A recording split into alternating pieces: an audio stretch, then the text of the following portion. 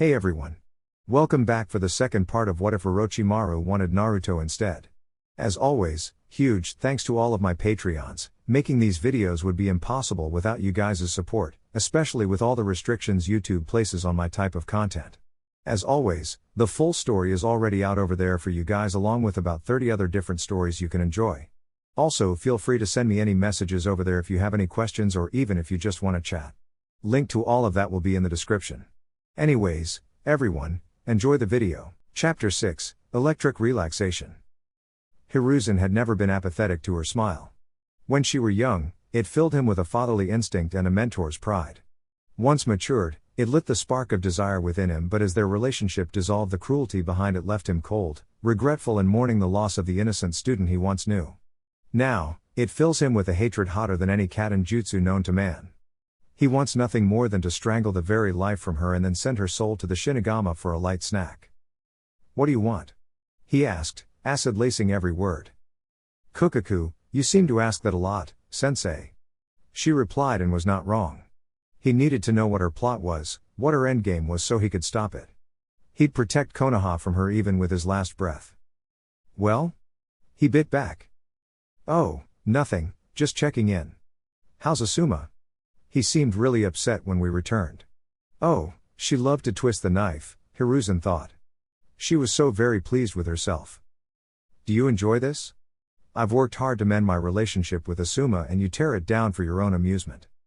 "Not just my amusement, that was a byproduct. Besides, you only have yourself to blame. I bet you use the same tired excuses you used on me. I have so many demands on my time. My shinobi need me. The civilians need me, and while I love them, even my family makes demands of me. I just need something for myself, just time to be Hiruzen," she said with a laugh. Hiruzen flinched as that had been exactly what he said to Asuma. He wanted his son to understand the pressures of being Hokage, of being subsumed by the responsibilities of the office. Asuma thought it was bullshit. "You know it's a lie, right?" "Apparently, so does she. You could have just retired, any one of us were ready to take the mantle. You chose to hang on to power until after the Third Shinobi War. You were so in love with being the Hokage, the god of shinobi, that you couldn't make room for anyone else. That's the truth of the matter. I won't debate this with you. And if I have to suffer your vile presence, it should be for a reason. Now what do you want?" "I heard you lost us the privilege to wear the Uzumaki symbol. Is that true?" "Oh, she's just aiming for all the soft spots today." "You know it is. He's your student." "Hi, but he went to sleep instantly upon his return, so we haven't had a chance to speak. Any ideas for a replacement? Maybe you could make it a contest, village-wide. To emphasize my blunder even more?" "Yes. Now, you're getting it," she said with genuine enthusiasm. "What do you want? Where does this all end? I won't let you hurt Konoha." "Kukaku, why would I want to hurt Konoha? I live here, I wouldn't burn my own house down just to spite you." "I don't believe that for a second," Hiruzen said dryly. "Okay, maybe I would, but I'm not. That has to count for something, right, sensei? The poets will write epics about your magnanimity. Then I have truly lived a full and happy life. Once again, Orochimaru, what do you want?" "To tell you my auto nins have cleared the last of Danzo's known root bases. Can't say they killed them all, but they got most of them." "Good, if that is all you may leave," Hiruzen said and sighed when she complied. It took a great deal of his discipline not to strike down the woman when he laid eyes on her, to so casually upend all the work Asuma and he had done to fix their relationship, and simply out of spite, to further hurt him. He knew she hated him and it was justified to an extent, but when would enough be enough? He could contain her to the village, watch her every moment, but until he had a firm idea of what she truly wanted, he couldn't get ahead of her. He was stuck reacting to her moves and didn't know how to change the position. Orochimaru left with a smile on her face. People underestimate the power of petty revenge. And with each slight she was confident the old monkey would continue to think she had some grand scheme with him in mind, when truthfully, there was only one target of her machinations and it'd be a few years still before she could fully act on them. Thinking about him led her to considering the Raza issue. She could kill him in open combat, no problem. It'd literally be no problem at all, but assassinating him is something a little different. She couldn't just send a snake to poison him or sink her kusanagi into his heart. She realized being an S-ranked missing nin has left her assassination skills rusty, as far as the hiding all traces you were the culprit part. She hasn't cared if someone knew she killed a target in years. Funny that time was on her side, and because she knew Raza a little she could make some assumptions. The most obvious being he likely has the information set the release upon his death but wouldn't place the copies somewhere too far out of his control. He trusted no one and essentially only tolerated Baki because the man was powerful and could keep Gaara on the leash. That'd have to be accounted for, but she'd tasked Jiraiya with it. He wouldn't keep his hands clean on this just in case he was trying to set her up. Granted, she had plans to implicate or outright kill him if he double-crossed her, but she was aware enough to realize the likelihood of needing these contingencies were slim. Jiraiya wasn't the fool he let others believe him to be. He was as hardened as any other war veteran, but he'd play it straight when it came to Naruto.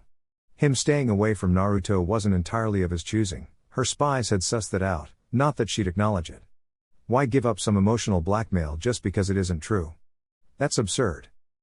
Clearing her mind of her digression, she went back to the how. He had guards, so she'd need to find out how loyal and diligent they were to his well-being. That might be an inch she might be able to seduce him, even if she found it repugnant. Not seduction in general, but Raza struck her as climaxer and she didn't need nor want to deal with that. Or he'd just be really bad because he thought too highly of himself and would need constant reassurance that he was good or big or something else. Not worth the effort or the nice pair of panties she'd waste on the night. She chuckled to herself as she continued home. She still had time, so she'd think of something. The trio looked on to their singular enemy with exasperation. They'd thrown everything they could at him and nothing has worked. Their best formations, their most practiced attacks all failed to even graze him. It was a level beyond frustrating, and the feeling of fatigue they all shared only increased their negative emotions. Taking a steadying breath, the leader charged forth with his quarterstaff. A sweep to the legs was avoided with a mere hop, the following swipe to the ribs was dodged with an easy rotation. Not satisfied with just being on defense, the opponent sent a kick to the staff wielder that pushed him off balance. The other two of the trio finally re-engaged, having gained enough energy for a final onslaught. The smallest came with her sword. A textbook dual-handed overhead strike meant for the shoulder caused the target of the attack to jump sideways to avoid it. Said target then had to deflect a series of shuriken that was thrown by the third, the last member willing to play support. Not giving him any breathing room, the kenjutsu user continued to press the attack, downward, upward and horizontal slashes all just missing. Each missed attack draining even more stamina, causing unsteady legs to shake under the strain. The Bojutsu user returned to the fray with a desperation-fueled ferocity he hadn't shown. The lone defender parried and dodged their attacks but never forgot about the third member lying in wait, and his patience was soon rewarded as said member decided to join in on the attack. He decided it was time to end this. As soon as the third was within striking distance, he swiftly relieved the Bojutsu user of his quarterstaff and downed him with a palm strike. Without an instance of hesitation, he threw the staff toward the other two opponents, the support ninja making the mistake of catching it as it left him open for the aerial assault of his opponent. 2 kicks, delivered with a spin, felled the boy and he was down for the count. In an impressive display of acrobatics, the attacker landed on his back and immediately kicking up as to not give his final enemy even a hint of an opening. Seeing she was alone, tired and outmatched, she laid her sword down in defeat and was immediately greeted with a smile and him rubbing her head. She broke out into a blush but slapped his hand away. "Don't do that." "Ah, why not, Moigi-chan? You did really well, you all did." Groans is all Naruto got in response.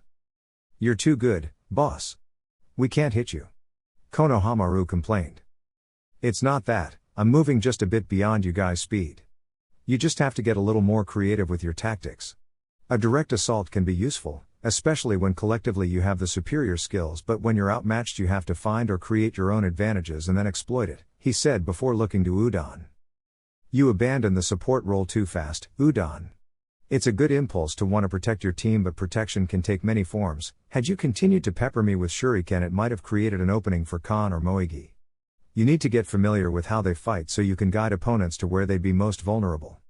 Naruto explained and saw Udon look down in shame or silent recrimination. "However, you're on your way there. Early on, when they needed a break or some space, you made it for them and you're good at letting them know what you're thinking. Once you start picking up some tactics and strategy in the academy, you'll be even better.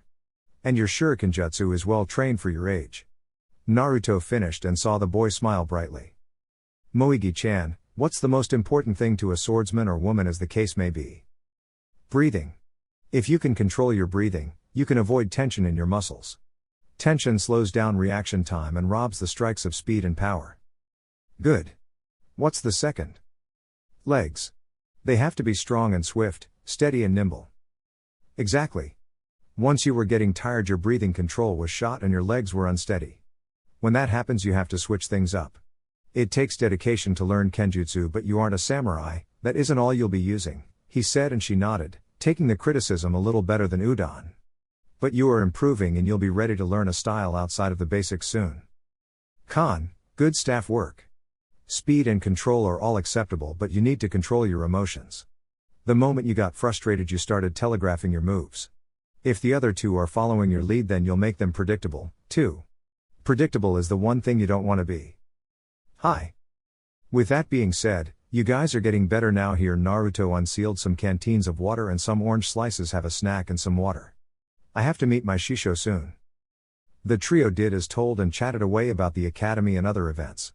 Konohamaru begged Naruto to teach them some awesome jutsu, and he promised to show them something next time, something small to get them started. He started to depart when he saw Ebisu arrive. He gave the man a nod in acknowledgement and departed, glad he got to spend some time with the brats as he hadn't seen them in a while. Uzumaki-san was right in his review. You'd all do well to heed his advice, Ebisu said. Yay, boss is cool. He's even a chunin now, Konohamaru said, excitedly, and the other two nodded in agreement. Yes, quite cool. Now, are you three too tired for more training? No. They responded. Good, then let's practice our chakra control, Ebisu said, and fought back the urge to laugh at their facial reactions. I know for a fact that Uzumaki-san practices his chakra control constantly, and it's one of the reasons he's considered an up-and-coming ninjutsu specialist. The better control you have, the more you can do with your chakra. Fine. Konohamaru huffed out in defeat. Good, grab some leaves. While training with the Khan and the gang is always fun, Naruto had to get to his training, and his Shisho didn't appear to be holding back today. His various pained grunts would be a clear sign of that. The goal was teaching him how to handle opponents faster than him by increasing his reaction time and sharpening his awareness. He was having mixed results. Get up, Naruto-kun, I barely tapped you. I think we both know that's not true, Naruto said, picking himself up off the ground. Kukaku, okay. But you're so durable. All my other training dummies break. I'm really feeling the love here, Shisho. Naruto replied, deadpan. That comes when you're older, I do have standards. Orochimaru shot back before going on the attack again. It was only the slimmest of margins that would allow him to avoid her strikes, a brief sound or the change in the wind. It wasn't a lot, and sometimes he was doing little more than guessing. He ducked and felt her leg brush the top of his head. He rolled forward, making her leg sweep useless. Not thinking, he performed a mule kick that connected with her arms, but it made her pause for a moment, long enough for Naruto to go on the attack. Using the surface walking technique, Naruto clung to her forearm, and immediately twisted, bring his other leg up for another kick. She blocked it with ease and pulsed her chakra to dislodge her student. Naruto didn't let the loss of leverage deter him as he sent a punch to her face, but she evaded it without effort and tossed the red-haired Uzumaki away as she still had a hold of his leg. Naruto righted himself midair but had to go into evasion mode again as she began to attack relentlessly. Even with his enhanced stamina, being forced to fight above his level drained Naruto, and he was getting slower but not sloppy, his time with the Panthers teaching him how to hold himself even when fatigued. It didn't stop him from getting picked apart as she potshotted Naruto until he hit the ground, breathing heavily. Okay, that's enough of that. Good, I don't think there was anywhere left on my body for you to hit me. Better I do it than an enemy, Naruto-kun. Besides, you are improving. As expected, she said with a glint in her eyes. Why? Please don't make me say it. We had a deal, and from my understanding Naruto Uzumaki doesn't go back on his word. Why couldn't my nindo be I'd eat as much ramen as I can? Stupid me. Stop stalling. Fine. I'm improving because you, Shisho-sama, are the world's greatest kunoichi/genius and the best of the Sannin. See, that wasn't so hard. Now, how is everything else coming along? You having your clones train with the Kiri swords? 2 of them. Seimata still won't accept me yet, and I'm not going to be a meal for a sword. And the Kubichi. Kubi-Kiri. Zabuza's sword is all wrong for my frame. Even the name is a mouthful. Kubi-Kiribocho. Would you look at that, guess I can handle a mouthful. Kukaku, future reference, Orochimaru said with a wink, causing Naruto to blush slightly at her innuendo. I'd recommend coming to an accord with Seimata, it's too useful not to. Now, how about your ninjutsu? Anything new? Maybe a few developments. I wanted to have something definitive before I came to you. So, you know how we've been making plans for any pair of the Akatsuki that I may run into. Yes, you seemed confident you had workable plans for Kakuzu and Hidan but thought Sasori and Datara would give you and your team problems. Yay! I may have the Sasori part figured out even if he's a nightmare for Kurenai-sensei, Shino, and Shika. But Datara was the hardest for me to plan for, given he's a long-distance threat and his natural counter is my worst element, Naruto said and saw her nod. Making a long-distance Raiten Jutsu is difficult and inefficient. That's the general consensus. Are you about to show me something different? She asked in excitement. Yep. Watch, Naruto said before performing a lightning style, lightning beast running jutsu and saw the standard-looking Raiten peter out at 10 meters. Orochimaru didn't look confused nor disappointed as she knew her student wouldn't waste her time, so she waited patiently for Naruto to continue his demonstration. Naruto then ran through the same hand signs and performed the jutsu again, except this time the beast was red and didn't give out until it was 25 meters away. Red lightning? I wonder if it's similar to Kumo's black lightning. I don't know.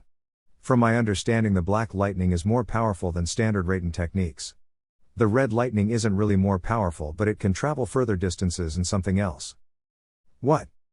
In response, Naruto threw 4 kunai that were 15 meters apart and then performed another red lightning jutsu, aimed at the center kunai. To Orochimaru's surprise, the jutsu split off and hit the other kunai once it made contact. I called that my chained lightning jutsu. Whereas a normal lightning technique is easy to avoid if you're not the intended target, the red lightning seeks other conductors. Best thing? Chakra sources fall into that category. Lost a lot of clones to that one. Could it be made to hone in on a specific target? If I were more of a sensor? Possibly. Not having much luck with Karen-chan's technique? She inquired. No, there's a block. I feel like I'm right there, but until it's resolved I won't make much progress with it. Keep at it, you'll figure something out, but even now you continue to impress me. I'd suggest developing a focused piercing attack to go along with your wide area effect 1, Orochimaru said after a moment of contemplation. I'll dedicated some clones to it, Shisho. Good, good. Any other new developments? Some rough ideas. Once I get something more solid, I'll let you know. Excellent. Now, you've rested enough, so unseal your sword so we can get your kenjutsu practice in. Awesome. Let's get wild, Shisho, Naruto exclaimed after unsealing his katana. Oh, Naruto-kun, so eager to penetrate me. Don't say things like that, T-bio, Naruto yelled, fighting a full blush. Kabuto was annoyed he had to stop his work to answer the door.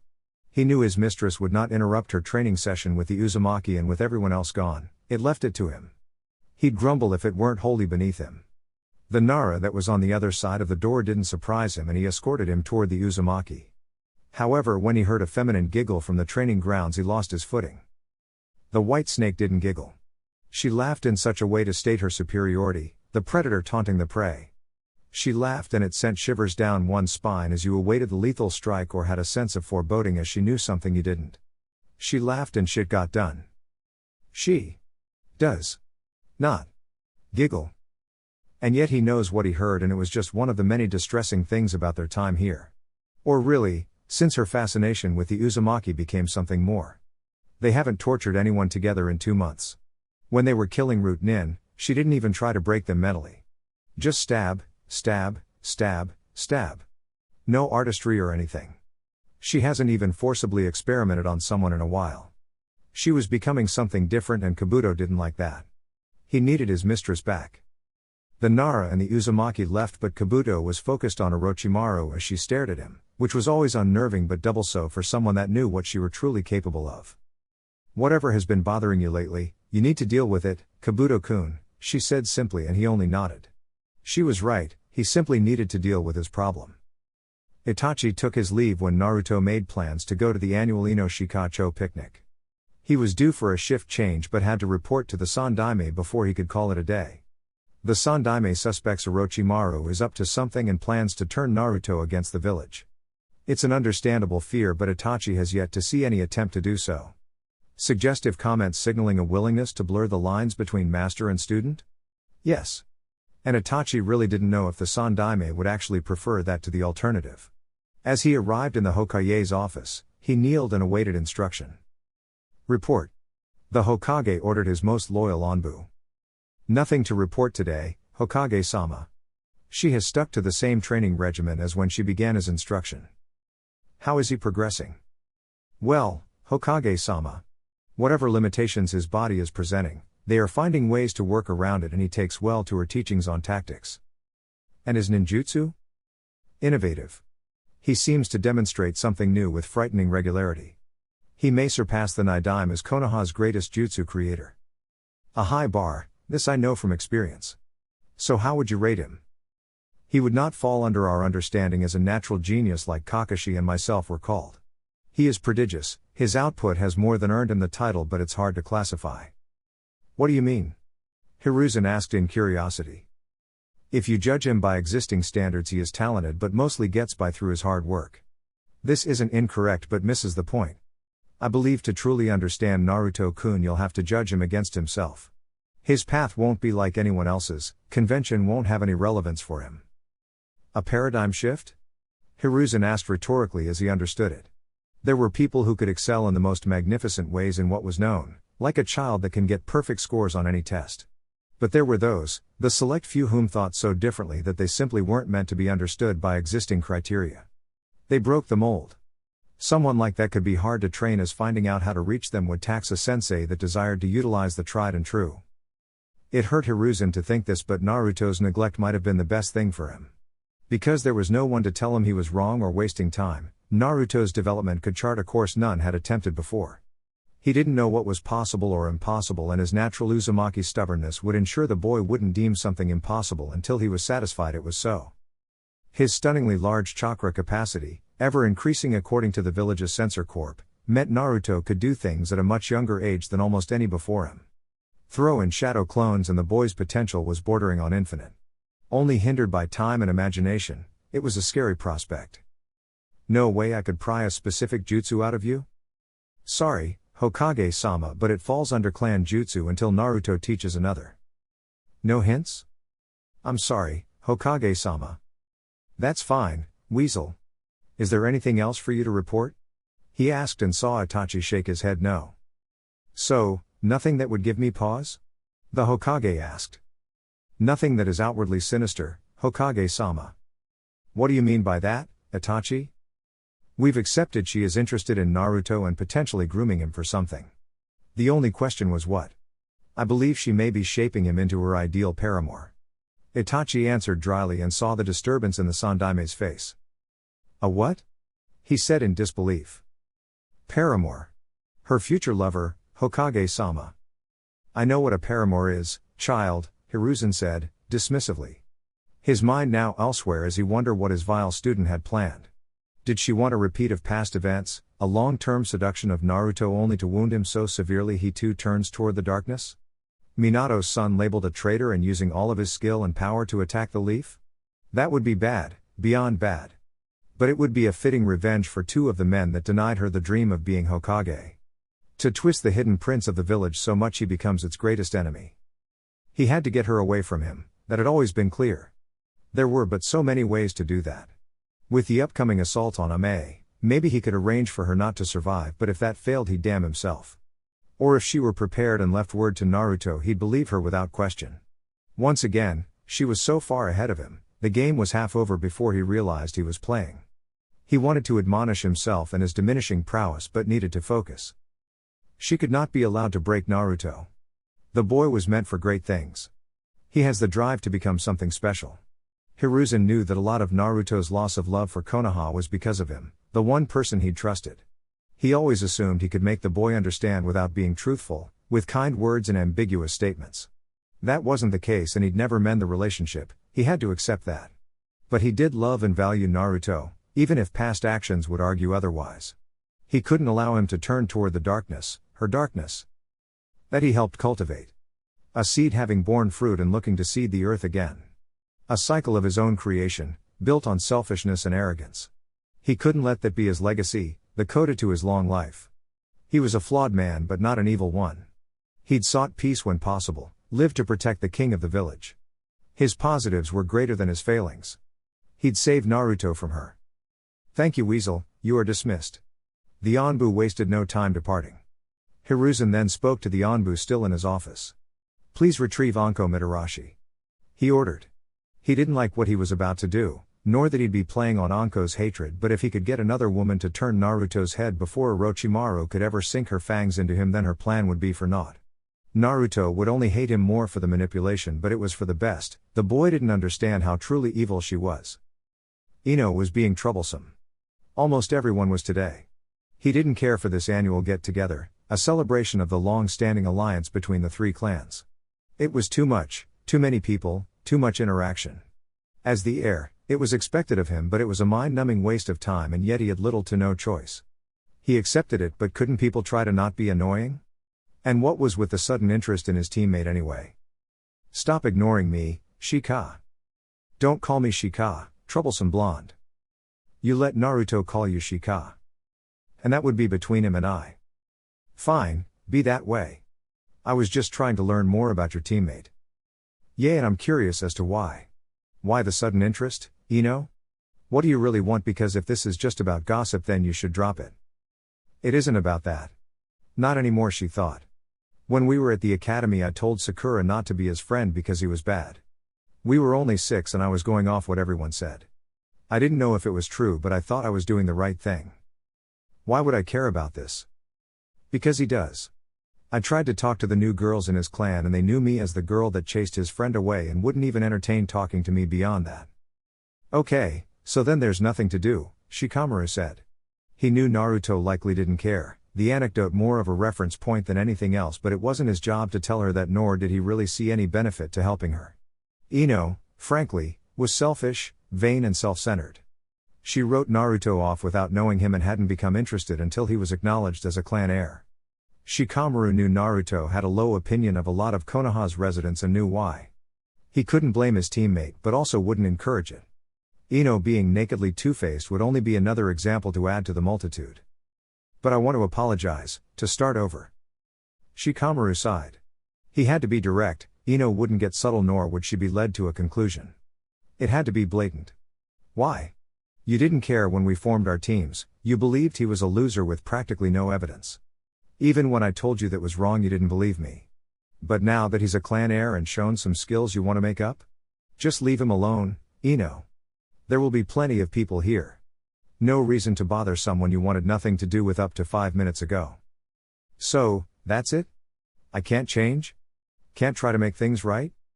"No, because you haven't changed. Which is fine, no one cares, but don't make this out to be something it isn't.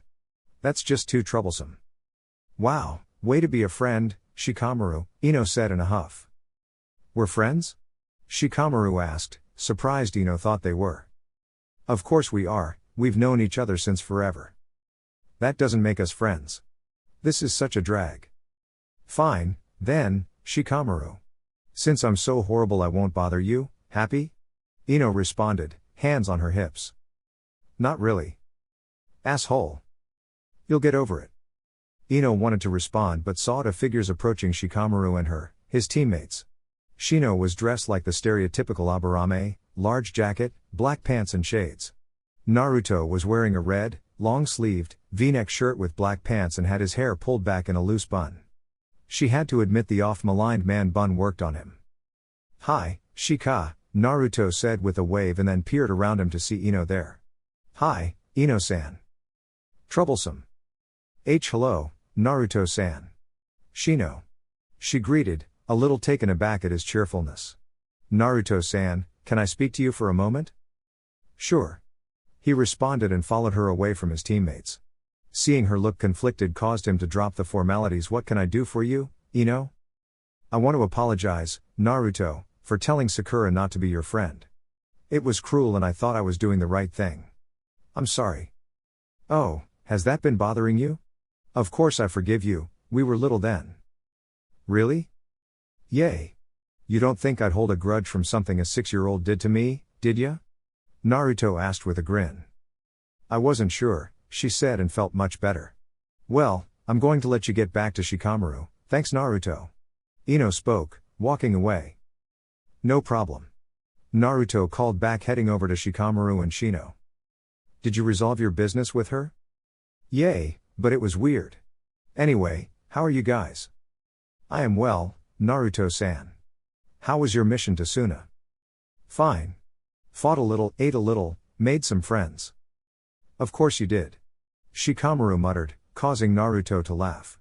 The trio prepared them some food and found a place away from the crowds, talking about their training, missions, and Shikamaru's long list of complaints.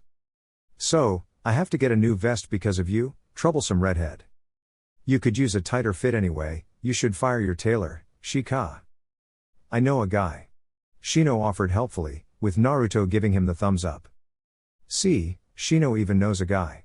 Naruto paused to digest Shino's words before exploding. Why don't I know any guys? I won't let you get ahead of me, Aburame. But I already am. Why? As you have already stated, you have no guys. I have plenty and therefore will win. Are we really talking about this? Is this really happening? I must request you be silent, Shikamaru-san, as Naruto-san is on the cusp of admitting his defeat. I admit nothing. Just you wait, I'll have guys and they will be of a superior quality than your guys. This argument is stupid. You both have to realize this, Shikamaru said, and saw that neither of them were paying attention. Hey, you troublesome teammates, don't ignore me. You both always get into these weird competitions that don't matter.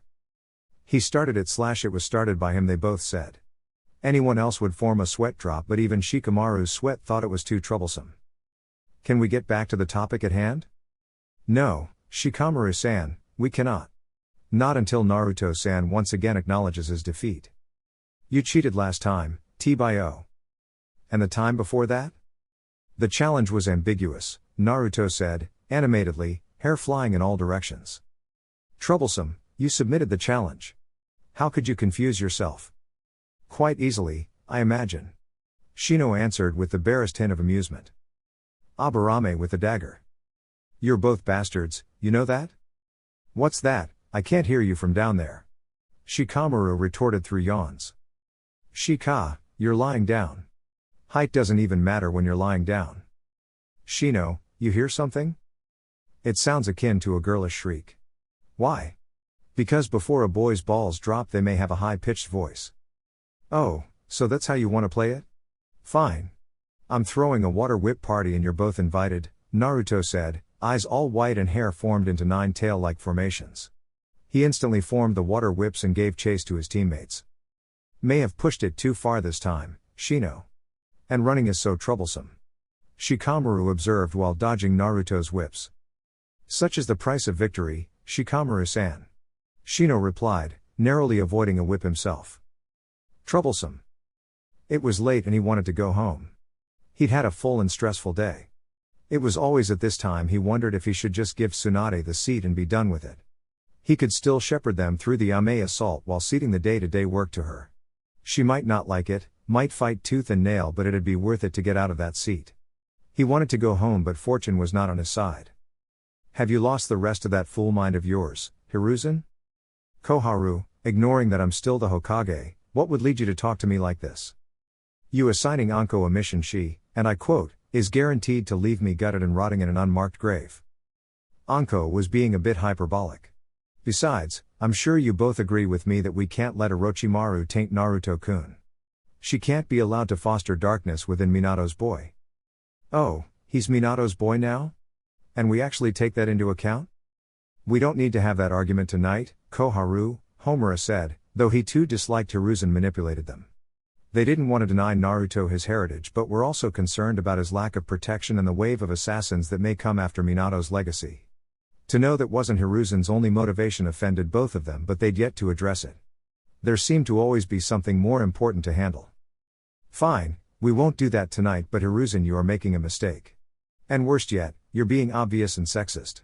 Seeing his confused face, Koharu continues, Anko is one of our best kunoichi, so you assign her a mission to fuck a child? You would never assign Kakashi to screw a 12-year-old girl, and we all know that. I didn't order her to have sex. Seduction doesn't have to end in sex. Even if she just made him fall in love, it'd be enough. Did she tell you why I wanted her to do it? Yes, and you're being irrational. Even if she did have designs on Naruto, that's not illegal, and we don't act against our shinobi without evidence of wrongdoing. We aren't Danzo. Homura answered. Besides, why are you so convinced that she must have ill intentions for Naruto? Why bother coming back here, giving us full access to her own hidden village if she has some dastardly plan? She may be arrogant, all of your students are, but she's not stupid, so why make this unnecessarily difficult? God knows, Naruto had more than enough incentive to leave the village. She wouldn't have had to try hard to induce him to do so.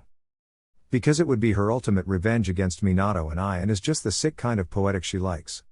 Hiruzen defended but saw Koharu wasn't convinced, but Homura understood the man's words. Koharu took notice of Homura's expression and realized she was out of the loop. What aren't you telling me?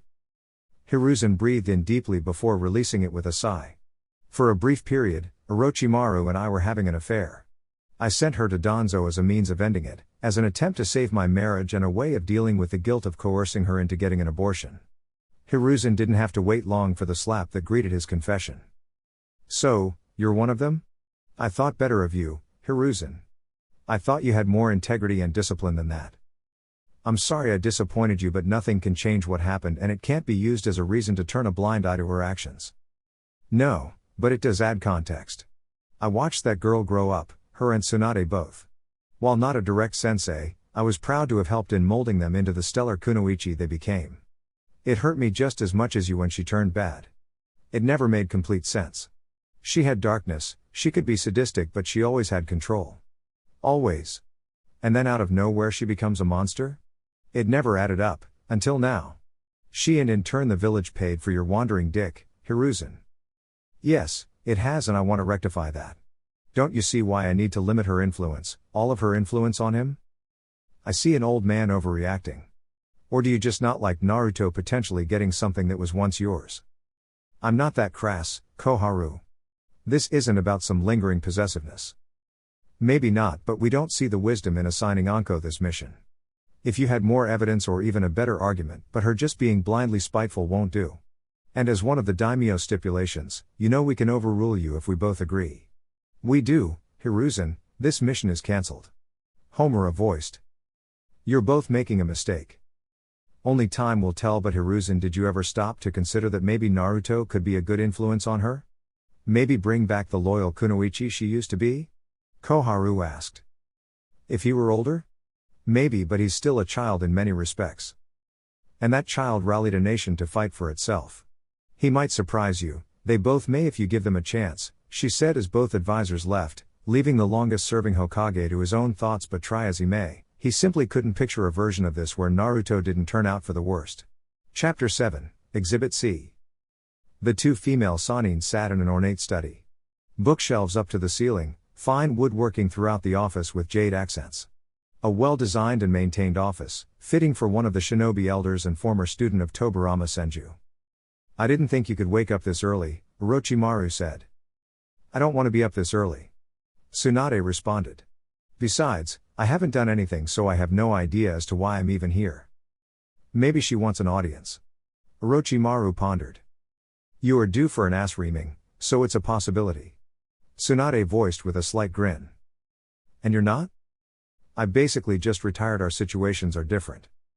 I see you two still squabble like schoolgirls. A third voice spoke from behind them. Koharu requested their presence at her estate at 7 in the morning, sending out the notice as soon as she left Hiruzen's office. Clearly, she'd been left out of some major events and wanted to get some things straight. She had taken on a role for Tsunade and Orochimaru similar to what Mito-sama had done for her, the prodigious Uzumaki not willing to let Koharu be a weak link on her team. It was a tradition she'd hoped would carry through, but wars and other tragedies had seemed to remove all she would select for the position, the last being Kushina.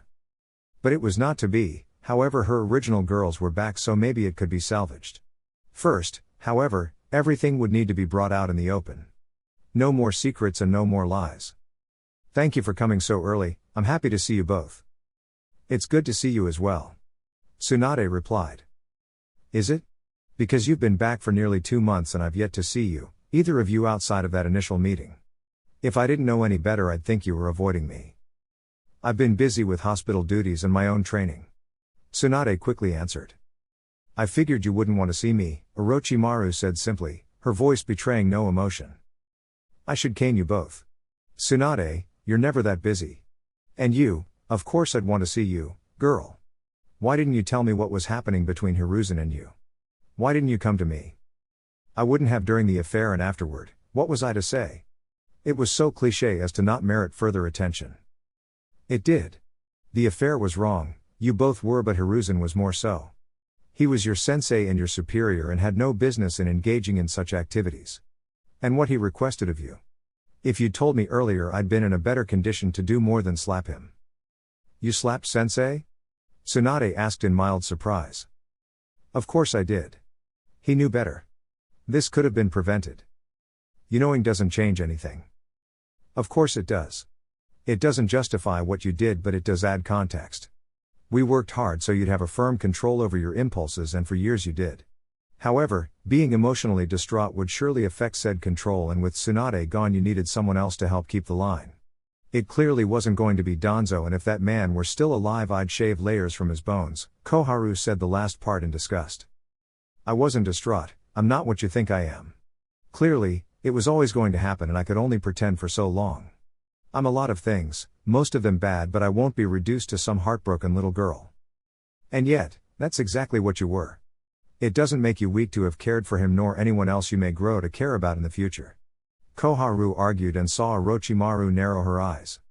Hiruzen suspects and was going to send Anko to interfere. Thankfully, she had enough sense to come to me, though it was mostly because she was sure you'd kill her. Smart girl. Orochimaru muttered, not enjoying feeling like a child in front of the elder Kunoichi. Wait, Orochi is interested in someone? Who? This is not a gossip circle. Orochimaru protested. If that isn't confirmation, I don't know what is. So, who's the lucky guy? Anyone I know? Why did you have to bring this up in front of her?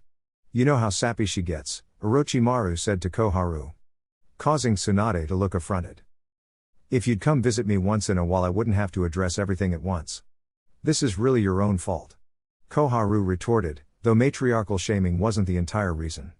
And Tsunade, wipe that look off your face. You're as sappy as they come, you just hide it under a veneer of bitterness. Also, use that keen intellect if you want to know, the list isn't that long.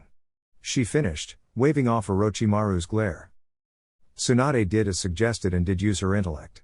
She knew Orochimaru wasn't around that many people, assuming the target was male reduced the number even further. Really, outside of Kabuto and the Kaguya, both seemingly too submissive for her, she spent the significant part of her time with. Got a thing for redheads, do you? She asked, smugly. True, he was too young now and by conventional ethics calling dibs on a child would be looked down upon, but she didn't have a problem with it once he was older. Shut up. Orochimaru didn't get embarrassed ever, but she was not enjoying this, at all. She didn't really care who knew she had designs on Naruto, nor was she shamed by being drawn to someone so much younger than herself.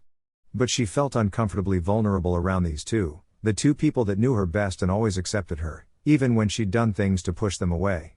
She could never intimidate them, scare them or anything else.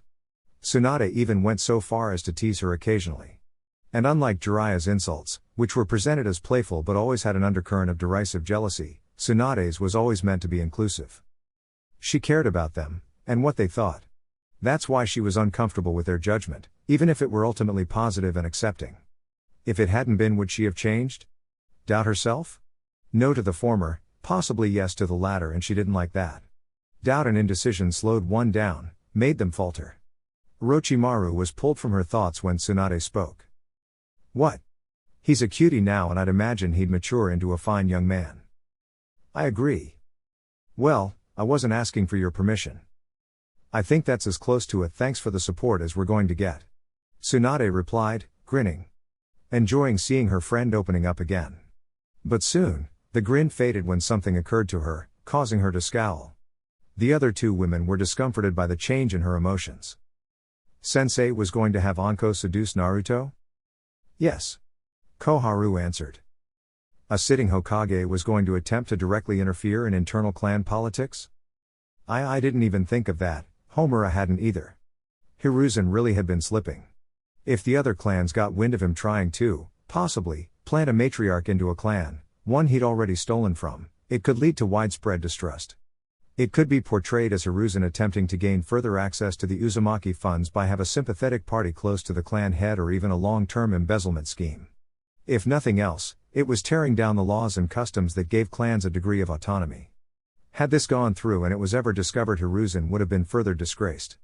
An even larger blight on an otherwise stellar dual tenure. Orochi-chan, I know you hate him. I understand why, but I'm going to ask you drop this as a personal favor to me. I'd be lying if I said I'd drop it completely, and I won't lie to you. However, the value it has currently is rather low. If he doesn't try anything like this again, then it can stay locked away. I can live with that, and I'll inform Hiruzen. Now, as much fun as it is to talk about your courtship and guilt both you girls, I did have another reason to call you here. As you both know, I've acted as something of a mentor for many of the village's kunoichi, starting with you too. I've enjoyed it and have been proud to do so, but my time is coming to an end. I'm old and the younger generations need new voices and influences. I'd like you two to take up that role. I won't be taking on a full-time student again. Once I got over my issues, I poured all I had into training Shizune. I'm not asking you to take on another apprentice Tsunade, just like you weren't mine. Just be available, share your knowledge and experiences. You know the double standards that exist, how dismissive people are of kunoichi. But fangirls are going to ruin us all, Tsunade said in mock horror, causing all three women to laugh. Fine, I'll see what I can do. I'm already doing something similar with our medical corporation. And you? What about me? If they aren't terrified of me, they certainly don't trust me. Besides, I've done that enough in my own village. 2 of which have joined Konoha. Yes, the additional Uzumaki. You may have a point. But you need to make amends to Anko. That isn't going to happen, Orochimaru said dryly. And yet, it must. Her hatred of you and fear of that seal is holding her back. Fine, you insufferable old woman. Is there anything else you want?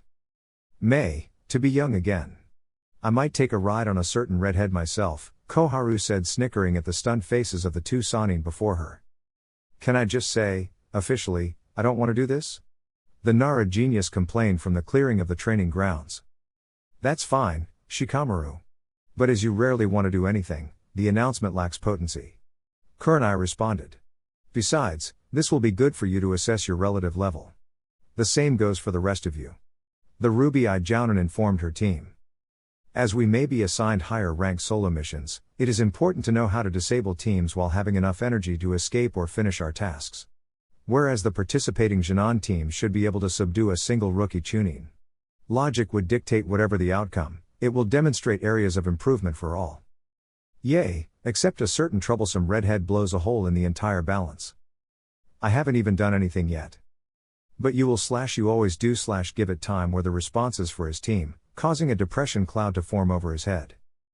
You guys are so mean to me. Don't be like that Naruto-kun, Kurenai said, rubbing the boy's head and earning a mild blush, but Shikamaru raises a good point.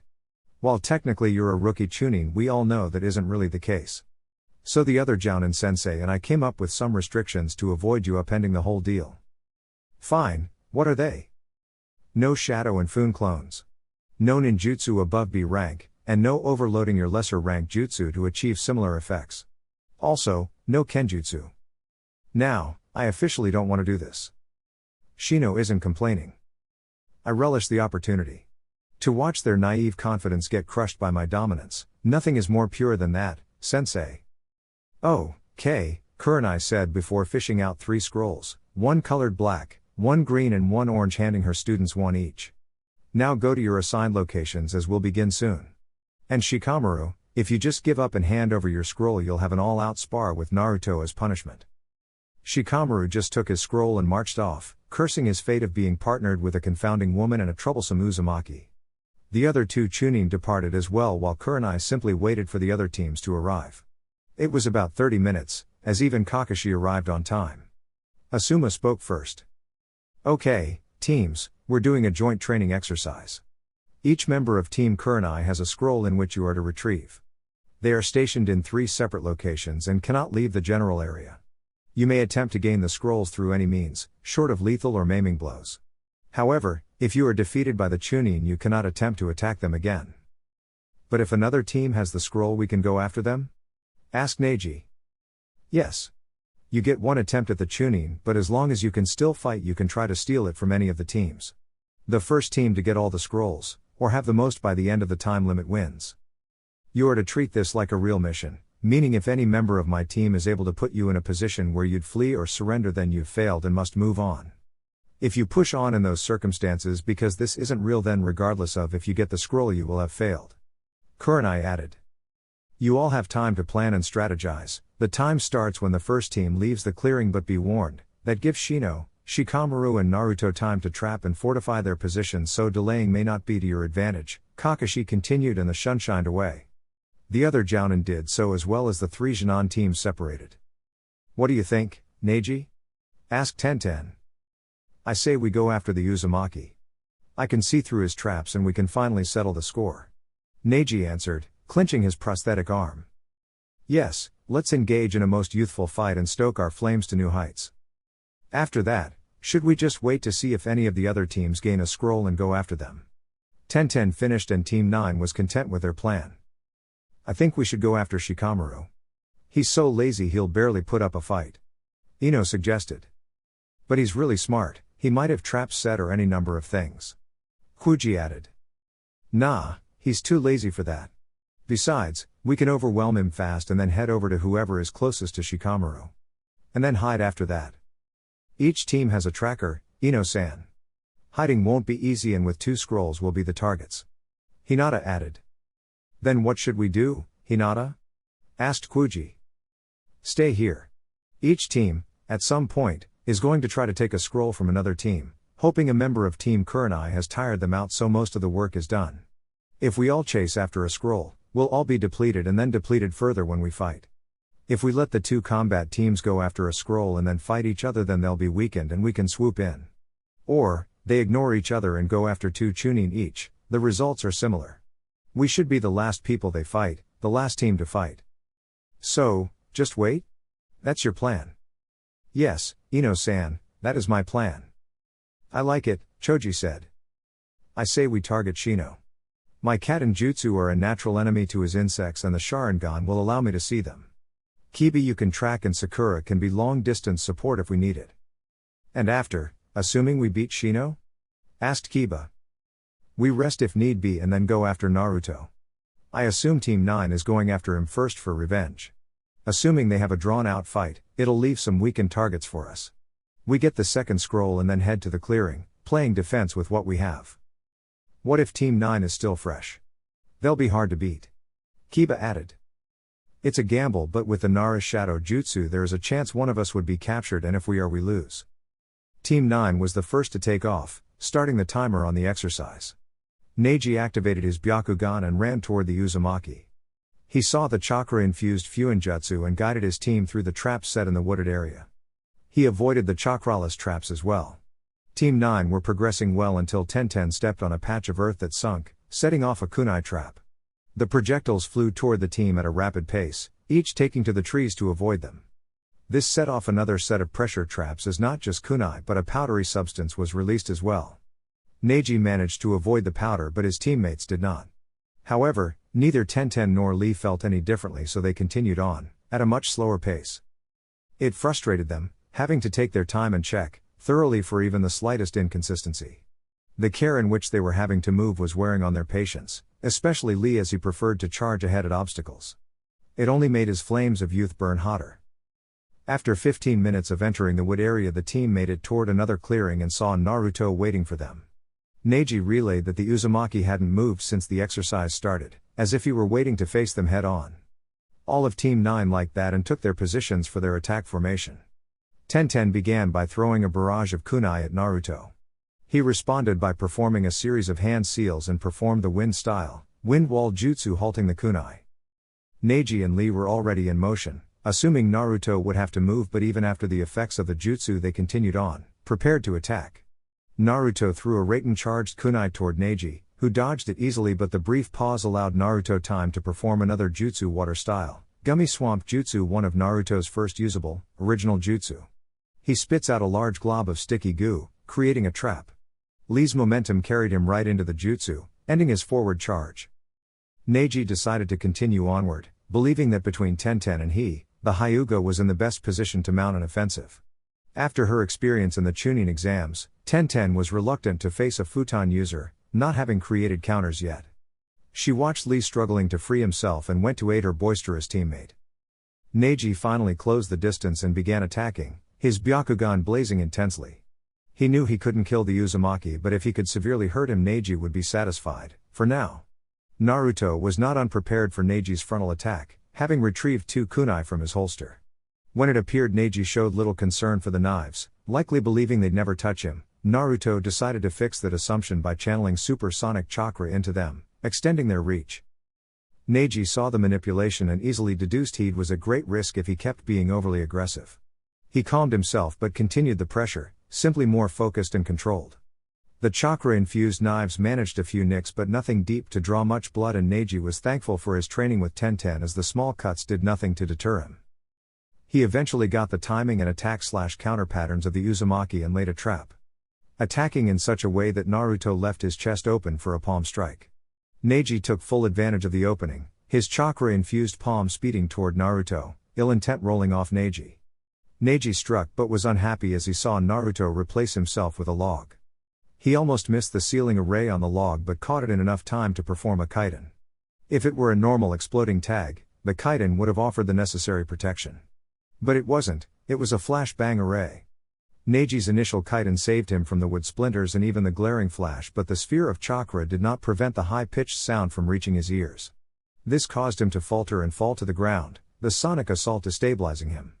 Neji felt a hand grab him from underground, and a moment later his body went rigid, he was unable to move. Naruto emerged from the ground, ready to end it, but had to move away from Neji as Lee was on the attack once more. Seeing Neji hurt, Lee decided to race toward his teammate, and it was fortunate he did, as it allowed him to interrupt Naruto before he could detain Neji. In a blur he was in front of Naruto, aiming a punch toward the smaller Chunin. Naruto dodged the punch and slapped it away. Lee responded with a kick, aimed at Naruto's midsection. Naruto met the kick with the bottom of his foot and then used chakra to stick to Lee's leg. Taken off guard, Lee didn't fight Naruto when he forced his leg down to the ground and then into the ground as Lee felt his foot sink. Before he could begin to understand what just happened, which was really just basic earth manipulation, Naruto hit Lee in the chin with a jab. The Raten chakra augmenting his speed allowed Naruto to multiple the force of the jab, and Lee was knocked out. Putting a kunai to Lee's throat and using the incapacitated boy as a shield, the recently promoted Chunin spoke. "Drop all of your weapons, admit defeat or I'll slit his throat," he said in an even tone. Tenten looked upon her teammates. Neji couldn't move and Lee was at the bastard's mercy. She hung her head in shame. They'd lost. It was fast, it was efficient, and they had barely been given a chance. It only caused their dislike of Naruto to increase as Team 9 felt he had embarrassed them again, and with minimal effort. Tenten dropped her scrolls just as Lee was waking up. He was ready to fight, but they reminded him of the rules and that they couldn't continue to attack Naruto. Naruto undid the paralysis seal and Neji shot up, suffering a lingering headache. He disregarded his weapons, just as Tenten had, shaking in disgust, anger and shame. The trio left back into the wooded area, along the way coming up with another plan. Team 7 wasted no time taking off toward Shino when Team 9 departed. Kiba was taking the lead as he was tracking Shino by scent. Sakura was behind him and Sasuke took the rear, making sure to avoid any of Shino's Kikaiku that he may have left behind. As they got closer to Shino's location, Kiba tripped a wire which triggered a series of pepper bombs being unleashed from above. The instant the pepper concoction spread, Kiba had a coughing and wheezing fit, hard enough to throw Akamaru off of him. The bombs acted as an irritant to not only Kiba's sense of smell but to Sasuke's eyes. The Uchiha didn't quite close them fast enough, which caused a burning sensation, one that the other members of Team 7 were experiencing as well. Immediately they cleansed their eyes with their water canteens and prepared to continue on. Kiba went to retrieve Akamaru, who seemed stunned from being tossed. When Kiba picked up Akamaru, the dog dissolved into a massive Kikaiku and latched onto Kiba. The Inuzuka attempted to get the insects off him by rolling around and even hitting himself, but it was for naught as soon he was drained and passed out from chakra loss. Sasuke heard a gasp and turned around to see Shino had Sakura, a sai pointed toward her midsection. With his Sharingan activated, he saw it was the real one, not a clone. He was frustrated his team had been so easily defeated by tricks. He didn't force Shino to make his ultimatum, throwing down his weapons, and saw the Aburame nod in approval. An insect clone brought a subdued Akamaru out from behind Sasuke and Shino left via Sunshine. Sasuke picked up Kiba and Sakura carried Akamaru as Team 7 departed from the area, never realizing they had some extra passengers with them. Hinata watched both teams struggle and ultimately fail, each diminished in their scuffles. She realized this would be the perfect opportunity to neutralize her competition before going for the scrolls. She had the beginnings of a plan, but a crucial element depended on Ino. The Yamanaka had improved since the exams, but this wasn't an easy task. Change in plans, both teams failed to obtain a scroll and are weakened. I say we take out the teams and then go after the scrolls ourselves. I'll take Uzumaki-kun while you both go after Shikamaru. Why Shikamaru? And why would you go after Naruto alone? Asked Ino. Because Shikamaru-kun likely can't hold both of you, and given his general laziness won't want an extended fight. Shino-kun is prepared, had an easier fight than Uzumaki-kun, and will fight harder than Shikamaru-kun. I'll go alone because my skills match up to his, and since he's already tired it'll be easy to defeat him. Hinata lied, believably. What's the plan? Asked Choji. Team 7 and 9 are on their way back. Shino-kun has hidden some of his Kikaiku on Team 7, likely to attack Team 9, though I have no idea how he'll direct them. When they do, I'll neutralize Team 9 while Ino will neutralize Sasuke-san with her jutsu. Knock out Sakura and then I'll do the same to Sasuke-san's body. Sounds like a good idea, Ino said with a smile, and Choji agreed. Hinata waited for the two teams to get closer before giving them the signal, but once she did the team moved silently until Hinata signaled they should stop. Team 10 watched the other teams watch each other warily, but the respective leaders deduced neither managed to retrieve a scroll. The question was, who would go where next? If they were both going to the Nara, they'd have a fight on their hands anyway. If one team was going to wait while the other made a second attempt, they might as well try to take the other team out. Team 7 was a person down, and with Lee having been recently knocked out he wasn't at full capacity, but Team 9 had a distinct advantage. The stare down was intense, as Sasuke and Neji thought about what to do, but each seemed to conclude a negotiation was needed as both approached each other. Hinata activated her Byakugan to see what was being said amongst the two. She was not surprised when Sasuke agreed to allow Neji and company to go after the Nara in exchange for holding hostilities. Hinata smiled when the Kikaiku, unnoticed by either, slowly attached themselves to Neji. He felt the drain immediately and assumed it was the work of Sasuke. Hinata wasted no time and launched two poison senbon from her wrists, each one hitting Tenten and Lee. Since the paralytic was fast-acting, both were down in seconds. Neji attempted to attack Sasuke, but the constant drain of his chakra slowed him down, and Sasuke easily slipped the finger jab, choosing to create some distance, but even he started to feel drained. It was happening faster than he could understand. His vision was starting to darken, consciousness fading fast. The last thing he saw was Neji hitting the ground before he followed suit. Hinata, taking full advantage of her fortunate circumstance, fired another senbon at Sakura, hitting the distracted girl and knocking her out. What the hell, Hinata, that was not the plan, Ino yelled, indignantly. Somehow, Shino-kun planted his Kikaiku on Sasuke-san and set them up to attack Neji and Sasuke-san both. It might not be safe to get close to them, Ino-san. Besides, now, all you have to do is get the scroll from Shikamaru-san. Good luck, the heiress said before darting off toward her target, unsealing a metallic compound bow and a quiver of arrows as she made her way through the path Team 9 took. She stopped to line up her shot. Naruto was sitting down, relaxed but not unaware. She pointed her bow, knocking her arrow.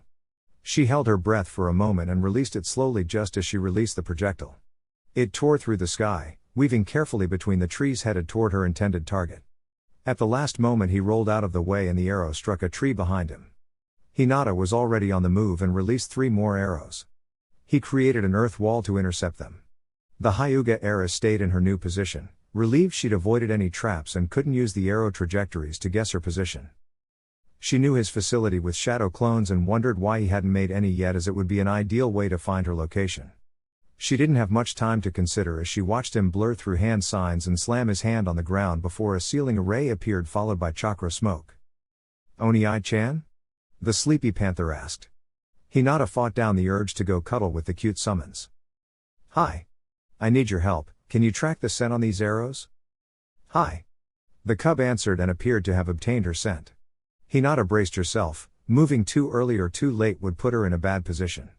What she was not prepared for was for the panther to merge with a shadow and disappear from her sight. Without delay, she decided movement was needed and narrowly avoided the swipe of a panther claw because of it. The panther cub was less cute now. Hinata decided active engagement, up close and personal, would be better than the hit and run tactics she'd utilized. She sped towards Naruto and took a swing at him with her bow, which he ducked. She followed up with a roundhouse. Naruto responded by dropping straight to the ground. Hinata had to jump in the air to avoid the panther again, twisting to not leave herself vulnerable. She was outflanked and knew it but wasn't going to give up. Hinata, having sealed her bow and arrows, sped toward Naruto again. She didn't fight in the traditional Hyuga manner, adopting sweeping motions instead of the jabs and thrusts the gentle fist is known for. She would often have to aim a strike at the cub to keep her honest but spent most of her time pressing Naruto. She went for a palm thrust, which he stopped and caught with both hands, one at the wrist and one at her elbow. Hinata was not deterred as she bent her middle and ring fingers down to pull at a trigger, unleashing more senbone from her hidden launcher. Naruto avoided them, barely, but decided he'd been on the defensive long enough. He let Hinata close the distance again, but before she got into attack range she was ensconced in his chakra-infused hair while the cub jumped on her back. "You give?"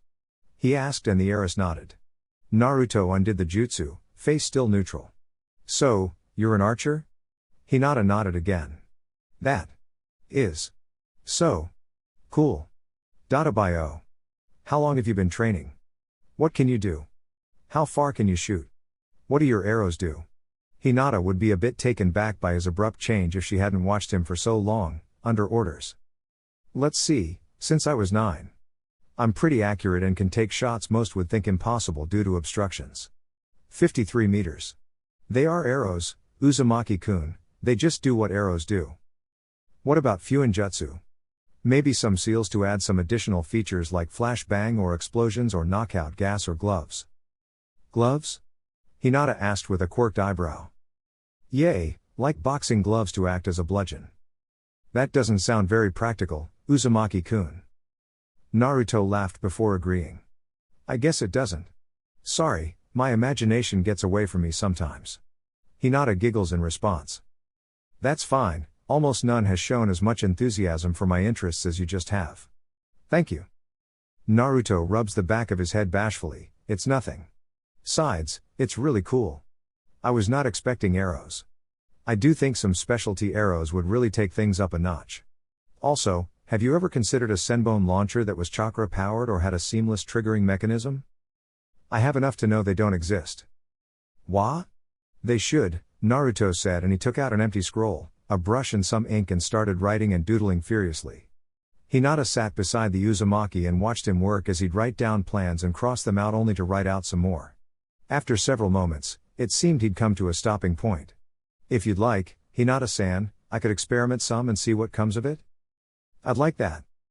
"Awesome, T-Bio. What would you want your arrows to do?"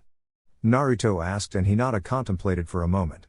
His initial suggestions, excluding the boxing glove arrow, were good but surely she could come up with some herself. The two sat and chatted, trading ideas for the rest of the time until Kurenai showed up to signal time had elapsed, an hour later. Apparently, Ino and Choji were not able to get a scroll either. The Jounin put their heads together, each having witnessed some part of the exercise. Guy was the most displeased with his team, seeing they allowed a personal issue to overwhelm their thinking. He also saw that his team was too linear and inflexible. The powdery substance that was on them, they dismissed was a pheromone that caused Kikaiku to become aggressive. Shibi used a similar tactic with his teammates, allowing them to bait enemies so he could attack them from far away. His team just assumed it did nothing or forgot about it entirely. Not good, especially if they would be fighting a main ninja. If he couldn't change or curb that, he wouldn't allow them to participate in the Ame assault. Kakashi was neither pleased nor displeased. His team operated as a unit. Sasuke had a sound plan but was simply outmaneuvered by the Aburame.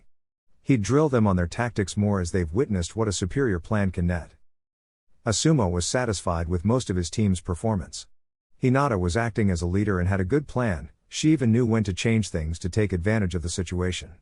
The plan to have Choji and Ino take on Shikamaru together was solid, but Choji's reluctance cost them in the end, giving Shikamaru enough time to detain Ino, forcing Choji to submit. Shikamaru used a loophole in the rules and kept both members there longer so they couldn't go after Shino nor Naruto. Guy said Hinata put up a good fight against Naruto, but being tag teamed by his summons left her at a disadvantage she couldn't overcome. That was understandable. Training with Assanin was bound to net some positive results even if he hadn't been ahead of them to begin with. However, turning the last hour into a date was not what he expected of Hinata. Kurenai was downright smug. Her boys kicked ass and took names. She didn't even bother to hide it. They may not have been the strongest Junon team, but they were the best. Shikamaru and Shino were great at meticulous planning, leading their enemies to the conclusions they wanted, and their abilities had been tested to the max by Naruto. Why? Because he is a natural at counterplanning. If Shikamaru and Shino were elegant and precise, Naruto was like his namesake, a true maelstrom that would upend anything with a split-second decision they couldn't account for. They influenced each other and helped each other grow. And since no one got a scroll, she got to pocket $15,000 Rio. It was good to be teammate. What is Naruto Uzumaki to you? Hiruzen repeated the question Koharu just asked him. It was an odd question and it felt like a setup. What was Naruto to him? The obvious ones were Minato's son and Jinchuriki. Talented Chunin? Source of regret? Former surrogate grandchild? Once hope for the future? He didn't know what Koharu wanted with this question, and it seemed his face gave away his confusion. While you were thinking, did you list clan heir? She asked neutrally. No. And let's say Anko's mission would have been a complete success, let's say they even got married, what would have happened? He would free of Orochimaru. Damn it, Hiruzen, think. Don't obsess, don't react, think. And think he did, as he was clearly missing a crucial piece of the puzzle until it hit him like a Raiten jutsu. Clan heir, as in clan business. As in you planning a matriarch in the clan you pilfered funds from. Do you realize how bad that could have been if it were ever found out you were even planning on doing such a thing? Koharu questioned. I overlooked it entirely. I've really lost my edge, haven't I? Age will do that. I overlooked it as well. Tsunade pointed it out for me, so at least I know she has the wits to sit in the chair. Hiruzen, she's back. She's not going anywhere. If she had some grandiose plan, maybe you could have unearthed it 10 years ago, but you won't now. All you're doing is making mistakes that could damage the position of Hokage long after you leave it. Hiruzen could only hang his head in shame. She was right about all of it. She has reason to hate me. And those reasons gave her the justification to become a monster. What if Naruto decides he gets to be a monster as well? They are different people. And if you don't want him to become a monster, don't give him reason to act as one. Besides, I've read Inoiki's reports. He'd leave before he'd take revenge. Our Hunternin would be most at risk. He has a team, he's making friends. Someone like him, he never needed much to tie him to the village. Hiruzen didn't bother to respond, hoping his former teammate was right.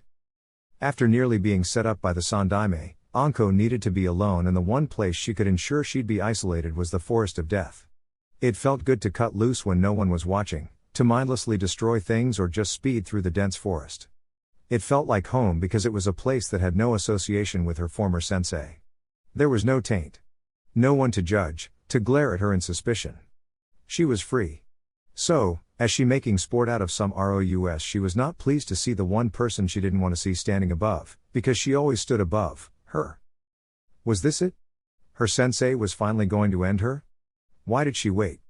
To just make her suffer through years of ostracization? Why? Stop asking yourself so many questions when you don't have enough information to build any conclusions. You're just making yourself anxious and tense.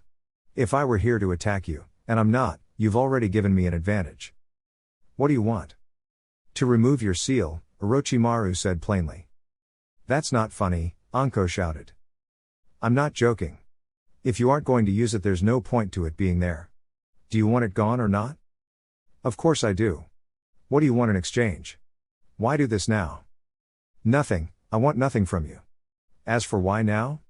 It's not important. It's important to me. You aren't altruistic, you don't just do things for people out of the goodness of your heart. I'm losing my patience with you, Anko-chan. Do you want the seal removed or do you not? I do. Good.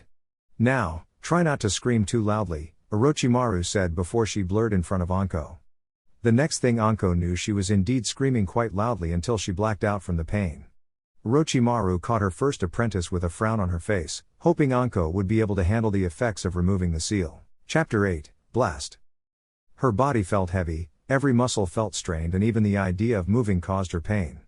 Her sheets were soaked through, but she was freezing, and the splitting headache caused a ringing in her ears. None of that compared to what she saw in her sleep. For years, Anko hated no one more than she hated her sensei. She detested everything about the woman, the embodiment of everything evil about their world. Now, she simply wanted to kill herself as the 2 years of missing memory returned. She was there, by her side. Taking part in the experiments, the torture and the needless bloodletting. If Orochimaru told her to burn down a village, Anko would do it because her sensei told her to. It was just that simply, her obedience was just that unthinking, reflexive even. Even when she had misgivings, even when the things she did made her sick, she tried to hide it from Orochimaru. Anko never wanted her to think her apprentice couldn't keep up, didn't have the stomach for what was asked of her. But she did eventually reach her limit. When asked to prepare a small child for an experiment, Anko broke down. She became a quivering mass and struggled to get out apologies in between her sobs. Orochimaru smiled and patted the girl on her head, telling her she didn't have to do it. The next day, Anko received the cursed mark and remembered nothing else until she was found by a Konoha strike team some time later. She hated herself. Hated what she did. Hated why she did it. A small part of her even hated that her devotion wasn't appreciated but considered a detrimental feature. All she did to please that woman, and she didn't even care. Anko became a monster for a monster and was abandoned because of it. It was distressing how much that realization hurt, that it was all for nothing. That Orochimaru valued someone so unlike her in the red-haired Uzumaki but disdained Anko. It was a sad joke, she was a sad joke, a perfect intersection of tragedy and farce. Not good enough to be her student. Not debased enough to be her disciple. Not even worthy of killing. Just some toy Orochimaru tired of playing with and then abandoned. Throughout her emotional turmoil, she wasn't unaware that someone was in, she assumed, her apartment. She simply was in too much pain to care. Besides, she knew who it was and wanted to prolong the hateful bitch's gloating. Are you going to pretend to be asleep for much longer, Anko-chan? I'd hoped you'd leave if I did, Anko said, forcing herself to sit upright against her headboard. Her bedroom was pretty basic, containing her bed draped in dark purple sheets, a metal and glass top nightstand to her left and a chest of drawers on the right wall. Orochimaru was sitting at the end of her bed, keeping a keen eye on her former apprentice. So, is this your final joke? Let me hate you for years and then reveal I'm just like you? Anko spat, tired of the woman watching her so intently. If you've gotten your memories back, you know you aren't just like me. You were a little girl trying to please her sensei. I still did those things. Doesn't matter why, I did them. I'm no better than you, and these people had reason to hate and reject me. They knew what I was. If that is who you were, you'd still do those things, but you don't. You didn't become like me, and in that area you bested me, Orochimaru said and meant it. She realized she had taken advantage of Anko's admiration the same way Hiruzen had done to her. It was one of the few things she genuinely felt bad about. What do you mean? Anko asked, not understand what the Sanin meant.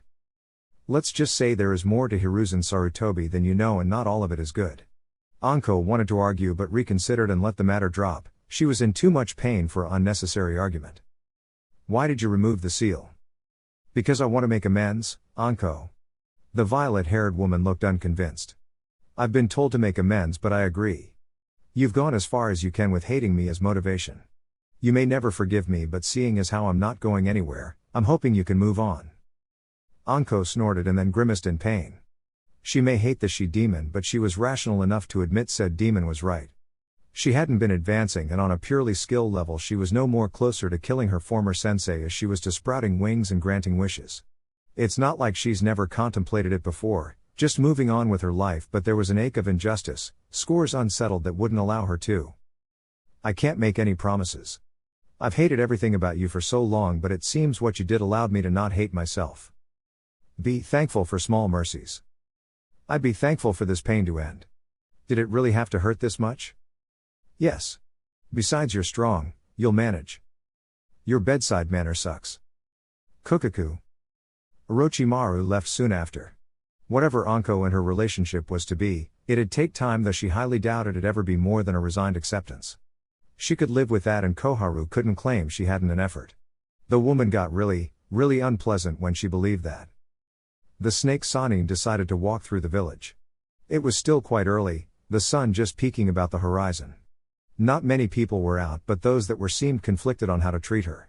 She could see the fear they had, but there was also a layer of security. The villagers stood a little straighter because the legendary three had returned.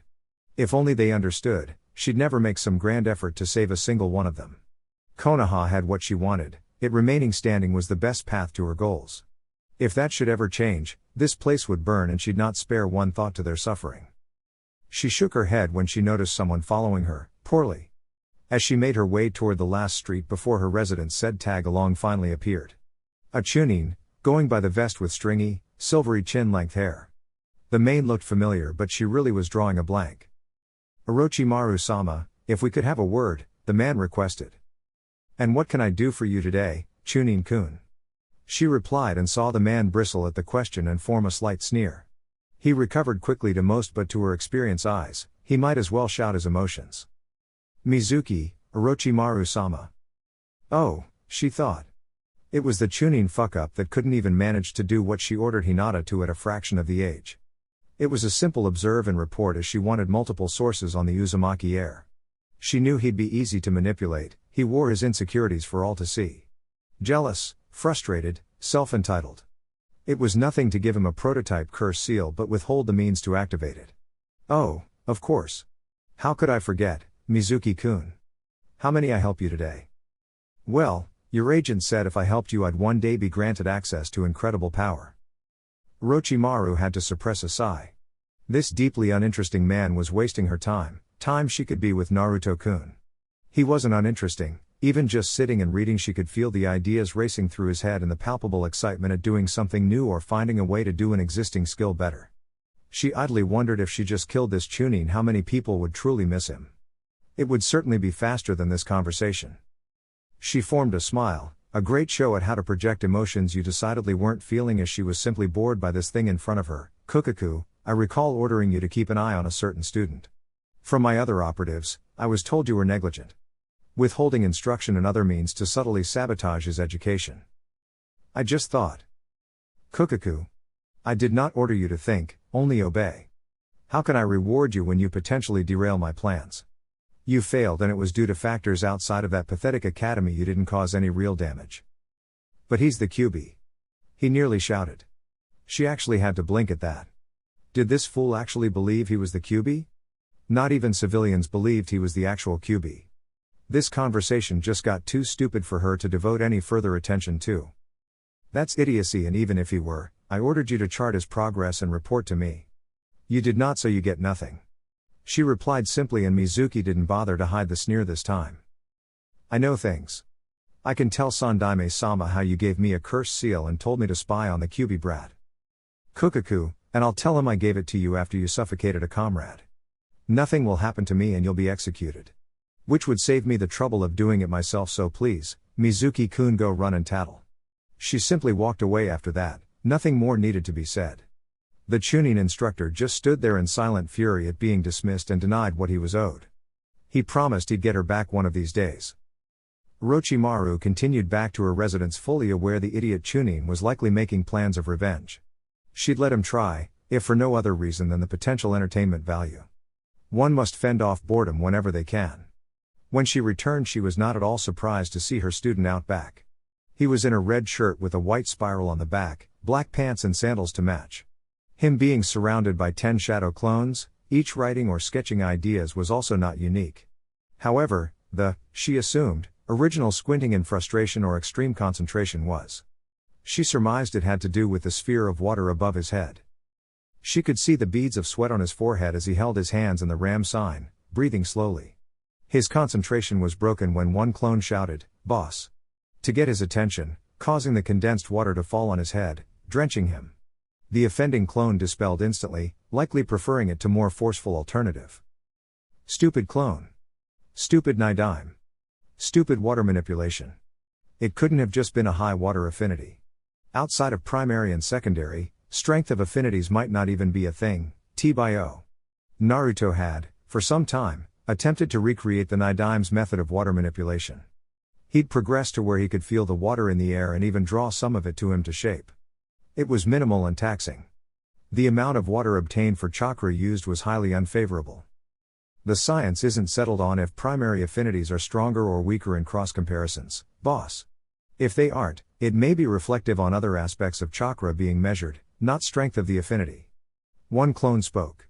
Chakra paper may just be a significance test, telling the elements one's chakra is inclined toward, but the strength of the reaction may mean very little. Especially if the chakra is untrained anyway. If someone can use Fuuten Jutsu, then what may prevent them from using a level of said jutsu isn't due to the strength of the affinity. If you demonstrate a strong wind affinity but have the reserves of a Jinan, you can't do S-rank jutsu. Reserves and capacity overrule it. Some people have inclinations toward various aspects of chakra, boss, not just elemental affinities. We just don't test for them in any rationalized way. We see people struggle with ninjutsu and say they are a genjutsu type. Exactly, T-bio. The Nidaime didn't have a stronger affinity for water, the idea makes no sense. How would you judge it? If we say it's because of how he wielded it in battle, that's improper methodology. The reason is circular. We know the Nidaime had a strong water affinity because he had a strong water affinity. Outside of his method of taking water from the atmosphere, why else is he said to have such a strong affinity? He could do the water dragon jutsu with one hand seal, another clone spoke. Yay, but much of the difficulty of that jutsu is about shape manipulation. We've managed to half the required hand seals after we learned the Rasengan. Another clone added. That's true, it's one of the reasons Doden jutsu tend to have fewer hand seals. The element is inherently more stable, creating a shape out of it is just more straightforward, said an additional clone. Let's not get ahead of ourselves, fellas. Let's go back to first principles. What are the elements to jutsu? The original asked. Nature and shape.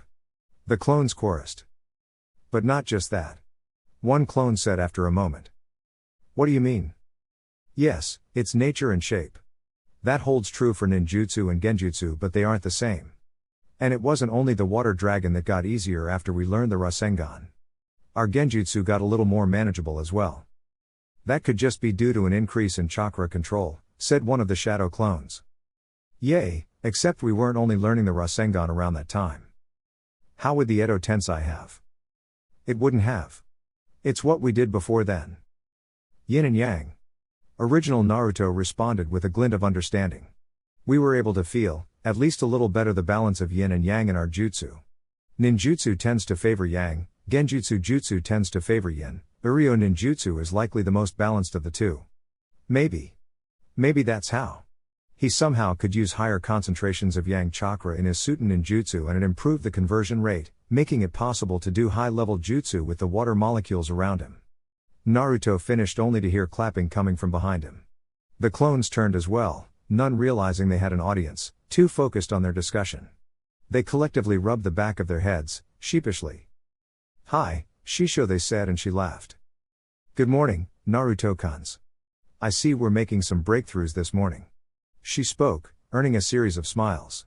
You know, some say the reason the Shodai was able to wield the Makuten was not simply because of his affinities for Doden and Suten but also the high concentration of Yang chakra. Some call it the life element.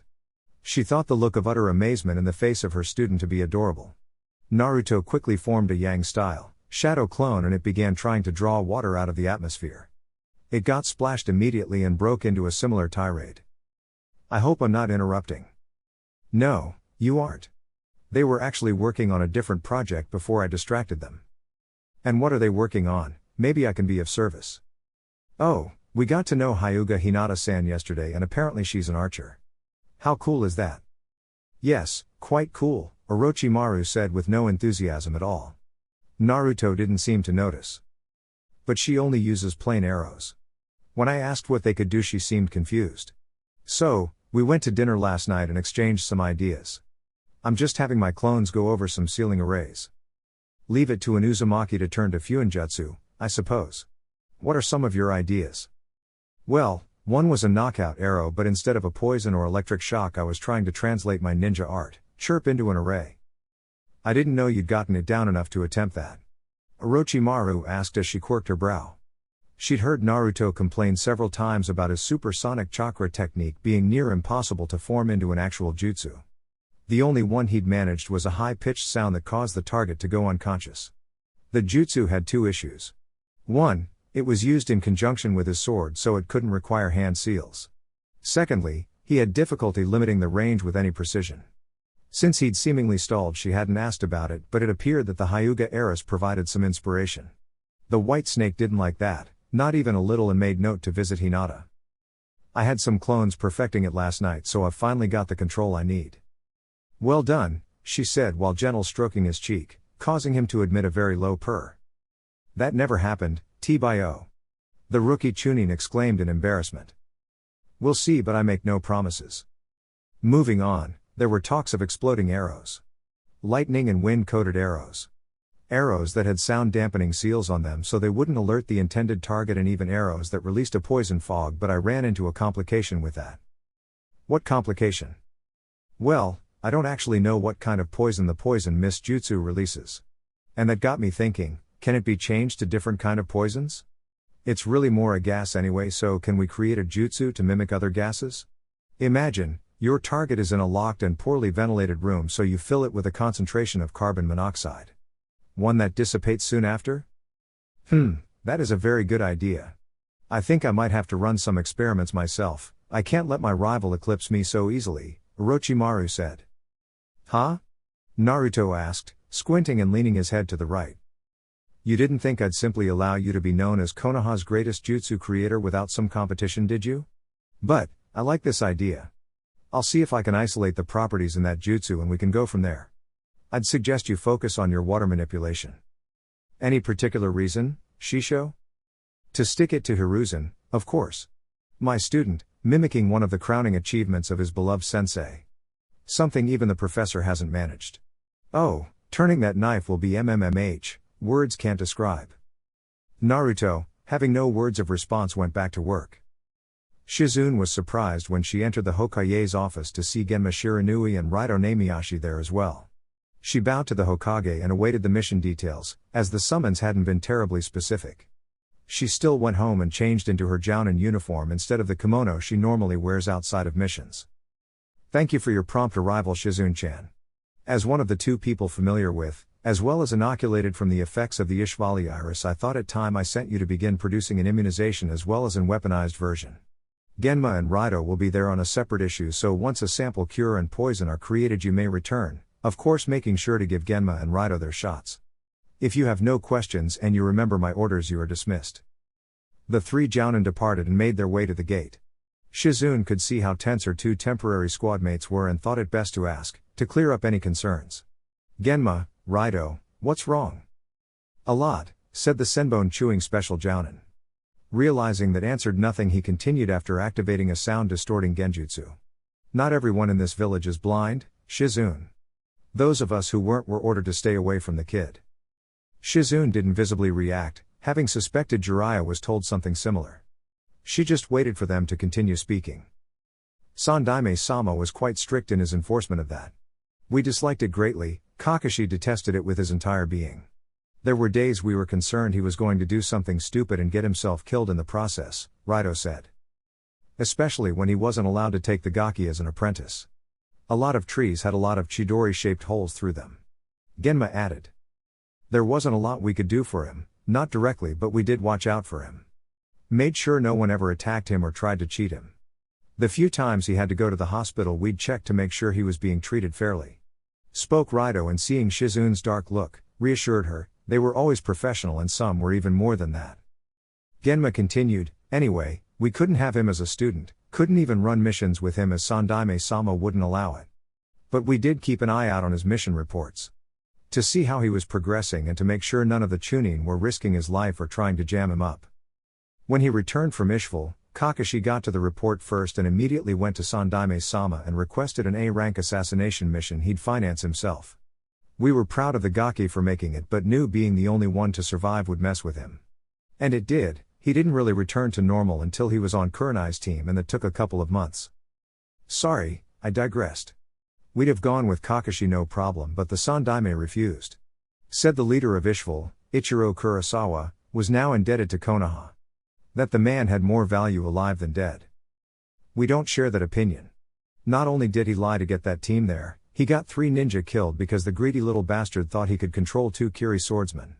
Before you got there he was warning us against any rash decisions and stated if anything were to happen to the bastard he'd hold us responsible, stated Raito. So, what is your mission? Asked Shizune, frowning that the man that nearly got her surrogate brother killed. She remembered how broken Naruto looked after he was cured. Initially, only Tonton could get a positive reaction out of him, but he did open up eventually. However, it was nowhere near as bubbly as he'd act now in their company. She understood why they wanted to hurt that man. We're to escort Ichiro back here, that's all we know, Genma said as the three reached the gate. They checked out and then took off toward Ishval at impressive speeds. Kakashi made his way to the manor, signature book in hand. He was not expecting the warmest greetings, but even that lack of expectation didn't prepare him for what he received. "Who are you, dickhead?" Uzumaki-chan. "That's not very nice. I am Hatake Kakashi and I'm here to see Naruto about a mission." "Oh, well, come in, he's out back talking to him," she said as she led him to the back. Kakashi had to admit that the house lacked much of what one would expect in the home of an evil scientist bent on world domination, or whatever her aims are. He really couldn't be asked to care, honestly. The large complex did seem comfortable, almost homey. It was weird. Like finding out the Kyuubi really liked the snuggle. "Tuya, who is this?" asked a second Uzumaki, so Karen Kakashi reasoned as she carried some medical texts, if the titles were to be believed. "This is Dickhead, he's here for Stump."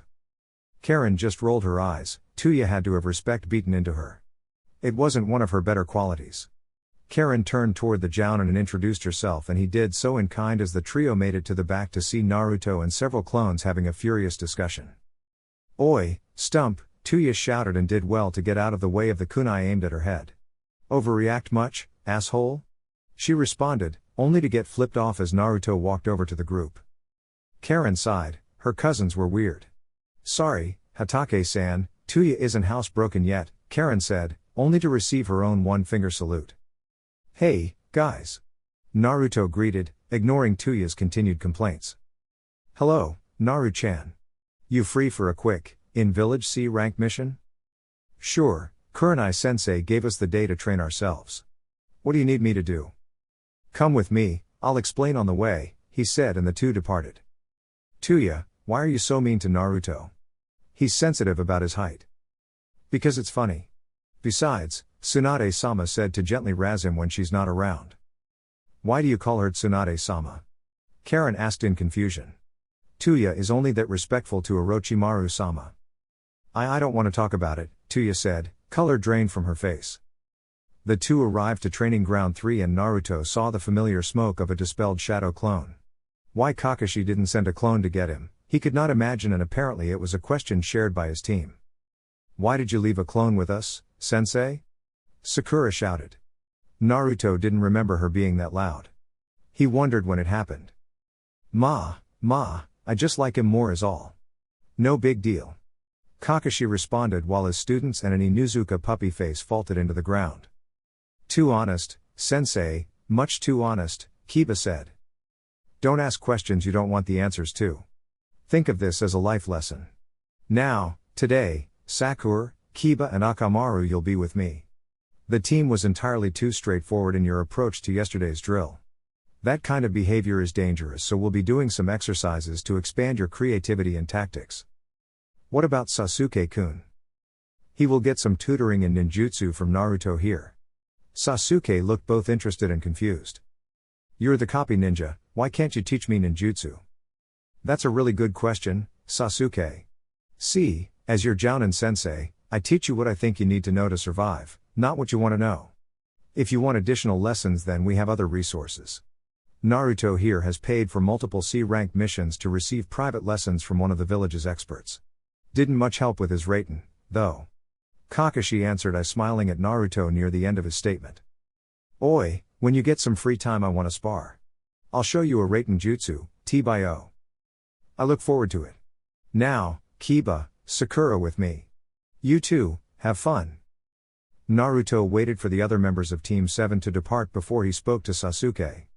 "Is there a body of water near here? We'll be focusing on Katen." Sasuke nodded and started to walk in the direction of a pond. "Why Katen?" "My primary is Raten and word has it you can use every element." "Word has it? Tapped into the rumor mill, Sasuke-san?" "My Kunoichi teammate is. It's 99% annoying, but this once was approaching useful." "You also didn't answer my question." "Oh, that's simple. Kakashi paid for the lesson and requested I focus on your fire jutsu. Also, given what I'll be teaching you, it works better if you have a few jutsu known already." "Aren't you teaching me jutsu?" Sasuke asked in confusion. "No. Well, maybe. Kakashi left that up to my discretion." "Then what is the point of this?" Naruto could hear the annoyance in his voice and sighed a little. A solo C rank isn't bad money, but he wished Sasuke could just be a little patient. It's the difference between teaching you a recipe and teaching you how to cook. Sasuke didn't hide the confusion. If I give you a recipe, you know how to do that recipe.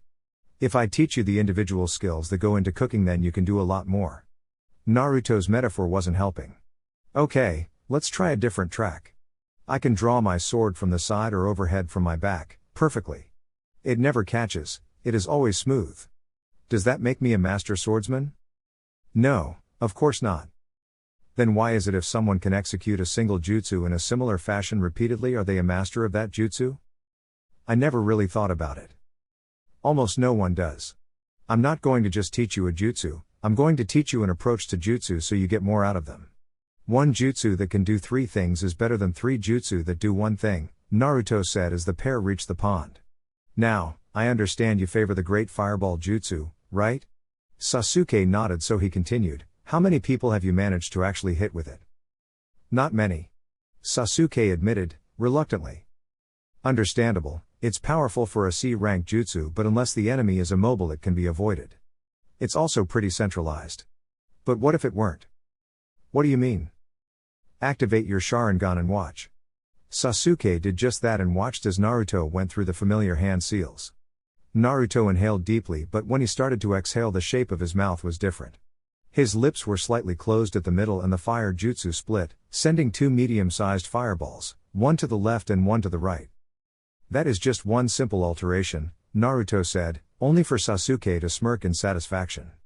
Naruto didn't know why, but he had the urge to call the last Uchiha a bastard, but just ignored it. What neither boy realized was the presence of a third party, watching the pair with the smallest of smiles hid behind his Anbu mask. How does one forgive themselves? Is it a feeling? A place you'll only know you've reached once you've managed it? Or is it a choice? One you make once or multiple times?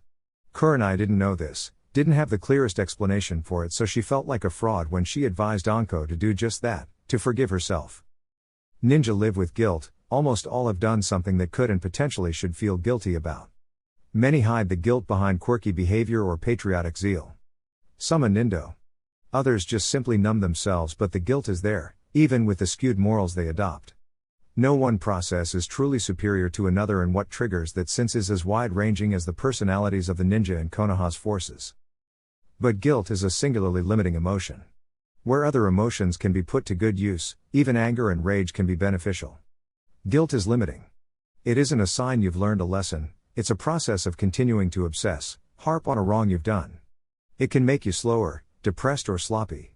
No one had to look further than Kakashi to see what guilt could do. Someone that should clearly be cage level is only really getting back to seriously training himself. Kurenai didn't want that for Anko, for her to languish. While not always productive, her hatred for Orochimaru did push her to try to improve. This could cause her to backslide, and given she may be in the front lines in a few short months, there simply was no time for that. Hence, Anko needed to give herself permission to move on. Kurenai was thankful her friend could acknowledge the logic of her words, but it was clear this would be a struggle. No one wants to admit they are similar to the person they hate most in the world, as you don't want to empathize with him. It's easier if they are simple, monstrous individuals. Complexity gets in the way, and thanks to her student, she'd been getting a more and more complicated view of the once traitor and the current Hokage. She still thought Orochimaru was a monster, but in the way humans can be. The distance between her and anyone else a matter of degrees, not type. And the Sandaime wasn't the kind, wise and leader she once thought. He was still those things, but also someone that loved his own lore and the glory that came with the title. Someone who could have potentially preyed upon her if circumstances had been different, only to throw her away when she became inconvenient, no longer needed for his ego. As the pictures of these people became more and more complicated, she only wished people she cared about weren't caught in the middle, Anko and Naruto most specifically, but Asuma as well. He knew Orochimaru was manipulating him, she simply wagered the reveal of the affair would outweigh that concern. Now, Asuma's relationship with the Sandaime was in tatters, all the progress they made completely undone. Anko was slipping into an emotional black hole, and Naruto? She didn't even know, except he hated the Sandaime and respected the Sannin, relying on her to get him through the upcoming trials. Nothing about this was right, nothing about it set well, but the Genjutsu mistress felt powerless to influence, let alone control any of it. She was out of her depths, getting stronger but not strong enough to ensure Naruto could face down multiple S-rank opponents. Smart but not informed enough to navigate the plots and plans Orochimaru seemed to craft with great efficacy. But what she could do is be there. Offer comfort to Anko. A sounding board to Asuma. And a way to keep Naruto connected to his teammates and possibly the village at large. She wouldn't let him be isolated just in case Orochimaru was manipulating him. It wasn't much, but she'd make the best of it. So wrapped up in her thoughts she didn't notice Anko drift off on her shoulder as the two sat in the special Jounin's bed, exhaustion finally taking her. Kurenai felt her resolve harden. She'd be here for those she cared about and she didn't need to be a legend to do it. That's enough for today, Sasuke-san. Don't want you slipping into chakra exhaustion, Naruto said. The Uchiha had done well with finding different ways to perform his jutsu, but he could only get so far until he's done the manipulation exercises. Still, there was progress and Naruto had performed his assigned duties. Honest day's work for honest day's pay. You have much experience with chakra exhaustion? I've never experienced it. I think I hate you a little. Sasuke admitted. Near endless chakra would be a dream come true. Yay, it's sunshine and roses. You'd cry if you had to invest as much time into chakra control as I have and still do. I don't cry. Big, sloppy, bitch boy tears. Every day. I don't know, I think he'd do the single tear to be extra dramatic and deep, Kakashi supplied as he walked toward the pair. Sasuke scowled, but there was no real heat to it. I think I should cry that a Chunin is better at instructing me than my Jounin sensei. Just because Naruto works for cheap doesn't mean I don't understand my own value, Sasuke-chan. I think he just insulted us both, Naruto said with sweat drop. I did. I must have done something wrong in a past life to deserve you, Kakashi. If only Sasuke knew. Ma. I'm one of the strongest Jounin in the village. You're lucky to have me. Who else would pay a prodigy to teach you in his area of expertise? I'm not a prodigy, T-Bio. Naruto responded only to see two faces giving him the really? Face. What? I'm not. And the last person to call me that got his ass kicked, so beware. Anyway, it appears you're done for the day, so you are dismissed, Sasuke. Naruto, you can pick up your pay at the mission office anytime, but if you're free I'll give you that spar you asked for. My schedule is open. Naruto answered, not hiding his excitement. A chance to test himself against an acclaimed Jounin and his dad's student was quite the opportunity. It'd also be a good test. Can I stay and watch? Sure, but no Sharingan. Lifting jutsu off me is one thing, but Naruto's fall under clan techniques. Sasuke nodded, not even bothered by the stipulation. Spending a few hours with the redhead, he saw how much thought went into common jutsu. He wouldn't steal his work, it just wouldn't sit right. Each combatant got into their stance and Sasuke noticed Kakashi actually put his book away, a signal he'd be taking Naruto somewhat seriously. Both looked relaxed, content to wait for some unseen signal. Whatever it was, Naruto blurred toward Kakashi, having aimed low with a sweep kick to Kakashi's left. The copy ninja simply lifted his leg. Naruto completed his rotation and quickly sprung up to hit Kakashi in the stomach. Kakashi slapped the strike away while backing up, not allowing Naruto to negate his superior reach.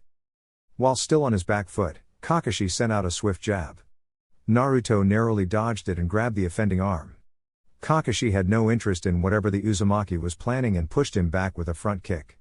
Naruto sent several shuriken toward him in response, halting Kakashi's plan to press his advantage. Naruto dashed forward again. This time he sent a high kick towards Kakashi's right side, but it was easily blocked.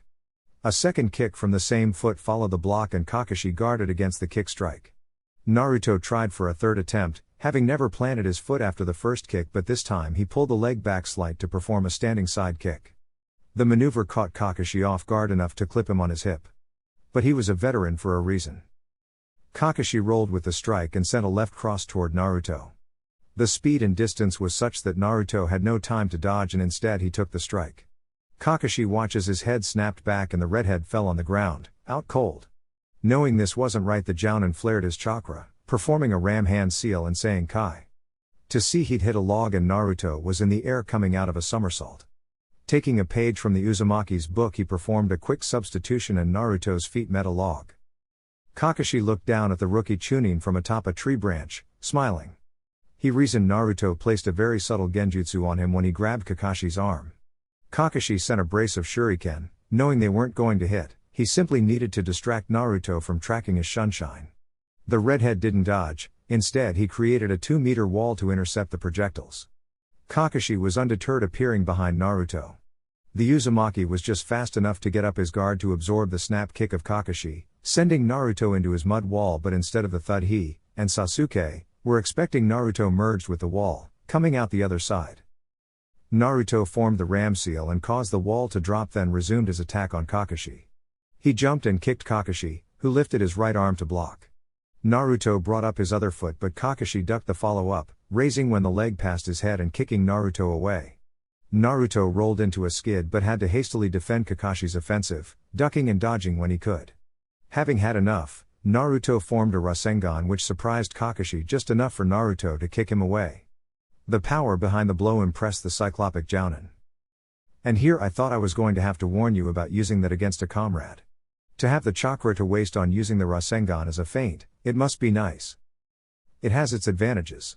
For instance, Naruto didn't finish, instead speedily performed a series of hand seals and thought wind style, gale bullets. The technique, similar to wind bullets in that compressed air is formed into a shell. However, the shell isn't as stable and this jutsu doesn't have the piercing power. In exchange, when the constructs meet resistance they unleash the stored wind chakra and a high amount of concussive force. Kakashi simply assumed it was the wind bullet and dodged them, only to be jettisoned toward the water by the gale force winds. He wasted no time performing the water style, water dragon jutsu once he landed, causing Naruto to put up another mud wall. From behind the mud wall emerged 3 Naruto clones, each moving at top speed to attack Kakashi. The Jounin the charge, fending off the clones but paying attention to the real Naruto's location. He watched his sensei's son join them on the water but kept his distance, instead forming a long chain of hand seals, 22 by his estimate. Kakashi had no intention of waiting to see what was about to happen and quickly dispelled the clones with retrieved kunai and rushed toward the original. He almost made it, but Naruto finished the seal chain in time and Kakashi's charge was halted by a tentacle grabbing his left ankle. It was soon joined by 3 more, each grabbing a limb, and before Kakashi knew it he was pulled under the water. That was Naruto's strongest Suten jutsu, water style, release the Kraken jutsu. Once Naruto learned that some Kiri shinobi were able to form semi-autonomous water constructs and the Nidaime was able to form an exploding water dragon, he dedicated a far amount of clones to accomplishing the task. While he couldn't do it out of a body of water, he found forming something in water was a manageable task. It still took him 4 months to get an even quasi-workable version down, but he's improved a lot since then. He was only 10 at the time. Kakashi was both impressed and amused at the large, mythical, yellow-eyed squid that was dragging him toward the bottom of the lake. It was really quite fearsome and was putting on the squeeze as it attempted to for Kakashi to take in water. Naruto was giving him a decent workout, but if he let this drag on too much longer the Uzumaki might get the wrong message. Kakashi channeled a fair bit of Raiten chakra through his body, destabilizing the jutsu and propelled himself back to the surface. Naruto saw the Jounin returned and noticed his eye was uncovered. Really? Using the Sharingan against a Chunin? Naruto asked and Kakashi just shrugged, completely shameless in his overreaction. Naruto braced himself, knowing things were about to get a lot more difficult. This is so embarrassing.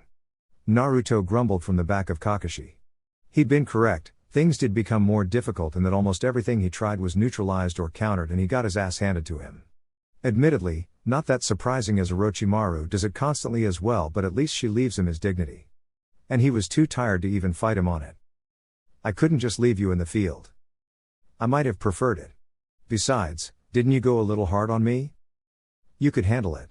Clearly, I didn't push you hard enough if you didn't use any fun or kenjutsu. Besides, you needed to learn that the little brother can't beat the big brother. Law of nature.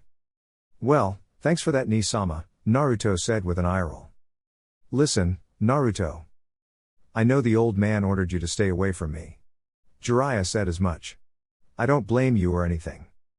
I appreciate that, but I should have done more.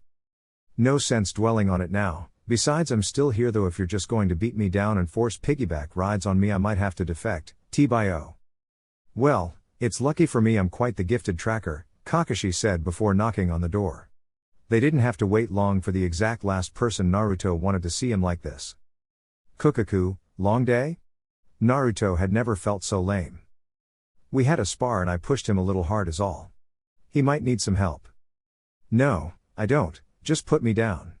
He'd crawl, roll or do the freaking worm, but he was not letting Orochimaru carry him. Unfortunately, his body couldn't obey his command to protest vehemently and he found himself in the Sanin's grasp. He had a new appreciation for how sacks of potatoes felt. I thank you, Kakashi. No problem. Naruto, I'll be in touch. Kakashi couldn't hear his response but it sounded a lot like ducking traitor. He departed and left Naruto with his humiliation, as a good older brother should. Orochimaru walked through the door, ignoring Naruto's assurances that he could walk. If he could move he'd have done so but Kakashi had managed to push him near physical exhaustion. Impressive given his stamina but Kakashi's years of experience would aid in negating that advantage. As she made her way to Naruto's temporary room, he finally said something that made her pay attention. Are you alright, Shisho? I'm fine, why do you ask? Something seemed to be bothering you this morning but I didn't want to pry. That surprised her as he hadn't let on he suspected anything. Seeing no reason to lie she responded. I removed Anko's curse seal last night and stay with her. It was at the behest of Koharu, an attempt to make amends. I don't know what will come of it. Oh, maybe it'll work out and you two can reconcile. I can appreciate your optimism but I doubt it. Could you forgive Sensei? I don't know. When I think about all he's done, I can understand a lot of it but what hurt the most was his refusal to trust me. If he'd explained everything we could have worked something out but he chose not to and when things started changing between us, when the things that should have earned his acknowledgement were essentially ignored I had no way to understand it. I wondered if it was my fault or if he never really cared and that's when I started to hate him. The hiding my lineage, the taking from my inheritance were betrayals but it only added to what I was already feeling. Could he make it up to you? I can't say. If he'd admitted to everything before he was forced to, if he didn't do things to still try to save face like telling the ninja forces the removal of the Uzumaki swirl was because the clan was becoming official within the village then maybe. But he still values his own power and reputation too much. I believe he's sorry but it wasn't enough to make him change and now that he's been forced to anything he does after that is tainted. On the other hand, I know what's like for people to hold something against me with no way to make it up, even if I didn't know what I had done so I wouldn't rule out ever forgiving him in the future but I'm not there yet. Interesting. I wouldn't hold out much hope for Anko then, I don't think she's as forgiving as you and I did something similar. Maybe, maybe not but sometimes it only takes a really small gesture, Naruto said and was grateful Orochimaru didn't try anything weird like tucking him in, though she did seem lost in her thoughts. He did mean what he said, as angry as he was with the old man, those early years of his, the craving for absolution, he knows how heavy that weight can be. It took Bagheera a long time to convince him he truly didn't deserve it but counseled his summoner to always remember the feeling. Holding people responsible is one thing but holding grudges is something else and those lines can blur in an instant. Orochimaru had thought about Naruto's words. She very rarely cared about who she'd wronged in her life but Anko was an exception, especially when she realized how she was mimicking her own sensei. The curse seal was supposed to help her, make her stronger while taking away her memories so she couldn't be held responsible for anything she was ordered to do. That didn't pan out but maybe there was something she could do for her former student once the Ame invasion was over and the Akatsuki were gone. One small gesture? What could it hurt? Chapter 9, Hurts Me Soul. 3 heiresses walked through a part of the village away from the clan district. This by itself would hardly be noteworthy except all 3 were headed toward the apartment building of the QB container. That, people paid attention to but none of the 3 young ladies returned the attention. Hinata, Hanabi, and Ino were headed towards Naruto's rooftop garden, one he'd been cultivating since he started at the Shinobi Academy. His team got a mission of unspecified length and several of his plants were at a delicate stage. He then handed her a seal tag and said it would grant her access to the garden and his apartment, both protected by security seals. Hinata agreed but knew very little about gardening, even with his detailed directions so she enlisted her teammate. She was somewhat surprised the Yamanaka joined in so readily until she figured it would be a chance to snoop a little, and collect some gossip. She may have been getting better, or at least more subtle but Ino was Ino. She didn't expect the thing that drove the mind jutsu specialist wild was the presence of high-quality volcanic ash, apparently a luxury prized by every horticulturist worth her salt. Hinata suspected it was from his lava jutsu but she'd never share that little tidbit, not even after he saw fit to reveal it. It'd be difficult to explain she was observing him for a S-rank trader because of a deal she'd made when she was 4. Besides, it was one of her fondest memories, seeing the presumed impossible and then his reaction, how he lit up so bright he rivaled the very sun. How it was made all the more impressive by how many times he failed to manage it and besides for moments of doubt, he kept going. It was inspiring, enough to allow her not to falter in her own pursuits. If anyone knew, they'd call her a traitor and likely a coward, but she didn't care. It was her life and she wouldn't live it how others thought she should. But that didn't mean she'd forego all responsibilities. She wanted to make sure her little sister wouldn't be a slave to the outdated clan doctrine of the Hyuga, that she wouldn't devote herself to the Hyuga way simply because it was expected. No, Hanabi wouldn't be arrogant and elitist like much of her clan. Even many of the branch members looked down on non-Hyuga residents. They claim it is the traditions of the clan that kept it strong, but the clan has flourished under the protection of Konoha. There was a reason while it was significant clan, it was the Senju and the Uchiha that changed the path of shinobi. But the Hyuga would never admit it, never tell the truth of their history. Their way was the same as every other clan during the warring era, procreate a lot and hope for the best. Rigid traditions would be exploited and get you killed. If nothing else, she'd be thankful to Orochimaru for providing her alternative histories, alternatives to a lot of things. Even if she were ordered to throw the fight against Neji, it didn't matter, she was secure in her strength and her purpose. She'd only have to lend that strength to Hanabi so she wouldn't be swallowed up in hagiographies and lies or seduced into the cult of the gentle fist. If she were lucky, it'd be the lasting legacy of her rebellion, and like a true shinobi, no one would ever truly know she'd been the architect. The three girls jumped to the roof, with Hinata helping Hanabi, and entered the garden. For a restricted space, the vegetation present was breathtaking, various colors strewn throughout. It was peaceful but gave off a feel of being nearly untamed, bordering on chaotic. It fit with the spiraling maelstrom that created it. The trio got to work, watering, pruning, or even harvesting what needed to be. A crop of heirloom tomatoes, deep purple in color and quite plump, were especially ready. I bet Sasuke-kun would really like these, tomatoes are his favorite food. Ino chirped and Hinata responded noncommittally, not wanting to encourage talk of the Uchiha. So. And here it came, the fishing expedition.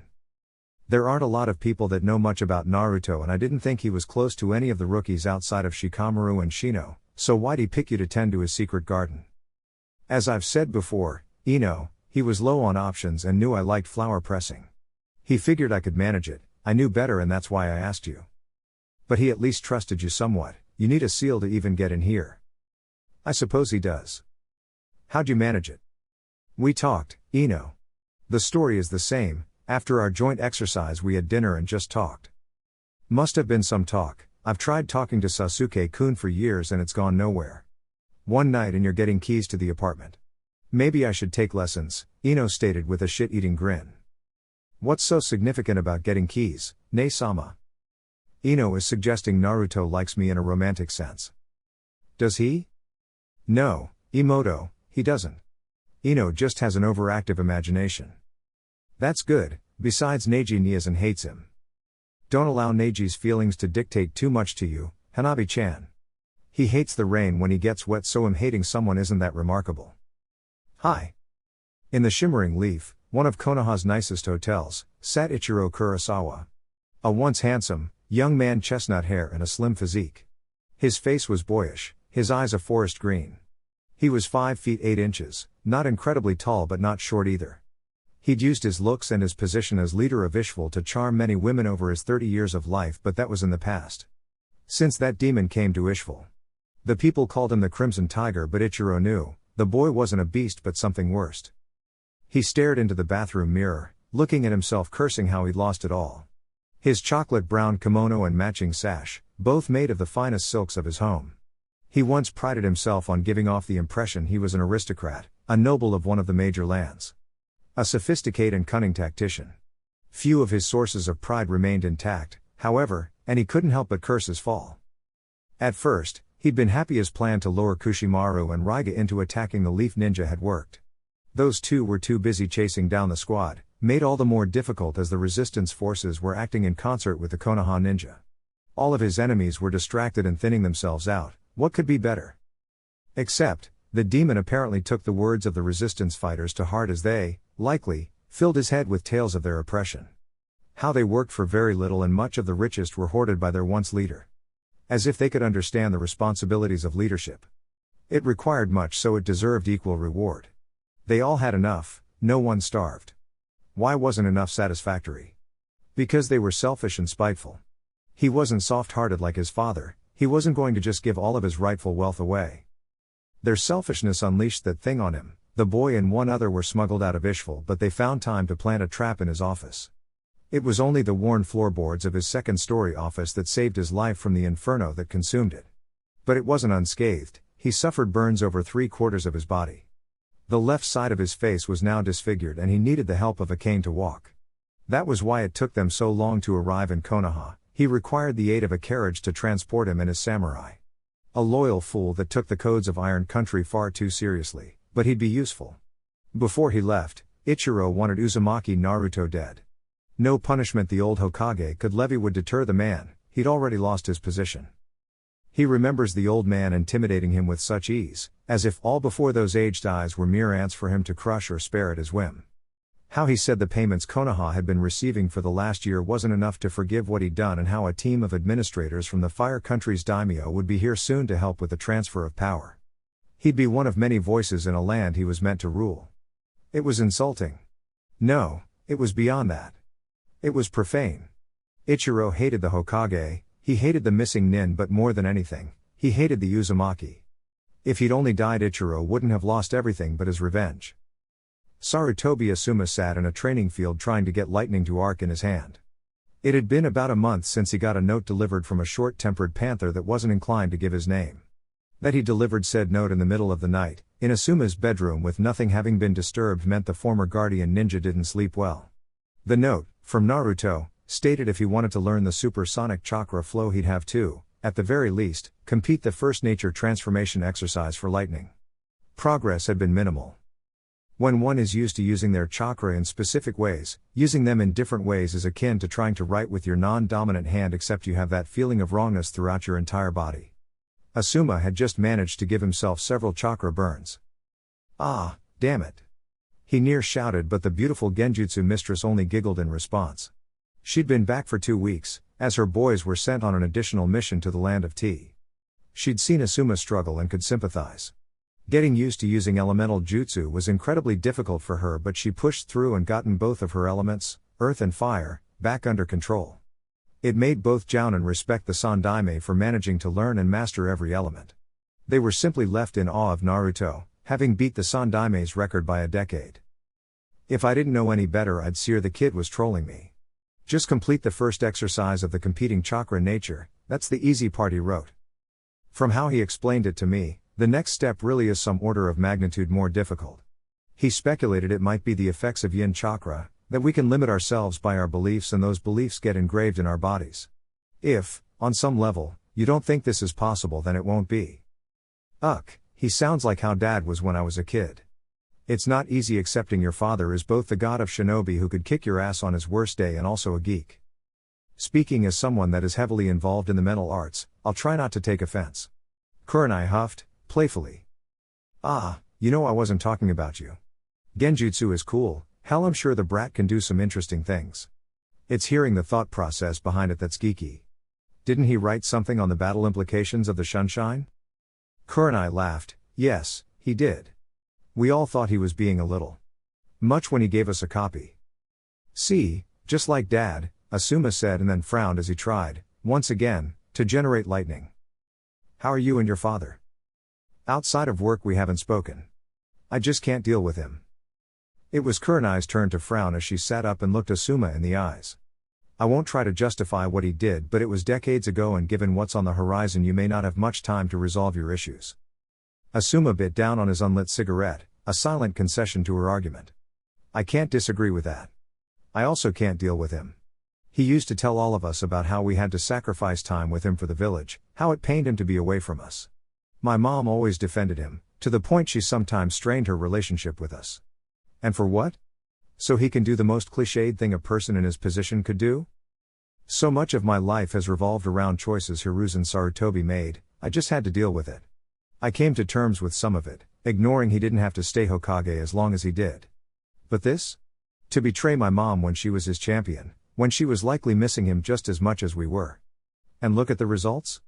Also he could feel like a big man? Then say that. I'm not saying forgive him, only don't leave things unsaid. I don't want you to regret it and have to carry it. If nothing else, at least you can avoid that. I can't make any promises. But let's change the topic. When are your brats due back? Sometime today, Kurenai said, sullenly. What's wrong? Sandaime-sama is going to finally inform Naruto of his responsibilities as a Jinchuriki during wartime. Shit. Yay. Also, the leader of Ishval, that mission that went so wrong for Naruto while he was a reservist, is still in the village, and I'm afraid Naruto may cut him down on sight. That would not be good for his profile. It wouldn't. Hopefully, after he meets with Sandaime-sama, he'll just return to Orochimaru's and avoid any trouble, Kurenai said, having zero faith in her luck. Naruto-san, you've been really quiet. Shino observed as the trio ate breakfast before starting their final push into Konoha. It wouldn't take long to arrive to the village as they'd kept an impressive pace before stopping the night before. As they ate, the Aburame and Nara noticed their teammates seemed lost in thought. It wasn't unusual, but the periods of silence often resulted in something novel, so Shino was curious what could be formulating in the redhead's mind. "Oh, sorry," he said, scratching the back of his head, "I was just thinking, when that Aoi bastard activated the Raijin no Ken, if he'd been in a dust cloud of coal he'd have blown himself up. I was wondering if I could create a jutsu to do so. Just think, a trap jutsu against Raiten users from the element that is weakest against it." The other two boys perked up at the thought. "If he had, we'd have lost a treasure of the village," Shikamaru started, pointing to the lightning sword clipped to Naruto's waist, and then followed up with, "What would be the complications?" Shikamaru asked. "Very few doton are performed by strictly internal manipulation. The chakra is generally directed toward the ground. But a dust cloud would be released from the mouth, I'd imagine. To try to do it from the ground would just seem too uncontrollable." Naruto started, "Another issue is getting the correct rock type and then into dust. Sounds troublesome. Potentially, I won't know until I start the process. Sometimes the manipulation is easier than you think it'll be. If it works, I likely won't keep it a clan technique, given our status with Kumo and the abundance of doton users. That would certainly endear you to many of the forces," Shino observed. "For some reason, I doubt it," Naruto replied, then started breaking down camp. His squadmates only frowned slightly in acknowledgement of his words, not liking that their upbeat teammate didn't have much faith in his comrades. 3 medics and a mad scientist sit around Orochimaru's rectangular kitchen table. After Naruto's query about the poison mist jutsu, Orochimaru thought it wise to enlist the help of Tsunade and Shizune. They'd likely take a different approach than either she or Kabuto would. It didn't take long for Tsunade to conclude the original jutsu was a necrotoxin, meant to cause rapid and expansive cellular death. The challenge was to adapt that to other types. It seemed all were energized by this new puzzle. Orochimaru had managed to create a myotoxin, one mimicking some of her summons. She could even control if it simply paralyzed or was eventually fatal. Tsunade and Shizune were able to create a neurotoxin variant. The meeting was to decide where else to take their project and who they'd teach, if any, these new techniques. While all the women were enthused with their progress, Kabuto quietly fumed that the inspiration for this was Naruto, someone he was convinced was in need of promote removal. He hated how his mistress wouldn't even consider using live subjects to test her new jutsu. She claimed it was not worth the risk as they were still being watched, but he suspected it was because her newest student wouldn't approve. As if his opinion mattered in the slightest. "Kabuto-kun, would you like to join us?" "Sorry, Orochimaru-sama," the former spy said, adjusting his glasses as he did, which did not go unnoticed. "As I was saying, these aren't like elemental ninjutsu. Having a high degree of scientific knowledge is necessary to properly form the jutsu. That really only leaves Iryo Nin to learn them. Anko would have sufficient knowledge, she deals with poisons and I trained her well in the sciences. Anko-san may be ideal. Unfortunately, from what Tsunade-sama and I have witnessed, we have a lot of medics but virtually no combat medics in the regular forces. I'd hesitate teaching a non-combatant these, and I can't estimate how long it'd take them to get back up to par," Shizune stated before taking a sip of tea from the floral-patterned cup. "Agreed," Tsunade said, annoyed. "We've got a new crop, from Chunin to Jinan, but they are still learning the basics, so B-rank jutsu that could harm them if not performed correctly. I just can't see it." "What about you?" she asked the snake Sanin. "Mine roughly mimic the venom of my summons, so having a close bond with the snakes would make it easier. I'll pass on a scroll to Anko as I doubt she'd welcome my presence. But as for your versions, Karen would be able to manage it. She's no Jinan, I assure you of that." "I'll consider it, it'd be nice to share something with my cousin clan." "So, what's next?" "Shape manipulation," Orochimaru said, and then laughed when all 3 medics hung their heads. It's a truism, but medics are complete and total crap at advanced shape manipulation. I'll get Naruto-kun to contribute if neither of you mind. Great, he'll have a six-headed poison bird flying around in no time. Kabuto muttered absent-mindedly. Causing Orochimaru to put eyes on him, Tsunade quirked her brow and Shizune frowned in response. Sounds like someone is jealous of your new student. What's wrong, brat, sensei not giving you enough personal attention, Tsunade teased. Kabuto would normally glare at someone that mocked him, but he liked having his head attached to his body, so he decided to play along. I'll admit, it is difficult not to feel inadequate around Naruto-kun. To be so gifted at such an age. Kukaku, fret not, Kabuto-kun. Your talents may lie elsewhere, but they are considerable. The foursome finished their meeting and the slug Sanin departed with her student. While she had placated him then, Orochimaru had no intention of doing so now that they were alone. We clearly need to talk, Kabuto-kun. About what, Orochimaru-sama? The question earned him the kusanagi to his throat.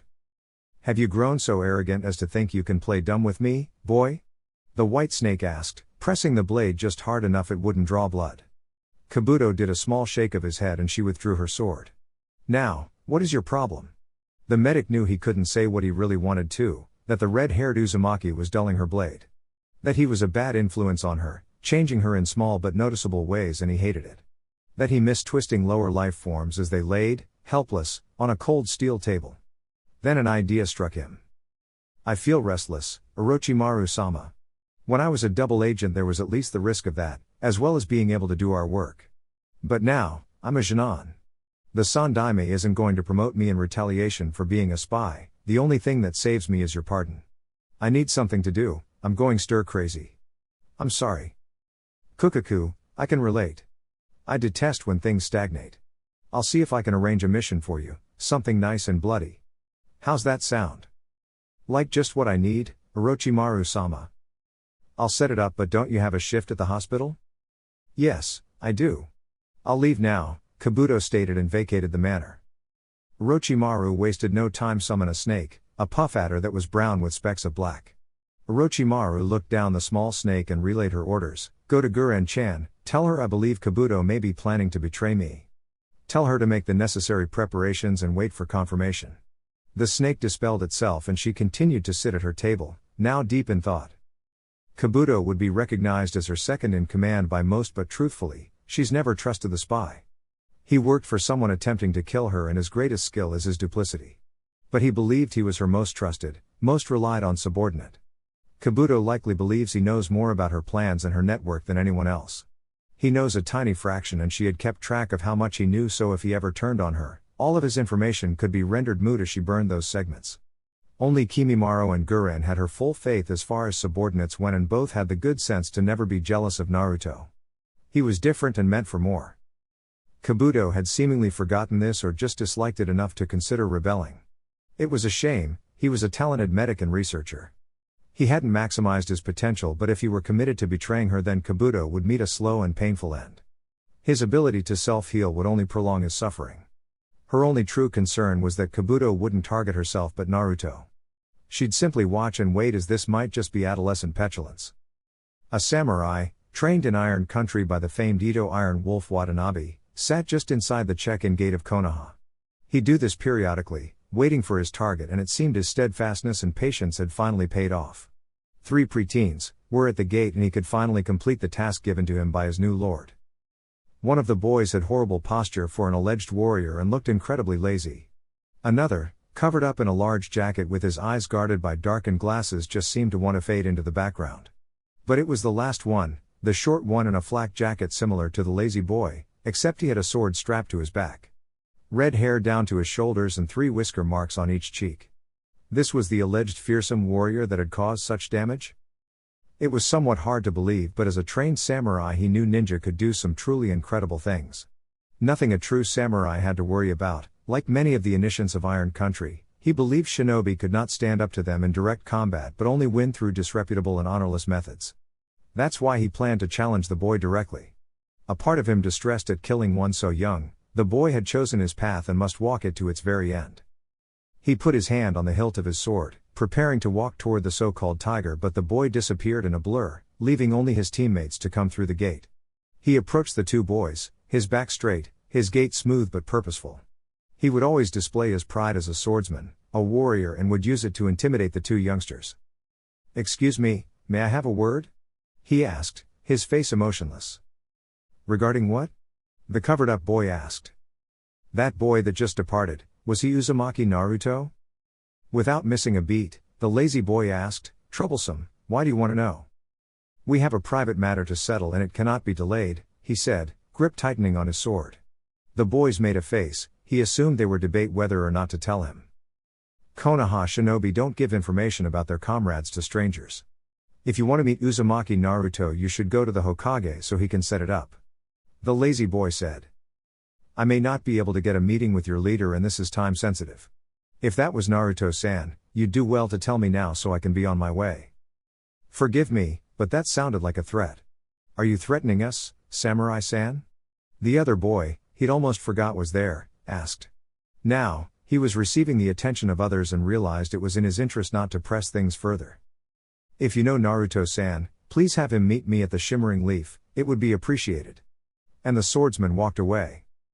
"He never did give us a name," Shino observed. "Troublesome, we better report this," Shikamaru said before a weasel-masked Anbu appeared before them. "It is already known, Nara-san. You may go about your day," he said dryly and shunshined away. "Troublesome. Shino, that's my line." Naruto entered the Hokage's office with an impassive face, the one he always adopted when dealing with the old man. He was surprised to see his advisors and Tsunade in attendance. It, he reasoned, explained why he was requested to report directly to the Hokage alone. He stepped forward and greeted the Hokage formally. The man didn't visibly react, but it still hurt that his bond with Naruto was gone. However, they had more important matters and it'd be another indictment on his foolishness. "Thank you for getting here so promptly, Naruto-kun. As you can surmise, I didn't call you here for a debriefing on a standard C rank. Instead, I am here to inform you of some important information." Naruto kept his impassive facade but internally wondered what could be so important to him specifically. The Hokage, after taking a moment, continued, "As you know, soon we will be in a state of war, officially. When that happens, you as a Jinchuriki will no longer be in the traditional chain of command. All hidden villages do this, we just don't let it be known who our Jinchuriki are. In fact, until it is declared the war has ended, you'd be under the direct command of the sitting Hokage. Your status, Naruto, would be equal to the Jounin and Anbu commanders," Homura added. "During the Third Shinobi War, your mother was not on the battlefield for long, instead she was in charge of domestic security. Her Fuinjutsu knowledge and talent with barriers made her ideal for keeping Konoha safe from any parties trying to attack us directly. Most of the shinobi forces that knew her were too afraid to contradict her and none questioned her status when Hiruzen gave the order," Koharu stated. "We haven't decided what your overall status would be, but I am leaning towards Chunin commander. You should start studying strategy and tactics in case. You should also keep in mind, there will be pushback but you'll have to find a way to navigate it." Hiruzen finished and the Uzumaki lost his face, feeling overwhelmed but more so angry. "If only I'd been a Chunin for longer than 5 minutes. How do you expect the largest section of the shinobi forces to listen to a 12-year-old that just got promoted?" Naruto asked, seethingly. "I know this isn't ideal, Naruto-kun, but it is what must be done. We'll be firming up our plans for the invasion and relaying it all to you soon. Now, if there isn't anything pressing you need to share, you are dismissed." Naruto unhooked something from his back and turned toward Tsunade, who'd been quiet this entire time as her voice was already hoarse with rage.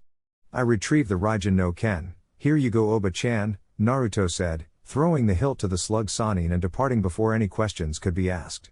He also missed the fond-smiled Tsunade, Koharu, and Homura had of the lost Senju treasure and reminder of their family and sensei respectively. It was short-lived. "He's not ready for this," Tsunade said, raspily. "He has no choice but to be. People are guaranteed to die, you're going to put the responsibility on him with no previous command experience? Once again, this is what is needed, Tsunade. Whatever scheme we go with, Kurenai won't be there. I can't run the risk of someone intentionally putting him in harm's way. And this will show the others that he isn't some monster but truly one of them. Conversely, Naruto will see he isn't as detested as he thinks he is. I know it's my fault I've allowed that impression to continue, but he'll see. Some are hesitant because he is so capable with minimal training from us and Orochimaru's interest, but I believe he'll sit in this chair one day. The path starts now." Your machinations of late have left a lot to be desired, but on this, I agree. Naruto thinks only a handful of people see him for who he is, some more simply tolerate him. That belief cannot continue. He needs to see that his comrades are not bigots or potential enemies. That he can depend on them and they will acknowledge his value. There aren't many ways to do that, this invasion offers an opportunity. Koharu supplied, surprising all in attendance. Then why not start preparing him sooner? Tsunade asked. He needed to increase his combat effectiveness to that of a respectable jounin. From the reports I've seen, he's reached that level and that's without the Kyuubi chakra. So, what, you think he's an S-class ninja? Tsunade asked sarcastically. No, don't be foolish. But I do believe, with adequate information and time to plan, he can kill one. The Iron Country trained samurai cursed missing his target. He returned to his lord, only to be admonished for not considering the boy was going to report to the Hokage. It made sense, so he left the hotel immediately, his destination the Hokage Tower. He never made it, having seen the Uzumaki out and about.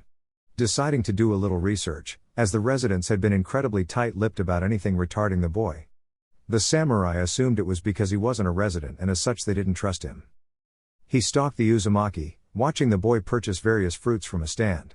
The interaction was stilted between the operator and the ninja, both appearing to tolerate each other and no more. He then watched as the boy entered a convenience store and exited with bottles of water, storing them in a scroll, along with the fruit before darting off. It was difficult to keep up without alerting the younger male, but the samurai managed it. He followed the Uzumaki onto a field, a likely training area that was inhabited by a copy of the redhead and 3 children. The children, 2 boys and a girl, were shins deep in a small pond going through hand-to-hand forms while the copy of the Uzumaki looked on. The one he'd followed handed the other the scroll and then disappeared in a puff of smoke. The samurai hide behind a tree and watch the kids train, and complain about the exercise. Boss, why do we have to do this? Konohamaru asked. It'll increase your speed and has none of the drawbacks of weights or resistance seals. This is how I trained when I was your age and I certainly didn't have anyone around to make me a freaking pond, ya ingrates. That was cool, but my sandals are wet and it feels weird. Moigi chimed it. No one told you to wear your sandals. Naruto shot back. But I didn't want muddy feet. I made the bottom stone. That was meet with a round of O's from the academy students. Soon the children switched to weapons training before the Uzumaki called the training session to a close and gave them the fruit and water. The samurai watched as the alleged demon chatted and joked with the kids before sending them on their way. The Uzumaki then whistled a tune before speaking. You can come out now. That shocked the samurai. He thought he'd gone undetected, but it was clear he was wrong. He walked purposefully, his navy blue kosode and matching hakama swaying in the wind. His katana strapped to his side, held in place by a white obi. The sword itself, very basic with a black cord wrapping, a standard tsuba and a black scabbard. He stopped just 3 meters shy of his target. Perfect distance for a speedy blade draw. 1 cut, 1 kill and it'd all be over. I am here on behalf of my lord, Kurosawa Ichiro-sama, he started and saw a flash of rage appear in the boy's eyes, the blue seeming colder now. He's alive? And he sent you here all the way from Ishval, told you to infiltrate a shinobi village with the goal of assassinating one of its ninja? He asked in disbelief.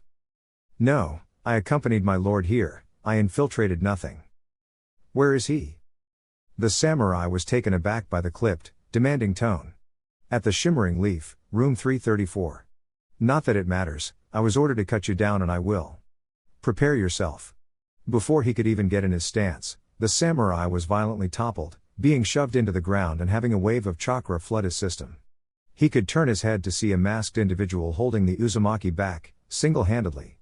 The Uzumaki, having had his blade drawn and in a perfect position to stab him in the neck, had he not been saved. The Uzumaki was pushed back and made no attempt to attack again. The masked man buried his knee into the samurai, causing the man to grunt in discomfort. What you did is not only illegal but very foolish, samurai-san. Please don't think I saved you, as where you're going will be much worse than the swift death you were about to receive. How? He placed you under an illusion before you ever said a word to him. When I whistled. Courtesy of a fellow clansperson. Though it wouldn't have fooled a shinobi, Naruto-kun. It needs more work. Everybody's a critic. Well, what do we do now? You dispel and let the original know Ichiro-san is being guarded so you won't be able to reach him. We'll see. The shadow clone said before dissolving into a cloud of smoke. I wasn't even facing the real one? The Anbu agent didn't respond, only tying up the swordsman and preparing him for transport to TNI. The real Naruto received the information, but it almost didn't register, as he was awash in painful feelings and memories. Kyo taking the brunt of the explosion on the bridge, being dead before he hit the water. Riku, buried to her neck, her face a vision of pain and sorrow as Raiga gloated over her corpse. Her death hurting all the more because it was Naruto's suggestion they split up for the day. Yagami barely having enough strength to drag them onto the small ship, often delirious before he made it to Tsunade and Shizune. The last he remembered of the man was a brief smile and a thanks. He slipped away while Naruto was blackouted. There was virtually no one Naruto hated. He'd been able to come to terms with his ostracization, thanks to Bagheera, and while he disliked the villagers, he didn't hate them and left himself open to change if they did. He hated the old man, but that stemmed from his great sense of disappointment, betrayal, and the still nagging desire to be truly acknowledged by the one he once considered family. But Kurosawa Ichiro was a monster. He had enough and wanted more because having more than all those around him made him feel superior. He was a beast in fancy clothes. A cruel, vain, stupid fuck-up that got dozens of people killed. Naruto knew it was a high percentage of luck that allowed him to survive Ishval, and it had taken him months to deal with the guilt of being the only one to return. One source of solace having been the, assumed, death of the bastard that started it all, but he wasn't dead. And for all Naruto knew, he went on to become even worse. That thought made him push himself even harder as he ran across the rooftops in blinding speed. He didn't stop until he was a few buildings away from the hotel. It'd do him no good to just charge in, especially if the man was guarded. He stopped, taking calming breaths. His emotions were all over the place, and that'd leave him open to a mistake. He'd beaten or held off superior opponents because they were sloppy and overconfident. He could never let that be him. He looked around and couldn't pin where the protection detail may be, at least on the exterior of the building. A use of shadow clones and henges could possibly get him close, but if only if he got in undetected. Tiring of the internal debate, Naruto selected his plan and was about to make his way to the hotel lobby until he felt the disturbance of an incoming shunshine and then a hand on his shoulder. The person that stopped him had a bandana Hitai 8, a jounin vest and a senbon in his mouth. Genma Shiranui, one of the members of his father's protection detail. One trusted enough to learn a modified version of the Hiraishin. Naruto met the special jounin's eyes, awaiting for him to speak first. Genma, however, was slightly taken aback. He'd seen those eyes before. After Obito, after Rin. The look of determination, and the promise of a reckoning. Genma hoped the kid didn't have his mother's temper and could be reasoned with.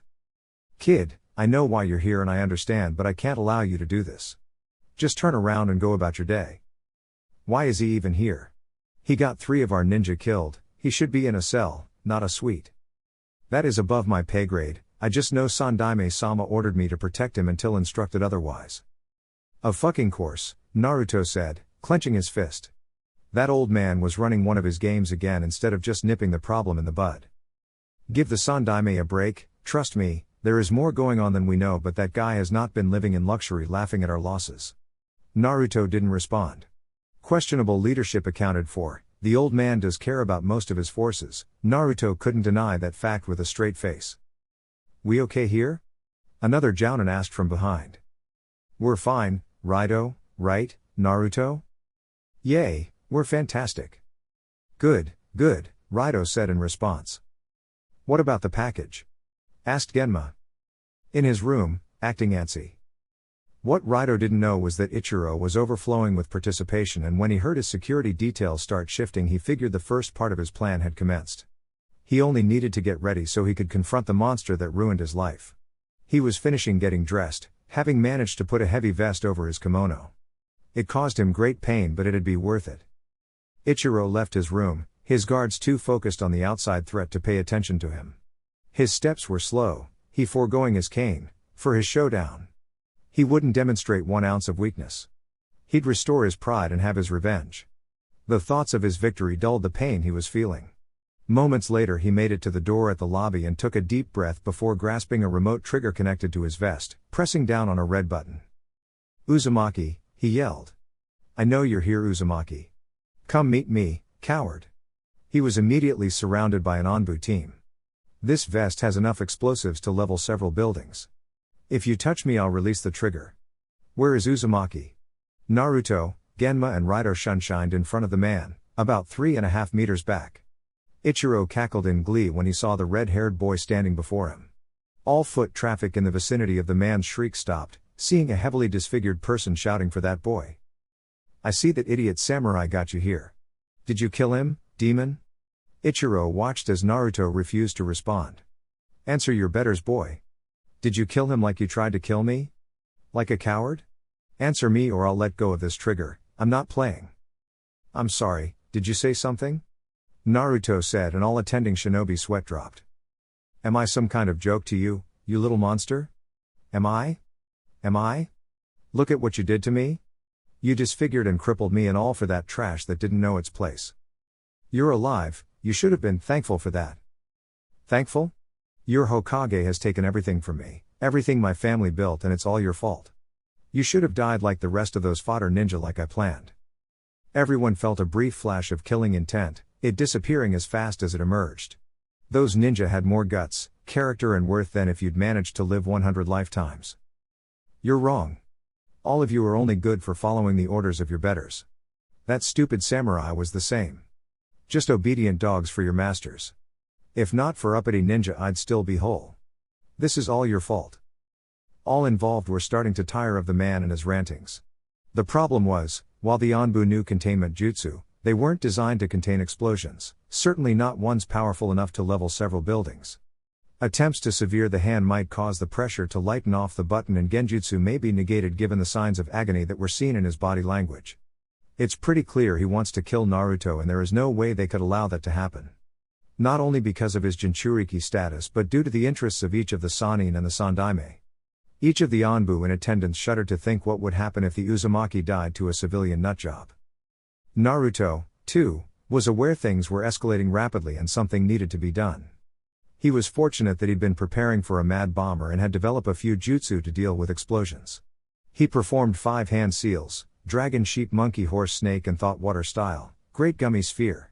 The sphere of multi-textured liquid rapidly approached Ichiro and engulfed him before he could move. The Anbu had managed to get out of the way. He was shocked to be suspended in a gel-like prison, and while he could move somewhat he couldn't exit out of the construct. He stared at the Uzumaki, shocked and irate. He couldn't believe his guaranteed victory was slipping away from him. He took a look at his cage, it had roughly a 6-meter diameter. He was confident it couldn't quell the explosion, and he'd likely take some of the villagers with him. Even if the Uzumaki got away he'd be blamed for it. Without a second thought he released the button and died at the epicenter of the blast. If he could have somehow seen his attempt he'd have shrieked in displeasure, as the gel did contain the blast and the lack of sufficient oxygen for a fire to ignite. The Anbu had taken precautions and created mud walls when they witnessed the man release the trigger, and while they budged, they were not breached. More squads of Anbu showed up with the Sandaime and Tsunade in tow. As the Black Ops got the villagers under control, the Sandaime decided to question the special jounin on the scene. "Genma, Raito, what happened?" "A 5-foot loon with a death wish, sir." Genma snarked but saw it was not received well by the aged Hokage. Ichiro-san had an alleged massive bomb with a remote trigger, a dead man switch at that, and he threatened to use it here. "Why?" "Chunin Uzumaki arrived and our shifting to confront him must have alerted Ichiro. He then made his way out here and, boom. Why was Naruto-kun even here? How did he know to come here?" "The samurai following Ichiro-san. Apparently, he was given orders to attack Uzumaki-san. His attack was thwarted by an agent on the scene, but the Naruto he stopped was a shadow clone. He alerted us that Uzumaki-san was headed straight here, Hokage-sama," replied Kat.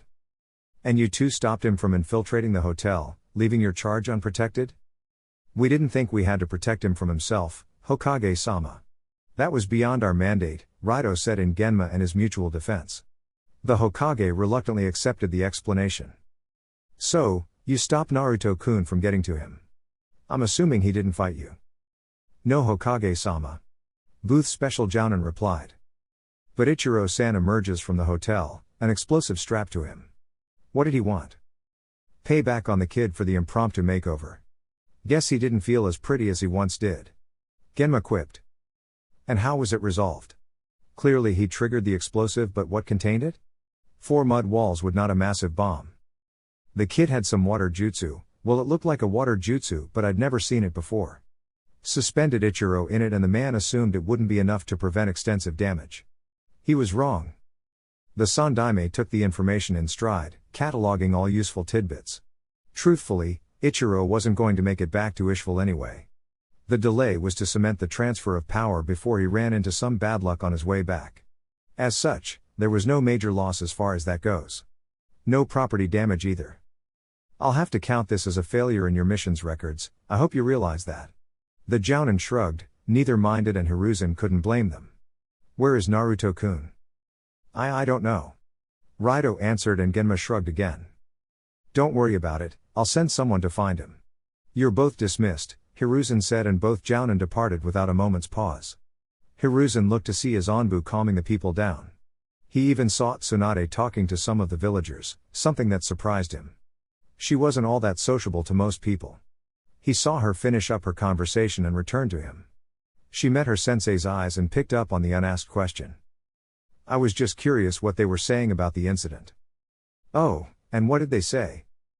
That some mentally disturbed person essentially tried to hold them all hostage but was stopped by Naruto. Some even wondered if that's how they sounded, paranoid and cowardly, for being so scared of a 12-year-old. That's good. That's a biased sample. No one who thought poorly of Naruto was going to say it to me unless they wanted to swallow their teeth. Good point, Tsunade-chan. Let's return to my office, paywork awaits. Oh joy, she said sarcastically, but followed nonetheless. As the day turned into the night, the uproar of near bombing had turned into quiet rumor-mongering. Those brave souls in attendance with the power of hindsight and liquid courage spoke about their harrowing encounter. Naruto Uzumaki was on the lips of many, but the heir of the Uzumaki clan was none the wiser as he sat in his retreat, Megila sleeping peacefully in his lap. He was left with his thoughts and her soft snores as he stroked her back gently. A presence made itself known as she entered his rooftop garden, but she remained quiet, taking a seat next to Naruto. She looked around at his collection of plants, impressed at the diversity and the overall health. It was calming, peaceful in a way not much in their world was, and she understood why he'd come here to be alone.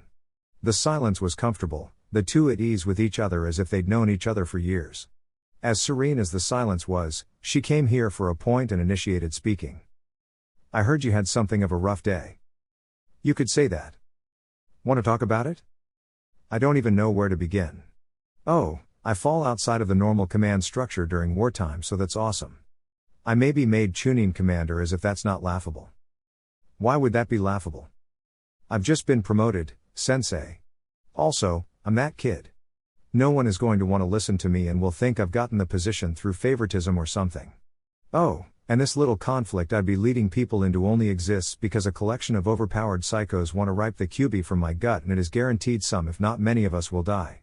And if that wasn't enough, that gutless tyrant had been alive this entire time and could have done God knows what in retaliation for me trying to kill him. You got that all out of your system? Kurenai asked. I'm not throwing a temper tantrum, it's all true. No, you perceive it as true. Sometimes I forget you're still 12. Only for a few more months. Naruto muttered, but Kurenai ignored him. I'll concede, you being put in a leadership position given all that has happened isn't ideal, and it is something the Sandaime should have considered while holding you back. No one wants war, but there have been tensions between the 5 great villages since the end of the last war. But this is partially for your protection. He can't have you assigned to a foolish risk. It isn't pleasant to think about, but your value is greater than almost any other single shinobi because you protect us all. As far as the prejudice of the shinobi corps, it isn't as widespread as you think it is, at least not anymore. There was a time many of us were cautious or afraid. Some have experienced the power of a Jinchuriki, many have felt the power of the QB, so leaving the control and containment to a child was not easy to accept. But eventually the fear passed and shame was left. You hadn't done anything, but many avoided you anyway, even knowing you provide a vital service, and some continued to avoid you out of that shame. Those who didn't could see you were a very sweet boy that was dealt a bad hand. You may never get a collective apology for how we treated or allowed you to be treated, but many have long come to see you as your own person and our comrade. The Akatsuki goals are of their own choosing and they are a threat. To say you're somehow responsible is stupid and you know better, so I won't waste any more time on it. And as for this Ichiro person, I know you hate him. Even with him dead you still likely hate him, but you need to let it go. I can't. Why not? Because he made the lives of his people worse for no other reason than it benefited him. He had the power to change things and he didn't, he just watched them suffer and did nothing. People like that, I hate. Must have felt good to strike out at him in Ishval, huh? I guess. And today, you foiled his plans and watched as his scheme was his undoing. That was nice, right? Not really, Naruto said, shaking his head. Oh? Why do you think that is? Because revenge is empty and doesn't change anything. Maybe. I've seen people lose themselves to revenge and I've seen others get it and it helped resolve their issues. If it isn't an obsession, a little revenge is fine, I think. But you didn't get revenge. So then why did it feel empty? Naruto asked, looking at the red-eyed woman. I think you could slay every person like this Ichiro person in the elemental nations and it wouldn't matter. Why? Because the person you're really angry at, the one you really want to hurt is the Sandaime. You see his worst qualities in people like Ichiro. Those who use their power solely for their benefit and watch their subordinates suffer. Like he did with you. I think there is a part of you so angry at him that if you hadn't suppressed it you'd be blinded with rage and hurt. But people like him, when out of missions, you can stop them. You aren't powerless nor are you subjected to their rule. I already know I hate the old man. Yes, but you always sound divorced from it. You know the emotion is there but you've walled it off. That's not good, Naruto. It means you can never really get past everything, you'll only think you have until something taps into that latent hatred. Naruto chuckles. Orochimaru Shisho asked me if I could forgive him the night before we left. What did you say? That I didn't know, if things had been different then maybe. I guess I was lying. No, it just means you're as complex as everyone else. I'll tell you like I told Asuma, you don't need to forgive the Sandaime to resolve things with him, but as long as you carry around that hatred and that hurt it'll be an invisible weight on you. I'm not sure I know how to resolve things with him. I've gotten all I need from him. Really? Kurenai asked, voice laced with skepticism. Because I believe if you think really, really hard there is one question at the center of this, one answer you need you don't have. The Genjutsu mistress finished and then departed, after ruffling Naruto's hair. The Uzumaki would spend the rest of the night in his garden, thinking about his sensei's words and so much else. Chapter 10, Germain's Interlude Volume 1. Raza looked at his children, they were set to leave for Konoha today. The invasion of Ame would begin a week after their and the other Suna forces' arrival. He watched them with a mixture of pride, worry and regret. All three had matured after the Chunin exams, and he'd seen fit to promote each. Tamari worked on her over-reliance on her war fan, Kankuro got better at operating multiple puppets. Gaara had demonstrated the largest change. No longer was he lost to his own madness, an infliction borne by Raza's choices, the Kazekage lamented. He trained harder, working on his endurance and taijutsu. His sand techniques improved and he had even started making amends to the villagers. It was not easy to send them to a war zone. He was their leader and truly hadn't treated them as his children, but he had a father's worry all the same. His children needed to be strong, Suna needed to be strong. Everyone needed him to be stronger still. Strong enough to be near heartless to his children, sacrifice his wife and keep Suna afloat with no support from the daimyo. He'd done it for so long, the cold veneer eventually just became what he was. No one liked him and it was arguable no one truly respected Raza the man. They endured Raza the Kazekage because they had no choice, because no one could lead Suna as he had. He wanted to bridge that gap. He wanted to be a family again, to embrace his children as a father should. They managed to grow closer to each other and he hoped they had space for him. But he may never see them again, there was no guarantee they'd return or that the invasion would be successful. So, why could he only give commands and tell them to do Suna proud? Why couldn't he tell them he was proud and loved them dearly? That he was a cold man because he believed it to be the only way to accomplish anything, to keep his village viable? The loss of his wife, by his own design, only exacerbated his embrace of a facade. Because the guise of the Kazekage had been the only way he'd known how to act for so long and it couldn't change in a day, on a whim. The trio left, none referring to him as father but as Kazekage-sama. Perfectly respectful and accurate. That's what he'd been to them and they may depart from the world thinking he only saw them as weapons and tools, as reflections on Suna's might and potential. The children of a monster, an unfeeling man that would do anything for power. In the quietest parts of his mind he'd admit his jealousy for Minato Namikaze. He'd ask, why was he so beloved? Didn't he sacrifice his child? Didn't he do all he could to keep Konoha strong? Were they really so different? To Raza's mind, they weren't. And yet, Minato was respected in every nation, every hidden village. Iwa hated him, feared him, but respected him. Raza was just a wielder of a second-tier Kekkei Genkai and leader of the weakest of the Big Five, only Kiri's civil war changing the designation. So many burdens, so many decisions. But Suna was recovering, they were gaining their strength and pride back. Just a few more years and everything would be worth it. A few more years. Orochimaru led Naruto to a secret lagoon Tsunade and she would visit when they were younger. She relished the opportunity to indulge in a brief respite. One of her major plans had recently come together. Naruto also needed it.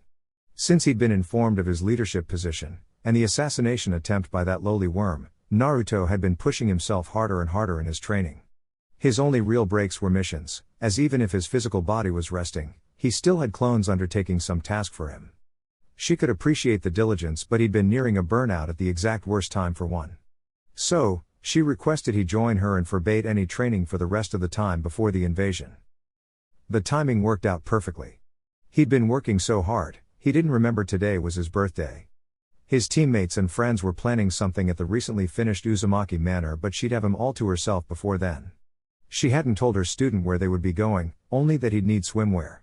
As they made the final leg of their trip, she found it adorable how he tried not to stare, her sheer purple kimono with red accents stopping at the middle of her thigh and showing her curves. Such a gentleman, she'd have to rid him of that once he was older. They came upon the lagoon and Naruto had to admit it was picturesque, clear water shaded by tall trees. It was quiet and peaceful. He understood why Tsunade and Orochimaru Shisho would want to keep it a secret. That, and their other teammate was a self-described super pervert. Speaking of, Naruto tried his best not to perv on Orochimaru as she rid herself of her kimono to show the black and purple two-piece bikini she was wearing. He prayed his hormones wouldn't betray him in the immediate future. Naruto heard a splash, signaling Orochimaru had entered the water. He removed his blue shirt and sandals, leaving only his orange swim trunks. As he prepared to get into the water, he noticed there was no signs of the burns he endured when fighting Deidara. The Mad Bomber and Sasori of the Red Sands attacked his and Team 7 as they were returning from their mission in the Land of Snow. It was Kakashi's keen senses that allowed them to avoid the initial ambush, but they couldn't escape the fight. Both teams of Konoha Nin were able to avoid the initial blast, thanks to Kakashi.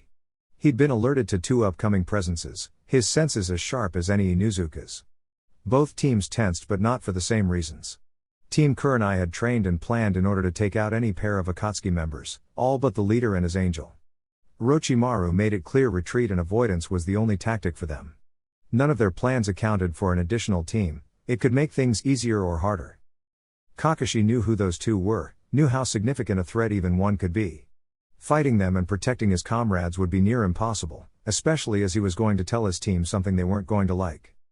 Team, you need to stay back, these two are beyond you.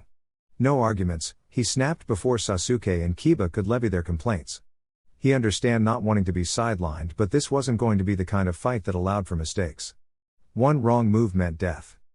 You ruined my art, Deidara said from the sky, riding a clay owl. No need for all the talk, let's just grab the fox and go, Sasori said having arrived on the clearing. They'd chosen well, no trees or cover anywhere near. Two long-distance fighters, one with aerial superiority. Kakashi immediately uncovered his Sharingan as Naruto created 20 shadow clones. 10 of the clones, along with the original and Shikamaru, dashed toward Sasori, leaving the rest with Kurenai, Shino, and Kakashi. Rasengan, one of the clones, roared as it pounced on Sasori. It hit the puppeteer's shell but was taken out by its tail at the same time. Now the real Sasori was revealed. Naruto thought the man-turned-puppet looked smug as he retrieved a storage scroll and unsealed a new puppet. The Sandaime Kazekage, just as Orochimaru said he'd go for. She fought with and against Sasori and said the man had a pattern of escalation. Because of that, there was opportunity for weaker but forewarned combatants to take him out if they planned well and kept sharp. The puppet charged toward Naruto and Shikamaru at great speed, but the Uzumaki met its charge with one of his own, blade drawn. He blocked the poison blade of the Kazekage puppet and performed a replacement with a clone when Sasori unleashed the dozens of hands sealed within the Kazekage's arm. The arms continued toward the real Naruto, but several of the shadow clones were ready. Wind style, crescent blade barrage. The Fuuten Jutsu performed by expelling sharp wind blades from the mouth in successive fashion. They tore through the wooden hands and Naruto saw Sasori start to get annoyed as he pulled the Kazekage back. The puppet then shot forward the iron sand the Kazekage was known for. That was the signal, both Naruto and Shikamaru knew. Two shadow clones performed two distinct jutsu, one water style, torrent blast, a Suten jutsu that forms and compresses water chakra in the stomach before expelling it with enough force to break bone and render one unconscious. The second performed lightning style, focused bolt a Raiten jutsu that concentrates the chakra at the tips of the index finger before emitting a thin, concentrated burst of lightning toward a target. The two jutsu combined and hit the oncoming iron sand, momentarily disrupting Sasuke's magnetic control. The real Naruto was busy preparing his own jutsu. He could have gone with several alternatives, but this just had the dual purposes of destroying the puppet and distracting Sasuke. Lava style, burning geyser. Molten rock shot up beneath the Kazekage puppet, the intense heat destroying it. Just for the briefest of moments Sasuke displayed his shock.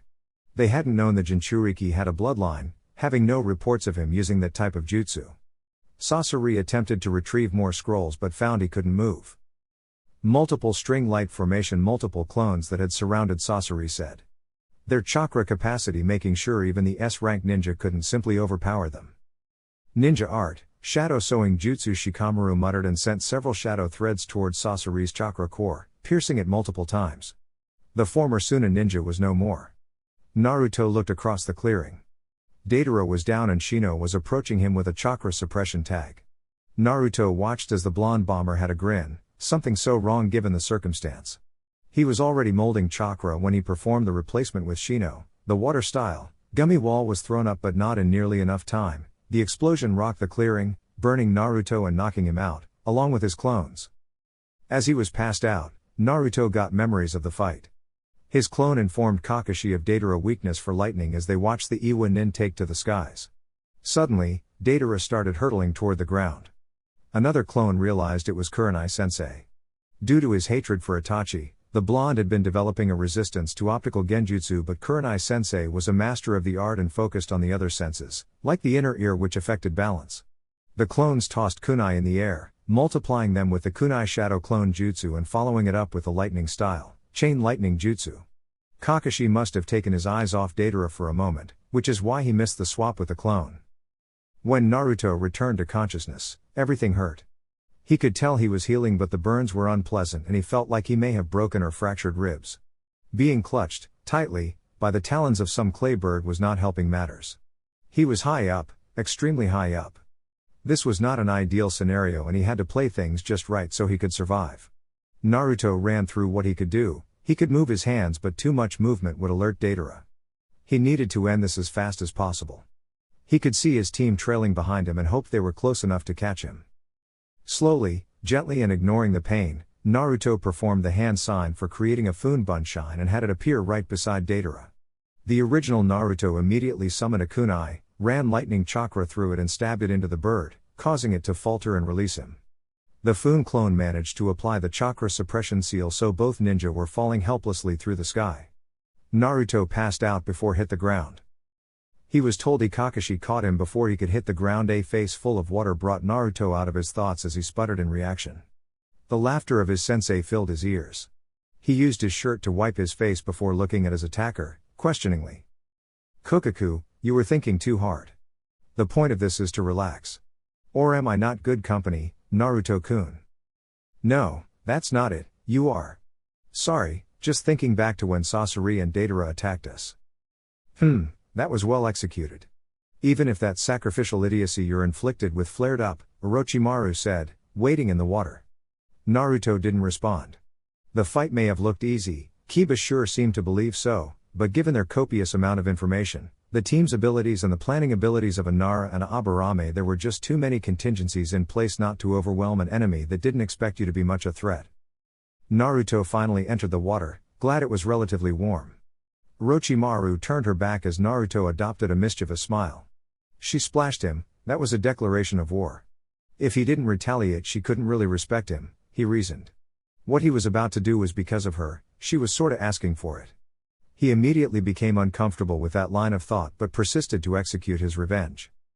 Naruto cupped his hands together, leaving a narrow space between. Channeling some Suten chakra into his hands, he forced a low-powered and tiny stream of chakra through the opening, dousing the back of Orochimaru's head. She swiftly turned to her apprentice and saw him whistling while looking everywhere but at her. She smiled. So, You want to challenge the snake Sanin? She spoke with false menace. I'm sorry, what do you mean, Shisho? Naruto hamming up his innocent act, but a smile kept appearing on his face, a sign of his guilt. Oh, my apprentice has grown arrogant. Do you think you're the only one to master all 5 nature types? Of course not, Orochimaru-sama. I just did it before adolescence is all, he said innocently, but a hint of smugness laced his words. He had to swim out of the way of oncoming water wave. And several more after that. Kukaku, is retreating all you can do? I thought you had more fight than that. How disappointed Orochimaru was interrupted as she felt pulled underwater. Once submerged, she saw it was a localized whirlpool that drug her under. It dissipated and she was free to move once more. Orochimaru cut through the water at impossible speeds, startling Naruto. She almost got him, attempting to grab him underwater, but Naruto used his chakra to submerge him further and then created more distance from his mentor. Undaunted, Orochimaru continued her chase, Naruto managing to narrowly avoid her several times. However, eventually his luck ran out and he was in the snake Sanin's embrace. Nowhere to run, she whispered in his ear, sending a thrill to his core. Can we talk about this? About you attacking your dear teacher from behind? I was framed. We're alone. That's what they want you to think. Oh, really? And who is this they? Orochimaru didn't get a verbal response, instead she felt Naruto grab onto her and go underwater once again. She didn't know what to make of her student's newfound assertiveness until she saw a most displeasing vision, Conan, hovering above them, and if she were here it was more than likely Pain was here as well. This wasn't good. She watched as Naruto made dozens of clones and each began weaving hand signs. Water style, water lance was the jutsu being performed and several pressurized jets of water launched into the sky, but Ame's angel avoiding them deftly. That was not unexpected as the clones continued to weave hand signs, those jets became inky black clouds that rained oil on the paper ninjutsu user. Water style, Onyx Rain. The manipulation is similar to the Nidame's water style, Bite of the explosive water dragon, in that requires a secondary manipulation of a pre-existing Suten jutsu. One Naruto emerges from the water, his hands forming the tiger seal, and then waves of fire spew from his mouth. Fire style, Sea of Flames requires the user to store air in his cheeks and expel the chakra from there so it is possible to inhale and continue the process. As the flow can be slightly uneven, it gives the look of waves. Unexpectedly, a chubby orange-haired ninja with piercings throughout his face stood in front of the fire jutsu and absorbed it. The well-fed nin was taken off guard when the Kusanagi emerged from underwater, even piercing the Naruto in front of him before going through his head. The body collapsed and the clone dispelled into a cloud of smoke. Conan was now on the shore, her paper jutsu ineffective with her covered in oil, at least for the time being. 5 more bodies now appear on the water. Naruto Uzumaki, come with me and I may spare the traitor. The one with spiky orange hair said. The response was a numerous amount of tentacles attempting to entrap each of the ninja present. They all took to the air to avoid them, leaving them vulnerable. Several hidden shadow snakes break through the water's barrier and wrap around the multi-faced shinobi, intending to pull him down. Instead, the snakes are severed by his bladed tail and the remaining bodies are grasped by his hands. He gave a powerful pull and Orochimaru was now on the surface. As the Asura path pulled Orochimaru up, the long-haired human path was closing the distance, intent on taking the soul of the snake summoner. It arrived before she could react, hand around her throat, but when the ninjendo technique was activated, Orochimaru turned into mud. The human path didn't have time to consider its folly as its feet were encased in ice and a kunai with an exploding tag appeared in front of it, going off without leaving it any chance of escape. 2 bodies were down and while not angered, Pain was not amused. Both Orochimaru and Naruto were running out of air, they'd have to go to the surface soon. They were outnumbered and Orochimaru was quickly putting together these bodies may have some shared abilities given the Rinnegan each wielded. She had little in the way of information, outside of Pain being able to repel anything that came near him. It wasn't good, but she could turn things around, she had 2. The Deva path watched as 2 olive-green snakes, of impressive size, came from below. One headed toward the animal path, another toward the Asura path. Almighty pushed the path spoke and the large summons were forced back, hitting several trees before dispelling. Running out of air and options, Orochimaru and Naruto came to the surface, each behind one of the paths, swords drawn. She chose the animal path, Naruto chose the Asura path. The Asura path's tail pierced Naruto before his sword could make contact, which resulted in smoke, the animal path deflecting the Kusanagi but not able to avoid the follow-up strike, decapitating it. Every Naruto left underwater came to the surface and began attacking. Most of the remaining clones were dispelled by the Uzura Path's projectiles and multi-arm attacks. The real Naruto tried to cut the Deva Path, even managing to cleave into the chakra rod the path generated, but he was too slow to avoid the next one, as he took a stab to his right leg before being kicked in his midsection, flying away due to the force.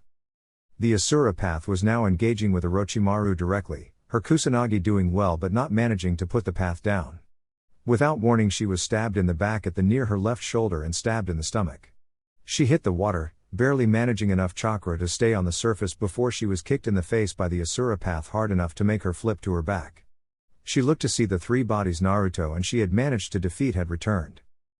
Naruto saw one of the paths collecting the bodies and then throwing them into a thing before they returned fully healed.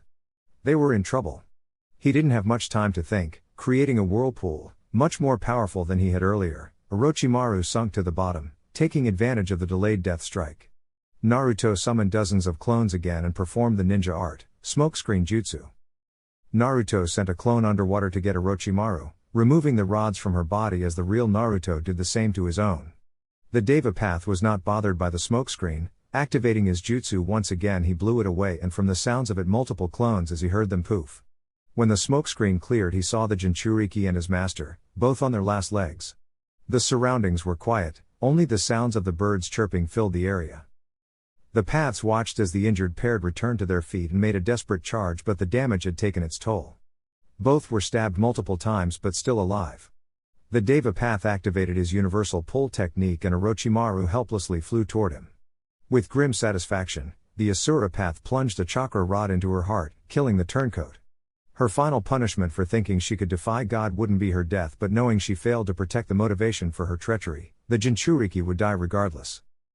The disruption from the rod caused a shift in reality and all the paths saw it wasn't Orochimaru they killed but the Naraka Path. They all performed the Genjutsu dispel technique but felt it try to be cast again. It was confusing, nothing was around to cast it. Nothing but almighty push. The Deva Path yelled and expended a good deal of chakra to focus his attack. Soon he heard numerous puffs but the end of the birds chirping. It was an auditory genjutsu and given the amount of clones, the paths reasoned it likely came from the Uzumaki. They had no information on him wielding any genjutsu of note and the lapse in intel had come with a cost. The rest of the paths were fed up, mimicking the real Nagato's emotional state. He saw Conan return, free of the oil and ready to fight once more, but he instructed the paper clone to dispel. He wanted to do this, for their blasphemous actions had arisen his ire. Deep in the forest, sat Orochimaru and Naruto. She'd healed given her special replacement technique and Naruto was almost back to full capacity due to the Kyuubi's chakra. Naruto got confirmation his genjutsu had been disabled and pain would be coming for them soon. The genjutsu, what he called genjutsu, Chidori, was him thumbing his nose at Kakashi, who claimed only a Sharingan wielder could perform his Chidori when Naruto offered a jutsu trade. He was thankful Kurenai-sensei had increased the team's genjutsu training, including how to layer illusions and how to attack multiple senses. He welcomed the development as it was helping end his blush. Orochimaru had come out of her replacement technique completely naked and hadn't seemed fully aware of it until it was pointed out. The Sannin made a mental note to include some seduction training so he wouldn't fall apart at the sight of a naked woman. Shisho, they ended my genjutsu.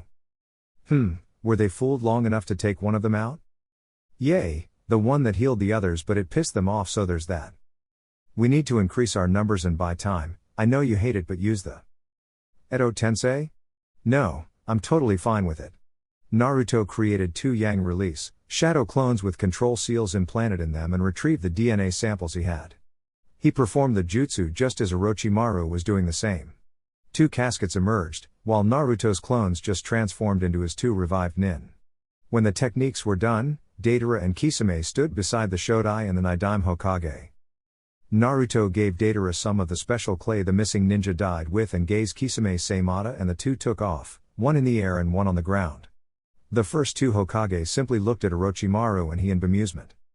You should have never created that jutsu, brother. I shouldn't have done a lot of things, but it's too late to change that. You, Uzumaki, why am I here?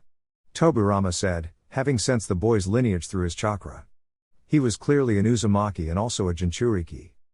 Okay, quick rundown, there is this organization hunting down Jinchuriki like myself. Side note, we're all pretty much treated like total shit, so thanks for that, Hashirama-sama. Anyway, the leader attacked my Shisho and I and is extremely powerful. He holds the Rinnegan, the eyes of the Sage of Six Paths, but appears to have separated his abilities into 6 different bodies. Each body has an ability, one can create advanced weaponry, another has control over attractive and repellent forces. One can absorb chakra and renders ninjutsu useless. We don't know about the other 2. Orochimaru added and then gave the physical descriptions for the ones they had information on. "Let's go, brother," Tobirama said, which surprised Hashirama. "And why would I do that?" "Open your senses, clearly the boy is Mito's successor and we are near Konoha. Who is to say this man won't target the village? Besides, the strapling is injured and can't fight as he is." Although he knew how serious this was, his life was on a line, Naruto wanted to justify his injury to his idol but realized this wasn't the time. "Fine, brother." As soon as he answered, the forest shook with the sounds of high-yield explosives. That caused the Senju brothers to depart immediately. Both Orochimaru and Naruto stayed where they were, their choosing to take the break the Edo Tensei allowed them. The snake Sanin's mind fast at work for a counter-strategy, and every moment she could have to plan the better.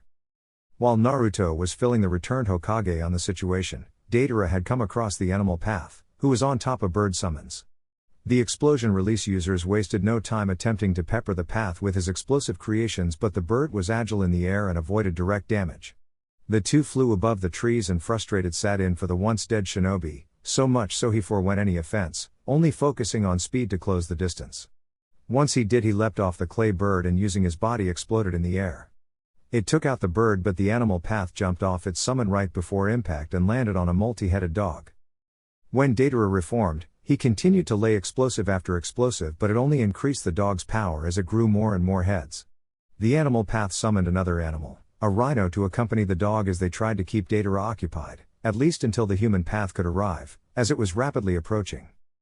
The animals were dealing damage while the dog absorbed all of Deidara's offense, much to his annoyance. The bomb enthusiast started to flood the area with his C4 explosives and watched as not even the dog summons could handle it. The animal path, too, had succumbed, but the area of effect was limited and the human path had not been infected and managed to remove the Edo's soul before it could explode again. However, the path did not avoid the wood spike that pierced its head. The Deva path looked as the Asura path lay headless. The Saimata interrupted the chakra receivers long enough for Kisame to cleave its head off.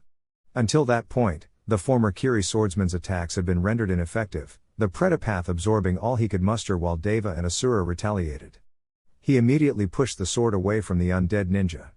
Kisame started weaving hand signs again for another Suten Jutsu, his water shark bomb, and just like times previous it was absorbed, but Preta was kicked back by the Shodai Hokage.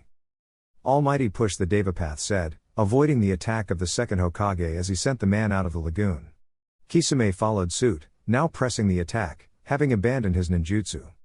It was clear the man wasn't as good in unarmed combat as the Deva path managed to stab him several times with the chakra rod. The Nidaime returned and the pair were attacking in tandem, starting to overwhelm the path. The Deva path performed his jutsu again, repelling the Suten masters as, through their shared vision, he saw the Preta path get its face caved in by the Shodai. 5 seconds. The Nidaime said, but the Deva path didn't react. All 3 Edo Tensei started peppering the lone path with various water jutsu, managing to dodge most of them until he was cornered and had to perform the almighty push again. As soon as he did, the 3 ninja were on him. He was getting attacked from multiple sides, blocking 2 strikes left him open for a third.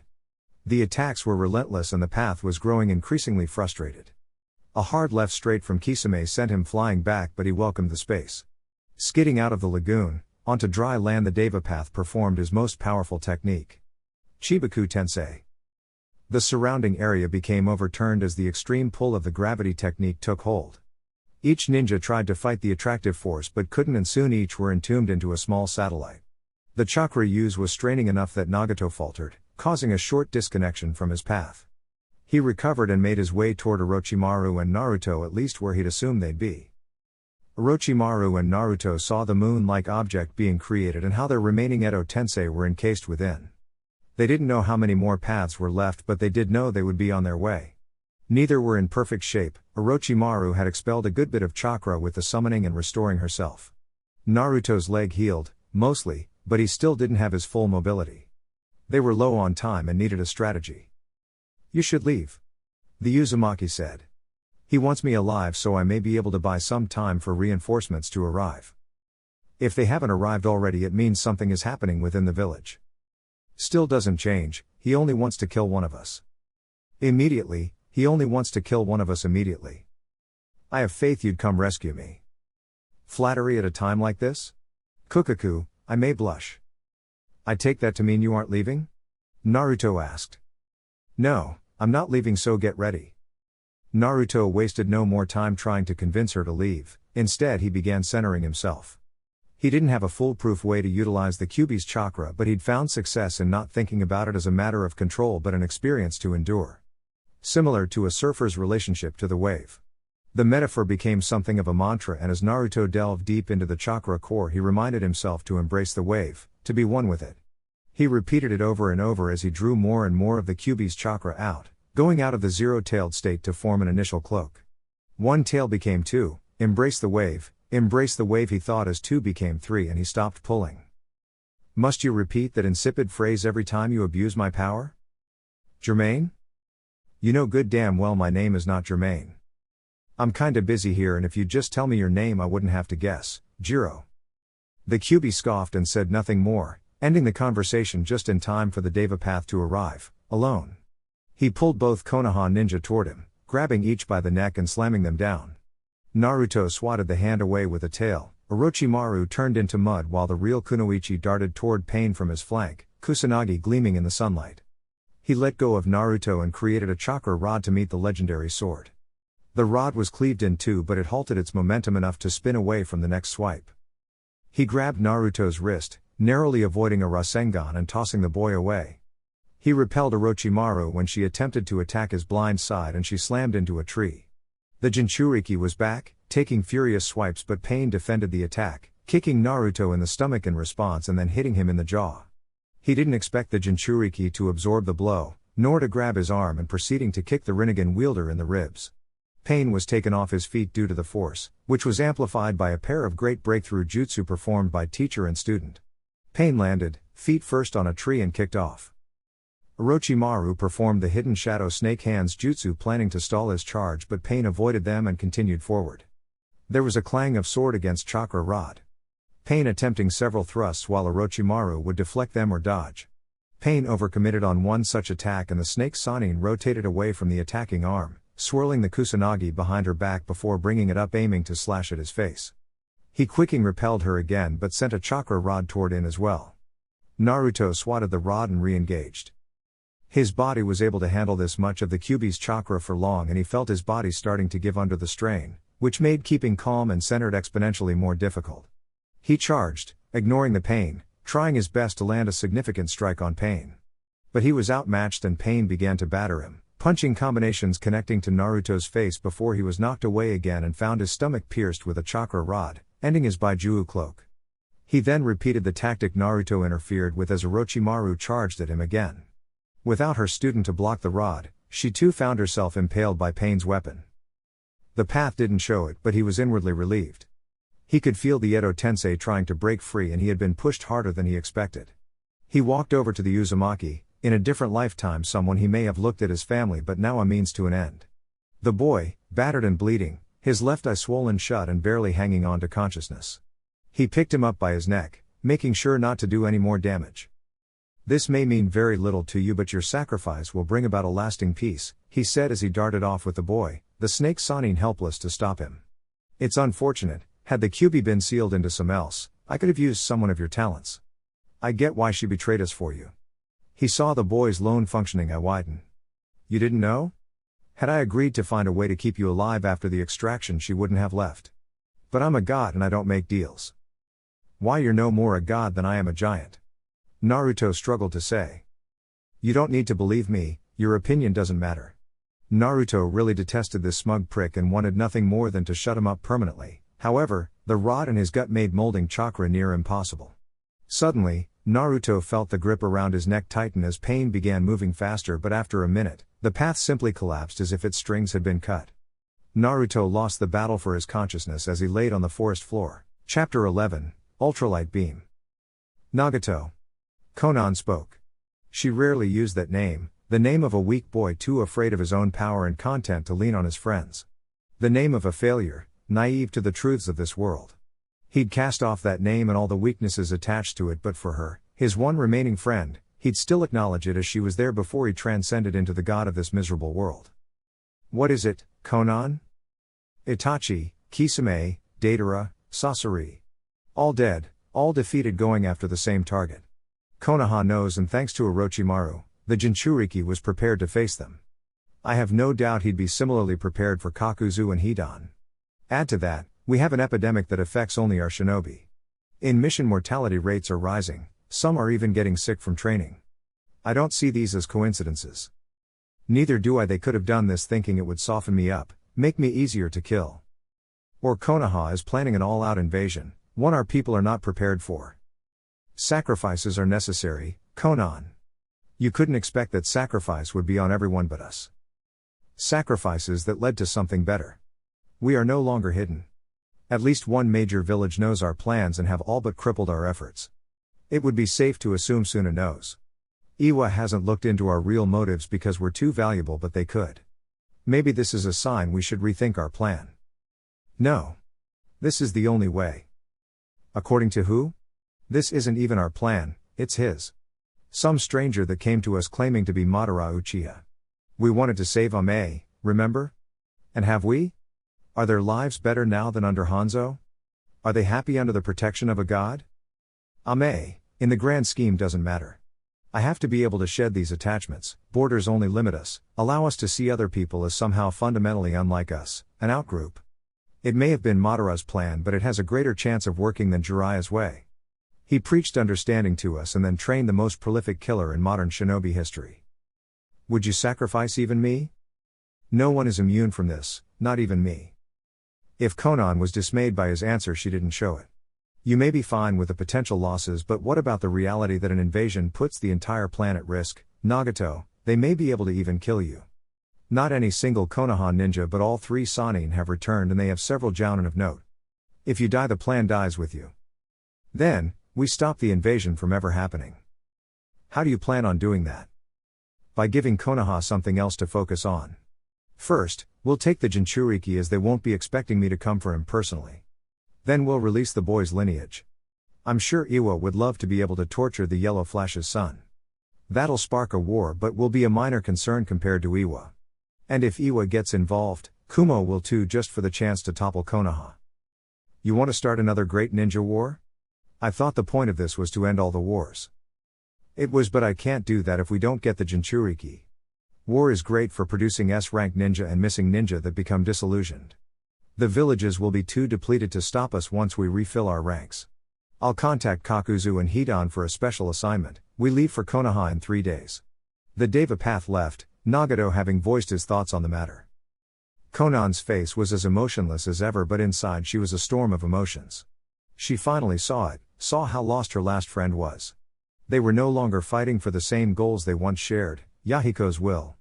Nagato essentially died with his best friend, she reasoned, and she'd been enabling a husk of a man with too much power and too few connections to the world. He'd plunge the world into chaos, create countless orphans like them, lost and starving but with no Jiraiya to aid them. It broke her inside, the thoughts of what she was going to do, but it was time for her to stop being a mere supporting player. Conan, we have the Jinchuriki. Ame's angel thought she'd feel worse about this. There was an uncomfortable calm within her, an acceptance of what would come next. It was simple, emotion so practiced that conscious thought wasn't needed. Nagato tried to gargle out words, demands to know why, but she wouldn't explain. Her friend had long since been lost to her, corrupted by Madara, and she'd been too complacent to save him. He bleed out quickly, her cut on his neck made with the utmost precision. He felt only a moment's pain, but the rest of the time was like succumbing to a sedative. She didn't know if Yahiko would forgive her for what she's done up to this point, for twisting his will into something so ugly and extreme, but she'd have to face him once she crossed over. Conan resolved to stop thinking so much about what she owed the dead, instead deciding on what she could do for the living, starting with Ame. She walked out of the cave Nagato and she were hidden in, her gate even. The light shining from the entrance felt like a heavy-handed metaphor, but she could appreciate it all the same. She had to destroy the Akatsuki to receive her new dawn. She continued out of the cave and greeted the party waiting for her, one of her conditions for aiding Konoha. Sensei. She was wrapped up in a bear hug almost before the word left her mouth.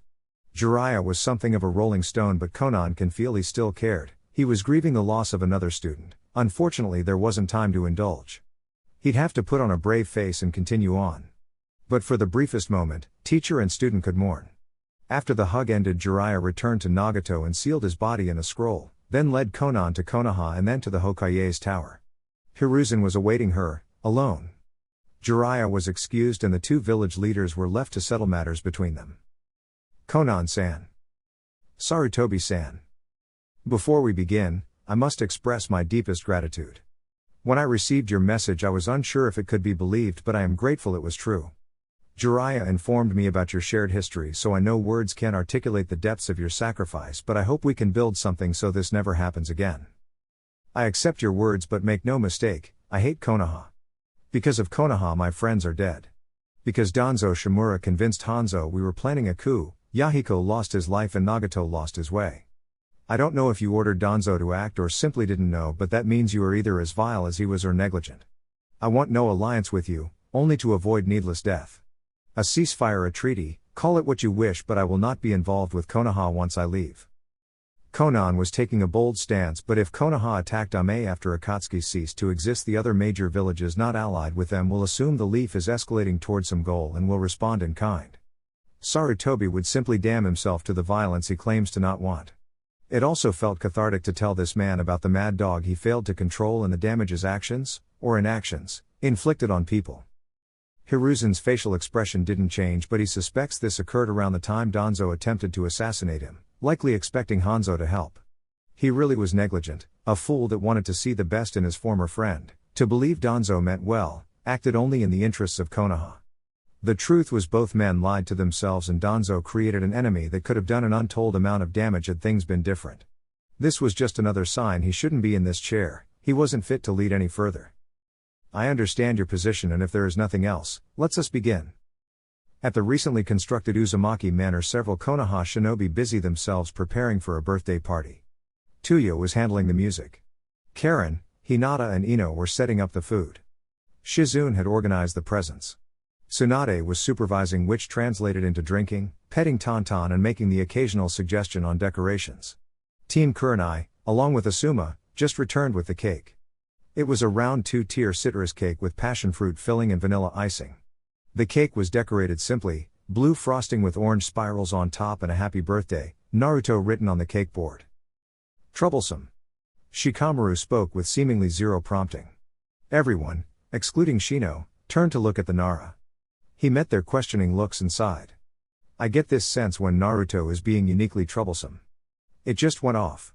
Multiple parties had looks of disbelief while Tsunade cackled. However, Shikamaru's words soon proved to be prophetic. Karen gasped and started shaking, muttering about multiple chakra signatures headed toward Orochimaru and Naruto. All in attendance charged towards the door but were sequestered by an Anbu agent, being ordered to stay in the residence. Tsunade could have overruled the agent, a purple-haired woman in a cat mask, but the agent informed the future Hokage that Sandaime-sama was aware of the situation and had a plan in action. All preparation for the party stopped as Karen utilized her sensory abilities to relay what little information she could. It was near impossible to remain at the new Uzumaki compound as she mentioned how Naruto and Orochimaru's chakra signature fluctuated often as if disrupted or they were seriously injured. As more of the fight unfolded, Karen understood less and less. The atmosphere was tense, especially when Karen informed the party one final enemy managed to incapacitate Orochimaru and flee with Naruto, but relief filled the room when she said the signature disappeared, similar to the 5 before it, and left Naruto. At that point, Tsunade made the decision to no longer wait. It was clear her friend and surrogate nephew needed help. She allowed Shizune, Karen and the rest of Team Kurenai to follow her, backing the stationed Anbu down. The pace they traveled increased when they witnessed the moon-like sphere was pierced and then decimated by wood constructs until 3 figures descended from the wreckage. The party discovered Orochimaru first. She'd taken the rod out but hadn't had the chakra to heal her injuries. Karen ran toward his mistress and offered her arm, frowning just slightly at being bitten, but it worked and the snake Sanin was healed. Once she was able to move, the Konoha ninja moved on to Naruto's location. What happened, Orochi? We were attacked by the Akatsuki leader. What about you? What delayed your response?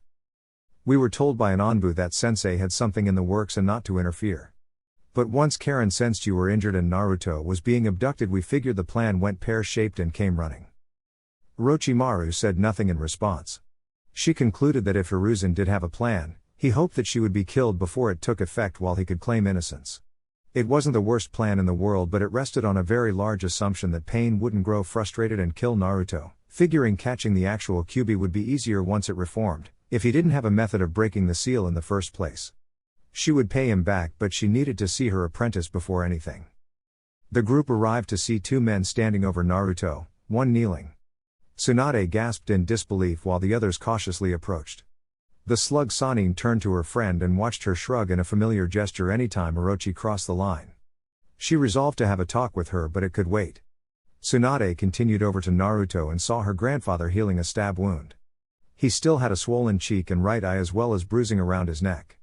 She didn't speak to her departed family members, instead choosing to heal the damage that hadn't been seen too. In no time Naruto started to stir. The swelling had gone down significantly and the bruising was gone.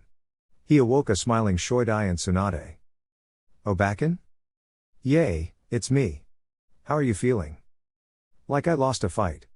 Is Orochimaru okay?" "I'm fine." His mentor spoke, having made her way to the group once she saw Naruto waking up. "What happened?" "He just collapsed for no reason." "I don't know." Orochimaru answered. "So, Tsunade, you became a medic?" Tobirama asked and Hashirama lit up. "This is little Tsuna? My, you've grown so beautiful." "Thank you, grandfather." The grandfather and daughter continued to speak as Tobirama paid attention to the male Uzumaki, having noted there was one more keeping her distance. He watched the boy activate a storage seal, after he'd released the reanimation which dispelled in a cloud of smoke, on his wrist, resealing the same ata and retrieving a small rag. He then began to draw a small orb of water from the atmosphere, a method startling similar to Tobirama's own, the former Hokage noted. As a final surprise he saw the boy freeze the orb, making it solid ice and wrapping it in the rag to use as a cold compress. "I've never known an Uzumaki to have the Hyotan bloodline. Are you part Yuki?" "No, and I have no bloodline," Naruto said, holding the makeshift ice pack to his head. "You don't need a bloodline to use the sub-elements, that's a myth. I see ninjutsu has advanced since my time. Tell me, who made this breakthrough? Was it Hiruzen?" Tobirama watched the boy's face adopt a vicious scowl at the mention of his student. Time permitting he would get to the bottom of that. The Uzumaki had been a good ally and distant family, he couldn't imagine why one would hate Hiruzen. "No one taught me, I figured it out on my own." "Interesting. Is this talent why you were chosen?" He saw another scowl. "No. Granduncle, let's somewhere private and I'll fill you in on everything," Tsunade said, overhearing the discussion. He nodded and they prepared to move out. Naruto went to his team, all dressed rather casually. "Hey, guys, what were you doing before you came here?" "We were at your home, Naruto." Kurenai asked and saw the boy's surprised face. "Why?" He knew he told them he'd be with Orochimaru at this time. They just looked at him and then each other. "He doesn't know," Shino concluded. "Naruto-san, today is your birthday, we were planning a surprise party." "Oh." Naruto replied and tried to ignore the feeling in his chest. He hadn't celebrated his birthday in years, not since he thought the old man turned on him. "I'm sorry the surprise was ruined, guys, but I appreciate it." Nothing more needed to be said as they moved toward his home in silence. When they returned, Naruto saw who else was in attendance. Tuya, who was yelling at Kakashi about his stupid excuses, Ino talking with Hinata while Asuma was speaking to Jiraiya. Once they noticed his return they yelled surprise and Naruto smiled brightly, scratching the back of his head as he suddenly felt very bashful. The party went on, as they ate and talked, Tsunade eventually returning with the first two Hokage. It felt overwhelming for the Uzumaki heir. 2 years ago he'd given up hope things would change, that he'd really make connections. He realized, now, his opinion of the village and his place in it was tied to his feelings toward the old man. Once he lost faith in Hiruzen, Naruto wrote off the entire village as being reflexively and resolutely against him. He couldn't believe they'd ever change, and if they could never accept him he could never be Hokage. He entered a mild depression when he stopped believing things could improve and had to let go of his first dream as well as the memories of the kind old man that said it were possible. Initially, Naruto concluded that Hiruzen had simply been lying to him in order to keep the spirits of the village's Jinchuriki up and mentally stable. It was a bitter pill to swallow that he was manipulated by the Hokage. When he discovered his heritage and what Hiruzen kept from him, Naruto had too long believed the bastard as nothing but a craven manipulator to ever reconsider the Sandaimei's motives. It was just more evidence he never would have permitted Naruto to be more than a war deterrent. After Ichiro's bombing attempt and the talk with Kurenai-sensei immediately following, Naruto thought about her words, about how he'd let his hatred for the old man cause him to channel at others. He had to conclude she was right, and if he were maintaining a negative view of the village, not that they'd done anything to change it, because of Hiruzen, then he wasn't being fair in the strictest sense. Maybe they could change, maybe his dream wasn't foolish. He hated it, but a part of him still wanted acceptance from the village, acknowledgement that he was of value. To receive that, he'd have to acknowledge them and allow the possibility they could change. As long as he let his antipathy for the Sandaime color his impression of everyone else, that could never happen. He didn't, however, think he could ever truly forgive or reconcile with the old man. He may have understood his reasons, the fact remained he preferred to save face than risk trusting Naruto, knowing he was all the Uzumaki had. It was a deep betrayal of the bond they shared. The man's vanity was clearly more important than anything they forged. But he didn't need Hiruzen anymore. He'd built a family, people he could trust and lean on. People that weren't just going to go away. He wasn't alone anymore. After the gift exchange, the party wound down. Naruto stepped out, retreating to the roof. Once he reached it, Naruto watched the sunset with a serene smile on his face. It had been an emotionally draining day, but one of his better birthdays, if not the best, save for the near-death experience. The air was starting to cool, as was common for the fall, but it felt nice. Soon, Naruto was joined by another party, the Nidaime Hokage. Nidaime-sama. Tobirama sat beside the Uzumaki. There is no need for such formality, not for a dead man, Naruto. Then what would you prefer I call you? Tobirama is fine. I may have a reputation as a joyless hardass, but I never made my family call me by my title. I'll keep that in mind, Nidaime-sama, Naruto said with a smile. Tobirama cracked one as well. Shiki, like much of your clan. The legendary Senju sighed, I owe you an apology, Naruto. Not only as a Jinchuriki but as the future leader of the Uzumaki. Tsunade has filled me in on the major events that have occurred since my death. As much as I wish I could say I am surprised, the truth is everything she said made sense.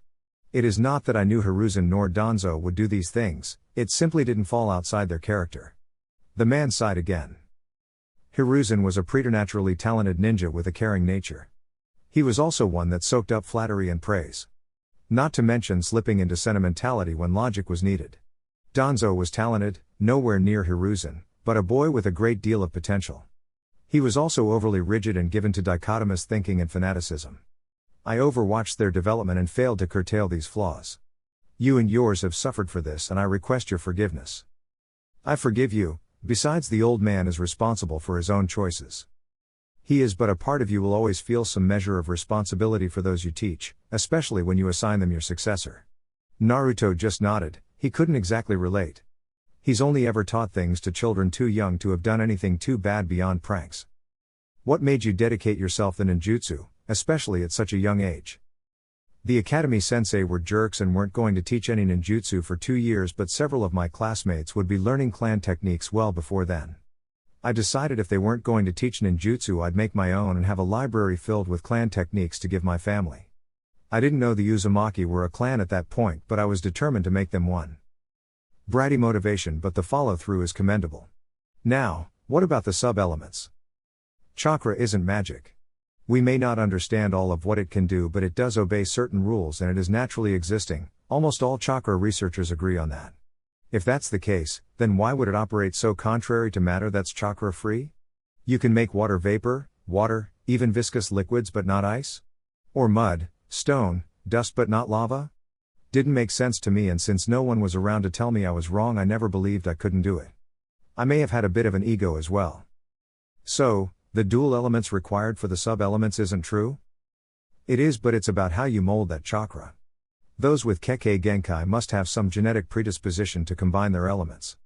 It may be the case the real Kekkei Genkai is innately knowing how to merge and mold various elements, but because they are rarely born with more than 2 affinities they didn't push themselves to see. Interesting.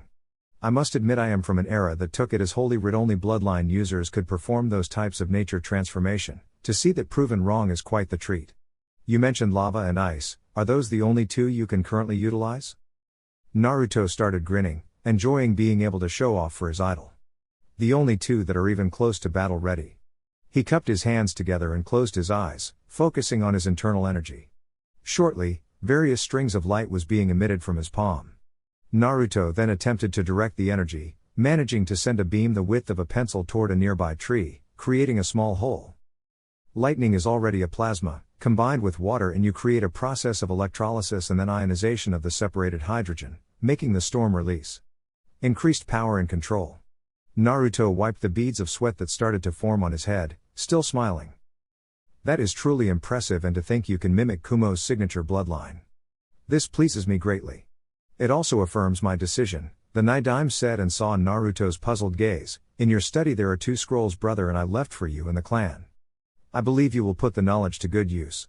Now, I must depart. I need to see Saru before your master releases the jutsu. It has been a pleasure, Naruto. Naruto knew the man wouldn't be here long and nodded before saying goodbye. He watched the Nidaime leave and then laid back down on the roof as the last of the sun dipped below the horizon. Even with the abduction attempt, Naruto had to consider this the best birthday ever. Kukaku, it appears my apprentice has been keeping secrets from me. Naruto didn't jump when Orochimaru made her presence known. He'd gotten used to her sneaking up on him. She sat beside him, now dressed in a red kimono. I can't reveal everything to my rival. Naruto replied, cheekily. Ah, now you're learning. It, unfortunately, may be your final lesson. Naruto looked at her in confusion. Your apprenticeship was to last up to the invasion. I assume the invasion has been cancelled and there is no way Sarutobi will allow our arrangement to continue. Naruto frowned at that, knowing it was true. What happens now? Jiraiya will likely push for you to go on a training trip with him, and I think you should go. I would not have expected that. Naruto admitted. And I don't blame you. I may not have much use for Jiraiya, but he isn't completely worthless, Naruto chuckled, considering that high praise. A part of him was reluctant to go. He didn't want to leave his family and friends so soon after having made those connections. He didn't want to leave his team. He was sure he still had much to learn from Kurenai-sensei. Shika would get lazy if he weren't here to motivate him, and Shino would get all quiet and reserved. They made each other better, so to leave to focus solely on his development felt selfish. However, Naruto did want to get to know his godfather. Jiraiya hadn't been in the village much, and a training trip would provide ample time to build a relationship. He could also learn more about his father. Also, even if he only provided a sparring partner, training with Jiraiya would have to get him stronger, as he had no illusion he could defeat any of the Sannin without the aid of his teammates and weeks of planning. It still sucked that he wouldn't learn under Orochimaru anymore, someone that had supported him for longer than he initially knew, but if even she were recommending he do this, he couldn't deny the wisdom of the move. I guess it makes sense. Sucks I can't just keep learning with you. Kukaku, I'm not going anywhere. This is just the end of one phase of our relationship. Rig. I don't just allow anyone to see me naked and live to tell about it. She watched as the boy started to blush and scratched the back of his head. Kukaku, should I take it as a compliment that managed to stand out during a life and death battle? Such a little charmer. Since you aren't my Shisho anymore, I can get you back for all your teasing, T-by-O. Oh, really? The snake Sannin moved closer, now whispering in the Uzumaki's ear, then I may just have to escalate before you can. She then kissed him on the cheek and laughed as his entire face reddened. Good night, Naruto-kun, she said between laughs, not giving her student a chance to respond. Naruto took a few moments to compose himself before returning inside. The blush was gone, so he was confident there were no witnesses to anything he'd done on the roof. He returned to the living room to see Shino and Shika seemingly in a heated debate. He was a little concerned as the two never argue. Guys, what's wrong? Oh, Naruto-san, maybe you can help us resolve this. Troublesome, I agree, we may need your input. Sure, what's wrong? Well, I was telling Shino if I got beat up in front of a girl I liked, I'd probably want to die from embarrassment. Whereas I believe I'd simply want to renounce my name and title while I went into hiding, from the shame. As we have no experience with this, we thought you might be able to help us out. Naruto grit his teeth at the pair of wise asses. If you tell me who you like, that can be rectified with ease, T-by-O. I believe Tamari-san will be arriving soon. Shikamaru looked at Shino in mild surprise. He didn't think the Aburame would turn on him just yet, but he was prepared. Well, lucky for you, we don't need to wait. We don't even need to leave. Oi, Te Shikamaru was tackled by Shino in an effort to shut him up. Naruto stood in shock at what Shikamaru was about to say, before laughing and clutching his stomach. Shino, didn't anyone ever tell you not to play with fire? Especially not a raging freaking inferno. You can't handle that, you're not ready for that. What I am and am not ready for is my decision. Besides, it's not like she's notorious nor beats me down every day. He has a point. I thought Nara men were hand-picked, but that's downright submissive. I'm nobody's bottom. And what about you, Shika? You say in front of an arena full of people, a man can't lose to a girl, troublesome, and then give up like a buster. Shikamaru bristled at Naruto's impression of him. That was very Buster-like. I was embarrassed. Shino added. You had a draw with a boy in cat pajamas. Shikamaru retorted. It was a manly draw. Not really, you had a weird twitch going on. Frankly, you both shamed Kurenai-sensei. Thank the sage I was there to clean things up, per usual. Naruto observed. Land of vegetables / land of vegetables. Oh, no. Neither of you are blaming me for that. Why not? You're a trouble magnet. Shikamaru responded. A short, trouble magnet. Shino added. With no guys. Screw both you shameful bastards. Tough talk for a half pint. Shikamaru, I believe you should have called it big talk to contrast with his lack of stature. I might be slightly shorter than you, but I'll wash both you scrubs. Let's step outside. Why? To show you who is the scrub. Spoiler warning, it is you. Troublesome, even I have some pride. Let's do this. The boys departed towards the backyard, oblivious or indifferent to the audience they'd attracted with their argument. The onlookers watched as the Chunin shinobi disregarded all technique and tactics in their bout of horseplay. It looked more like three brothers roughhousing than actual ninja combat.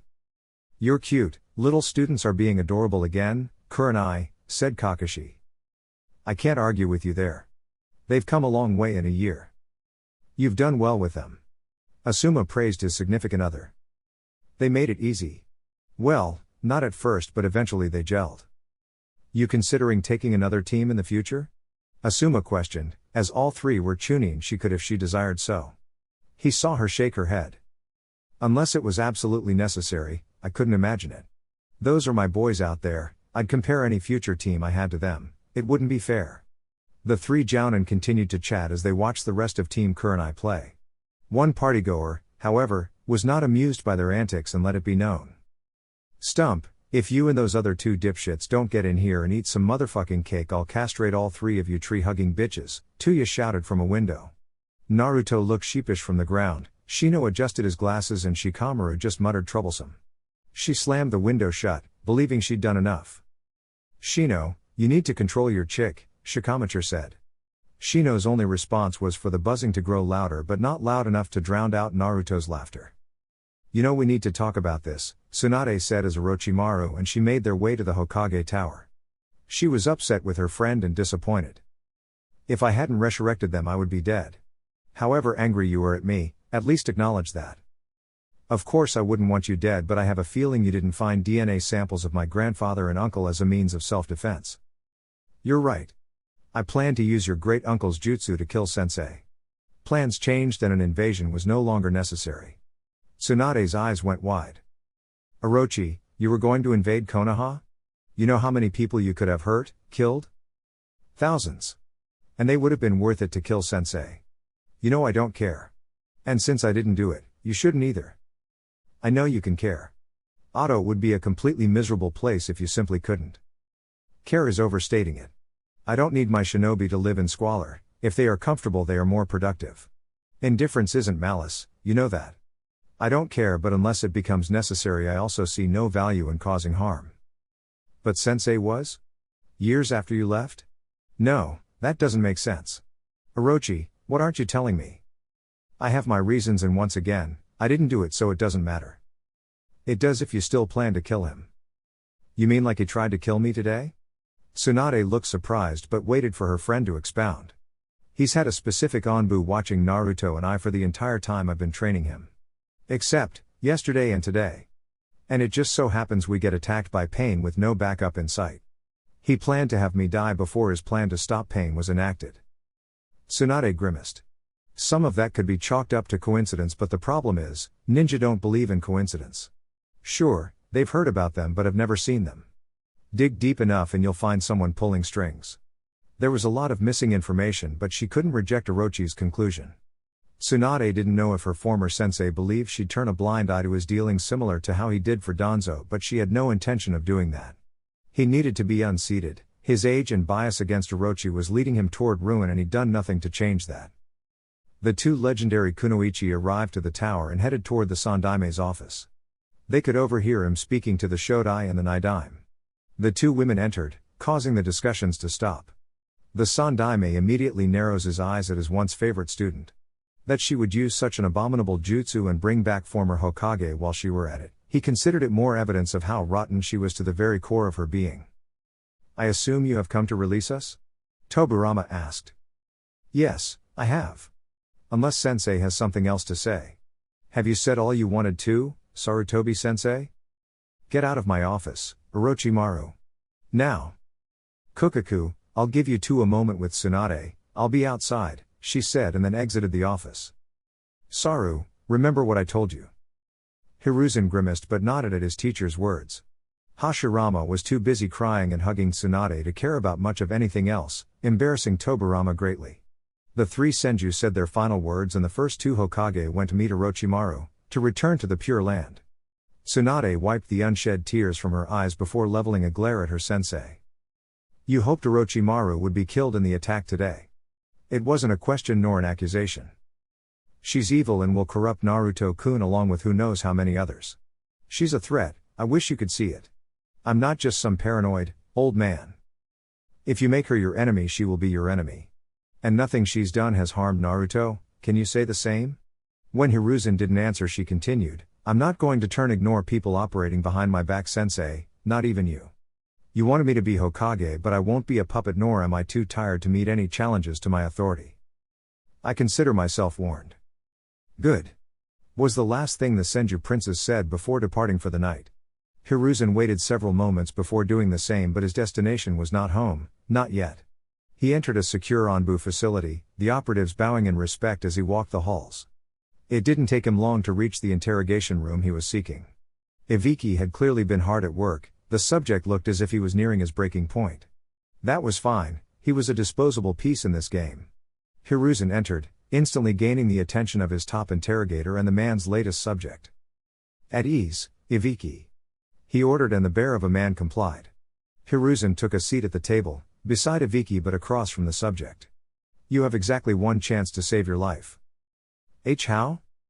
"You will be my spy, you will inform me of everything Orochimaru does, where she goes and who she meets." "No. Kabuto-san, I don't think you understand. I could have you killed right now for leaking my shinobi's whereabouts to Sasori. That's treason. But instant death would be a mercy. I could turn over the signed statement of Ame's new leader to Orochimaru directly and let her do as she pleases. How many weeks do you think you'd spend dying under her care?" Kabuto paled as a great deal of fear entered his eyes. Orochimaru would make him suffer for as long as she could.